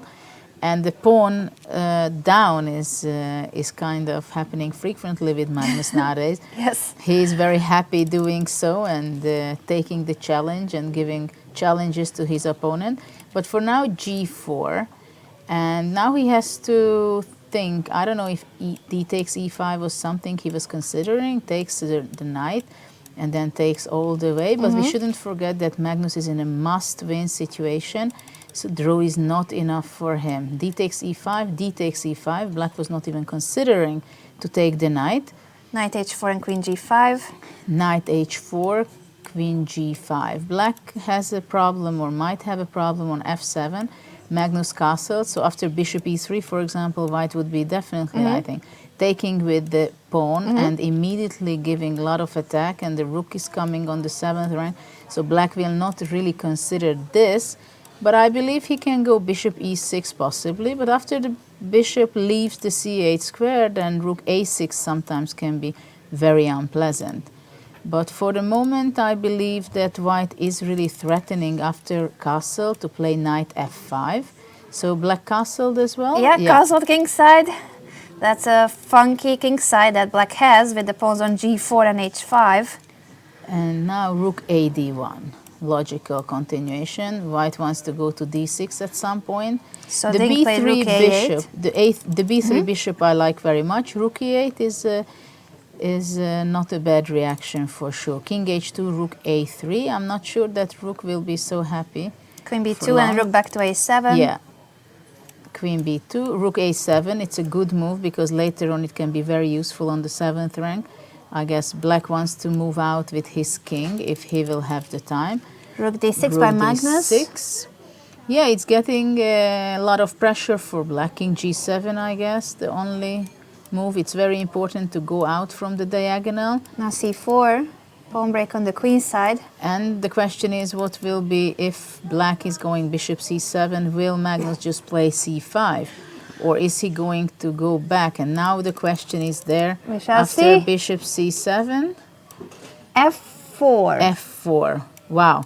So c4 was opening up this diagonal, and now it's starting a lot of stressful things for black for sure. Capture on knight f3. I guess knight f3 should be, but it's a piece sacrifice.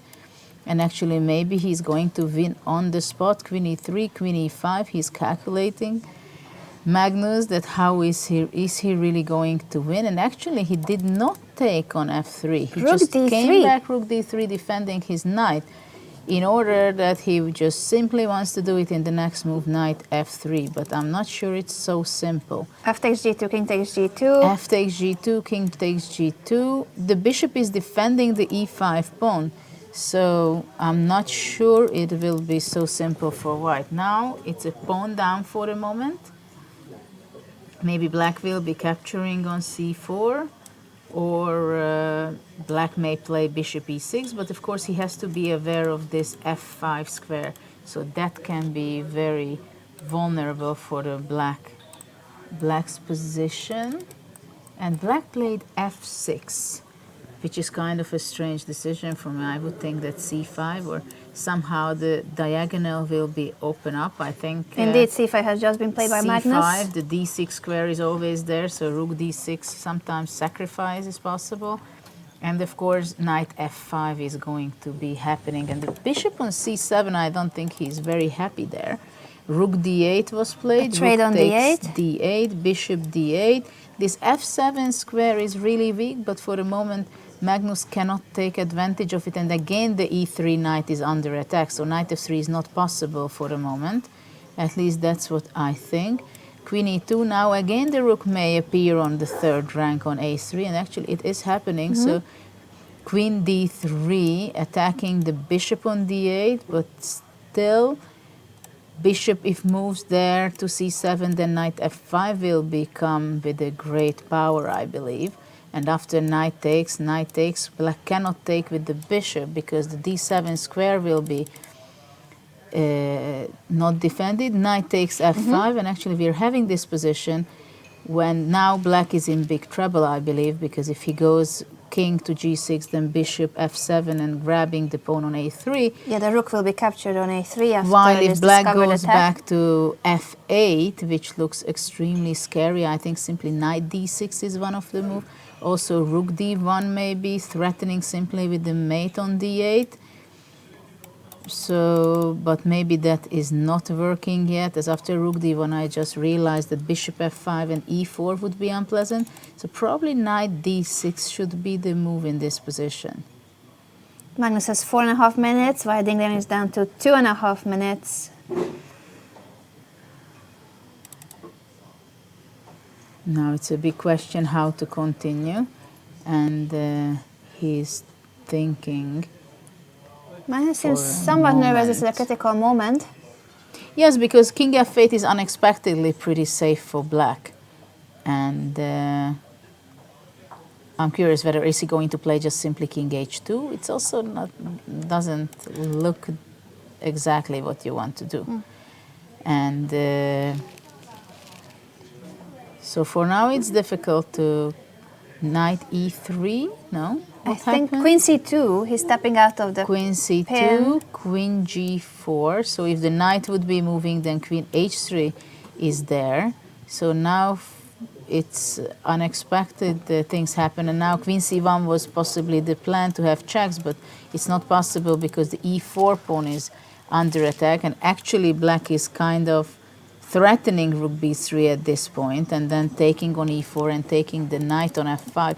So white has to be very careful, and unfortunately he cannot move with his knight because of queen h3 check. So this is, for now, it's very tense how Magnus will be able to react, and he has only 3 minutes and 10 seconds, while Ding Liren is also already under 3 minutes. little bit less than Magnus, but Magnus is thinking, and he's not having an easy task right now. No, he must have missed that King F8 was actually powerful. a powerful defense, and there's no direct way of continuing here. He has sacrificed the pawn to reach this position, but now there's no clear-cut continuation, and it's roughly the same amount of time that both players have. With Magnus in a must-win situation, this is going to be very difficult for the world champion. Yeah, but he had similar difficulties in many different occasions, and he can create some very unexpected, very interesting situations for the opponent. Whether the question is, for example, will black play h4? But with rook f3 is not only a defender on g3, but it also defends the g3 bishop. That's a very important. King takes on f5 after rook f3, rook takes f5, and then h4, allowing rook takes f6, king g7. Rook f7 check, king g6, and the g3 is under attack. That's the big problem for white. King g6, and now there is a big dilemma how to continue the game. Queen f2, defending the g3 square and threatening queen f6. Mate, and now queen e4 is the question. Can black play this? And actually that would be losing move Queen because of takes king g3. h2. Logical decision by Ding Liren, but now the question will be how the rook endgame is going to be. But actually it does not look good for the world champion right now. 2 minutes left for both players, and we are heading toward another rook endgame as well as in a classical game, but no, Magnus decides to keep the bishop. Yeah, there was no other decision to be made, and after bishop d8, black wants to go bishop h4 and definitely, or g5 and f4. So this will be very difficult to create a mating attack. His idea probably to go king g4 and somehow to have chances to have a mating net, which is barely possible in this position. White is grabbing the c6. But the bishop has reached the f4 square, defending the passed pawn of black. What is really happening? King g5, bishop f7. Great try. As right now, bishop after rook a2. Actually, rook a2 is even taken by the bishop, but also rook g6 is very unpleasant for black if he has to go to h5. So black has to move his bishop to d2. Bishop d2, rook g6, and actually he won the rook. It is winning. It is winning right now. There's no way. Ding Liren has missed that after rook g6. He has no good squares for the king. This and is after king it. f4, rook f4, and rook g3 takes the rook on a3. This was an impossible mission for Magnus. And he did it one more time. Incredible. He doesn't believe it himself. No, Ding Liren cannot believe You it. The can word see number the 3. upsetting feeling of Ding Liren, and actually Magnus also does not believe it that he did really made this again, not only his match against Levon Aronian in round 2. This was an amazing trying to create something, but this is his one of his strengths, that even in the most unbelievable positions where there's no way there would be a chance, he still shuffles things. I was doing sometimes these things that people were saying that we're lucky. You did multiple times. But no, it's not luck. You create your own no, luck. I mean, Magnus was fighting. Actually, he had, I think, a pretty good game. But after that, here, king h3, this was really the last chance, right, to get some mating net, and this is what we were talking about. But this is unbelievable that black went king g5, bishop f7. Actually, that was the shocking idea. Wow. Because it is not a mate immediately, but he's threatening to go rook g6 and pushing the king to h5. And after that, rook h3 is possible to make this kind of check. So this is kind of very painful for Ding Liren in this situation right now. And the world champion can barely believe what happened. We have just witnessed Magnus Carlsen passing by. He's, of course, going to TV2 first, and then he may visit us after his appearance on Norwegian television. But he was basically still in shock himself that this happened. Yeah, I don't think he believed anymore. And he had, if we just talk about it, what were the critical moments in this game?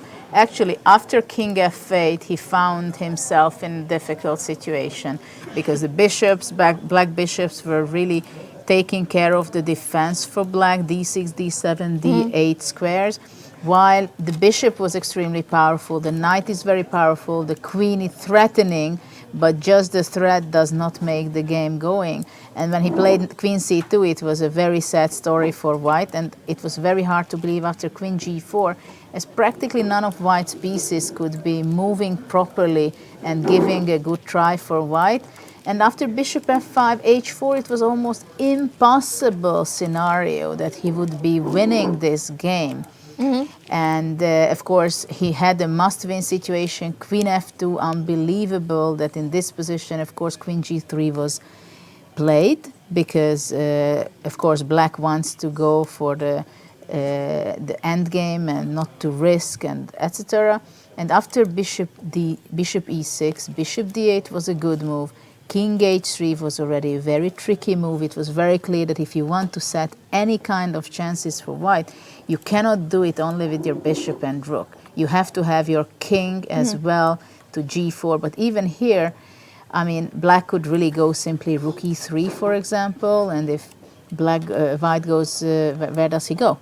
So it's How do you set up the same trick? I mean, it's like you cannot even go rook c7, right? Because the bishop is there. So white should be losing a tempo to push away the bishop. But actually, black thought that he just wants to stabilize with bishop g5, rook c7, bishop g4. And actually, he himself trapped his own king after rook c6, king g5, bishop f7. And even here, no, actually here it was a problem. The only move, only defensive move was, no, I'm not even right. No, I'm sorry about that. No, g2 is one of the moves to make, but actually instead of bishop d2, bishop e3, and also bishop c1 could be okay move. But after bishop c1, rook g6, king f4, rook g4, king goes to e3, let's say, takes, king goes to e4, and actually in this case also black would have lost it because he cannot catch the c pawn. So this was also losing move, bishop c1, but I see that maybe bishop e3 was kind of still saving the game because after, well, rook g6, king f4, rook g4, king f3, rook g3, black would be taking on e4, and I have the feeling that black would save the game because after c6, black can just stop the pawn with rook c3, and I believe that this was possible to save for black, I believe. But bishop d2, and after bishop d2 simply after rook g6, neither player could believe their eyes. I think I wouldn't be surprised if Magnus played rook g6 and only after that realized that actually he's winning the game. And Dingley Ram was just collapsing completely. Yeah, let's show one more time. So in the game, king f4 happened, but also king h5 loses because of the discovered check.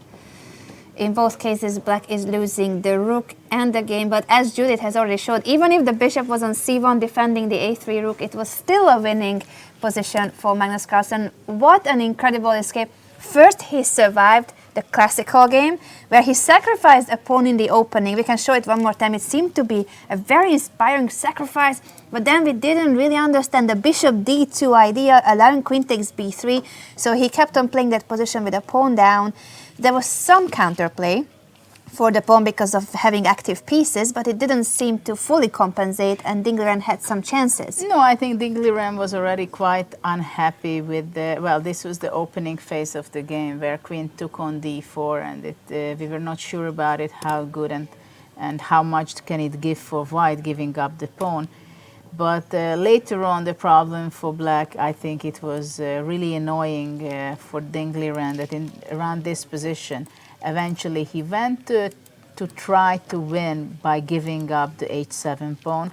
And I think the best way was in some way or another to play rook c7, which we discussed previously, and one way or another either to play a5 or c5 to get to start moving around and loosen up the position, the possibility for the knight from b8, because otherwise knight d7 was not possible. So I'm not sure why he did not do it. If he was just getting confused at this point of the game, I'm not sure. But the try he gave, it was not bad, but it was felt that it's going to be slip away his advantage.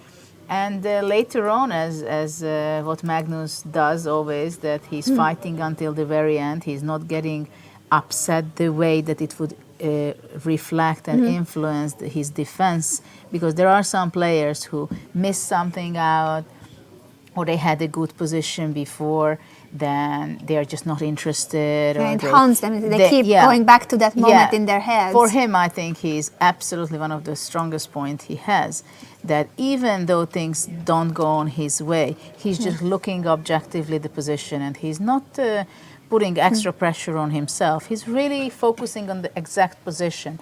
And if in this position his job was to make a draw, he's looking for possibilities, alternative tricks, all kind of setting up all kind of opportunities for the opponent to make a mistake. And this is what happened in the Armageddon as well. Indeed, and he is currently being interviewed on TV2. We hope that he will visit our studio after he is done for the Norwegian television. But we do have a quote from his appearance there at TV2, thanks to Norwegian reporter Tarjei Svendsen. Once again, Magnus said in Norwegian, a very, very tiring day. This has become like a hospital. People are coughing everywhere. I think he mainly referred to his opponent, Ding Liren, who was really in a bad situation in terms of his health a few days ago already, before the first free day. We saw Ding Liren here in the studio, and he was coughing already. Maybe some of the other players too caught a cold or a flu. We are not aware of that, but certainly Ding Liren is recovering from a flu, and he cut his finger on the rest day, if we can call that also a part of a health issue. Magnus Carlsen is not going to join us. It has just been confirmed, which means that we will rely on the tweet of Tarjei Svendsen that we will show tomorrow on what the world champion said about today's game. For now, what we know for sure is that he still keeps his sole lead. Magnus Carlsen getting 1.5 points out of this match against Ding Liren from a difficult situation. He's still unbeaten. It's his 65th game going without a defeat, 65 games unbeaten streak, and he's leading the tournament with 1.5 points ahead of Yu Yangyi, and on third place we have Levon Aronian. Tomorrow is a rest day, so we will not be back tomorrow, but the day after tomorrow, Judith and I will be covering round 7 from the Stavanger Concert Hall. Judith, how did you see today's round? 5 draws in the classical games, but 5 very exciting Armageddons. Well, it was so complicated. It was such a long day that I'm not even sure I can recall all of the game. But it was a very hard day for the players, and I see also Magnus that he's extremely tired. I mean, it took him so much energy to play these 2 games today.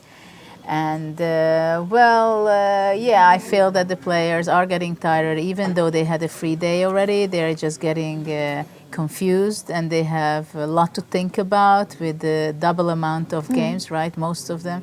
I mean, we had really so far, 25 or only 7 games. I think it was not decisive in classical game out of the 630 games, right?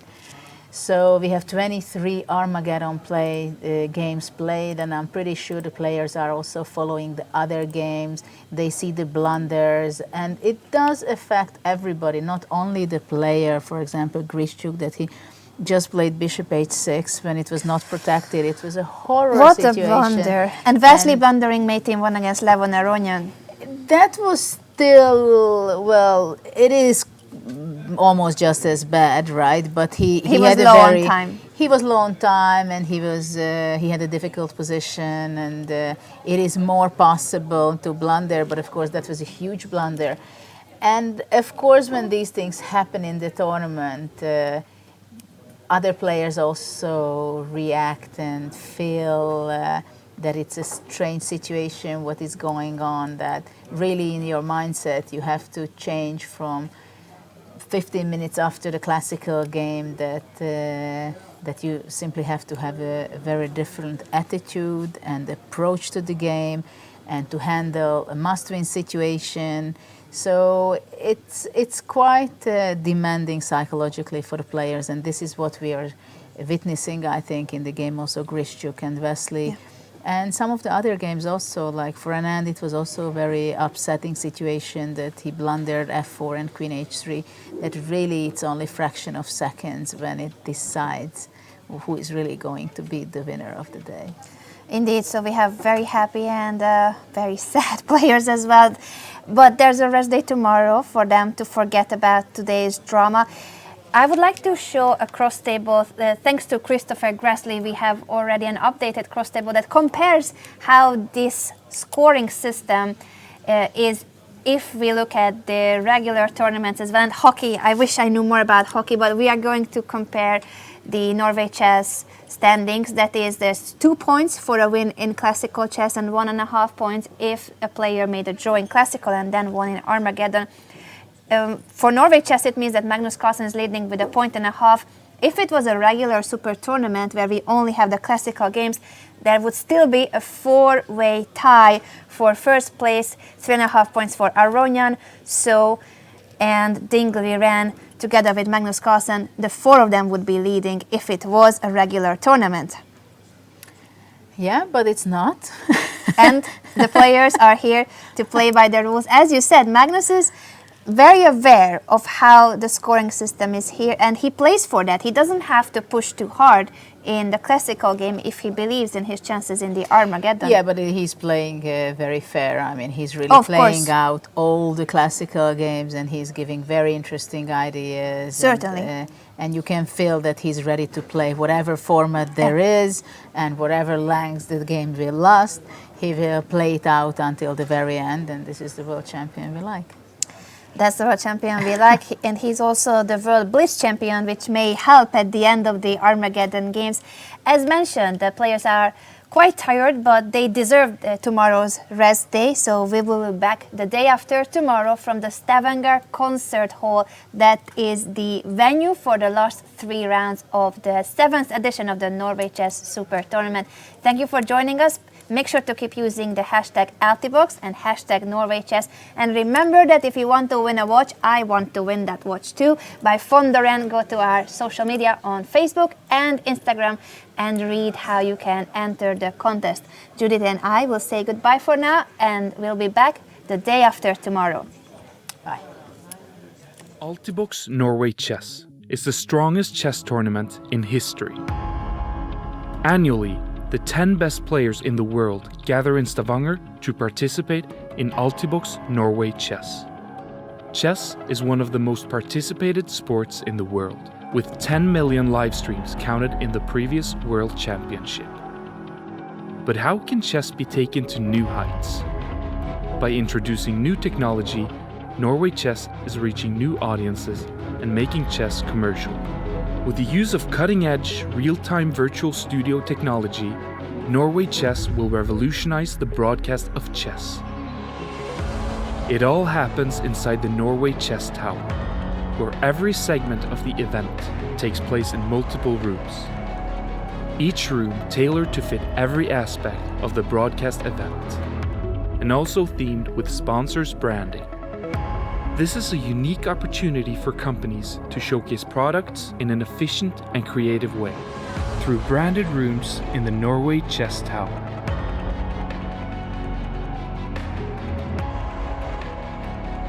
This journey will open new international doors and opportunities to reach a wider audience.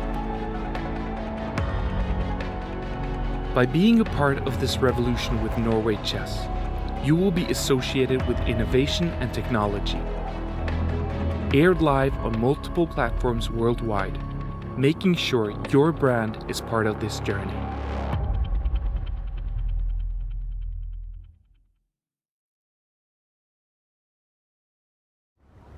Hvis dere kan bli forelsket I New York, så faller dere også for HTH sin nyhet New York. Med de svarte metallrammene og det industrielle utseendet. Da det bra at vi har ham her. Han hjelper dere. Og hvis dere ikke vil montere det selv, så har vi også ham her. Og før dere vet ordet av det, har dere et nytt kjøkken. I kult design og med smarte detaljer. Smart, ikke sant? Det kjøkkenkjærlighet som holder.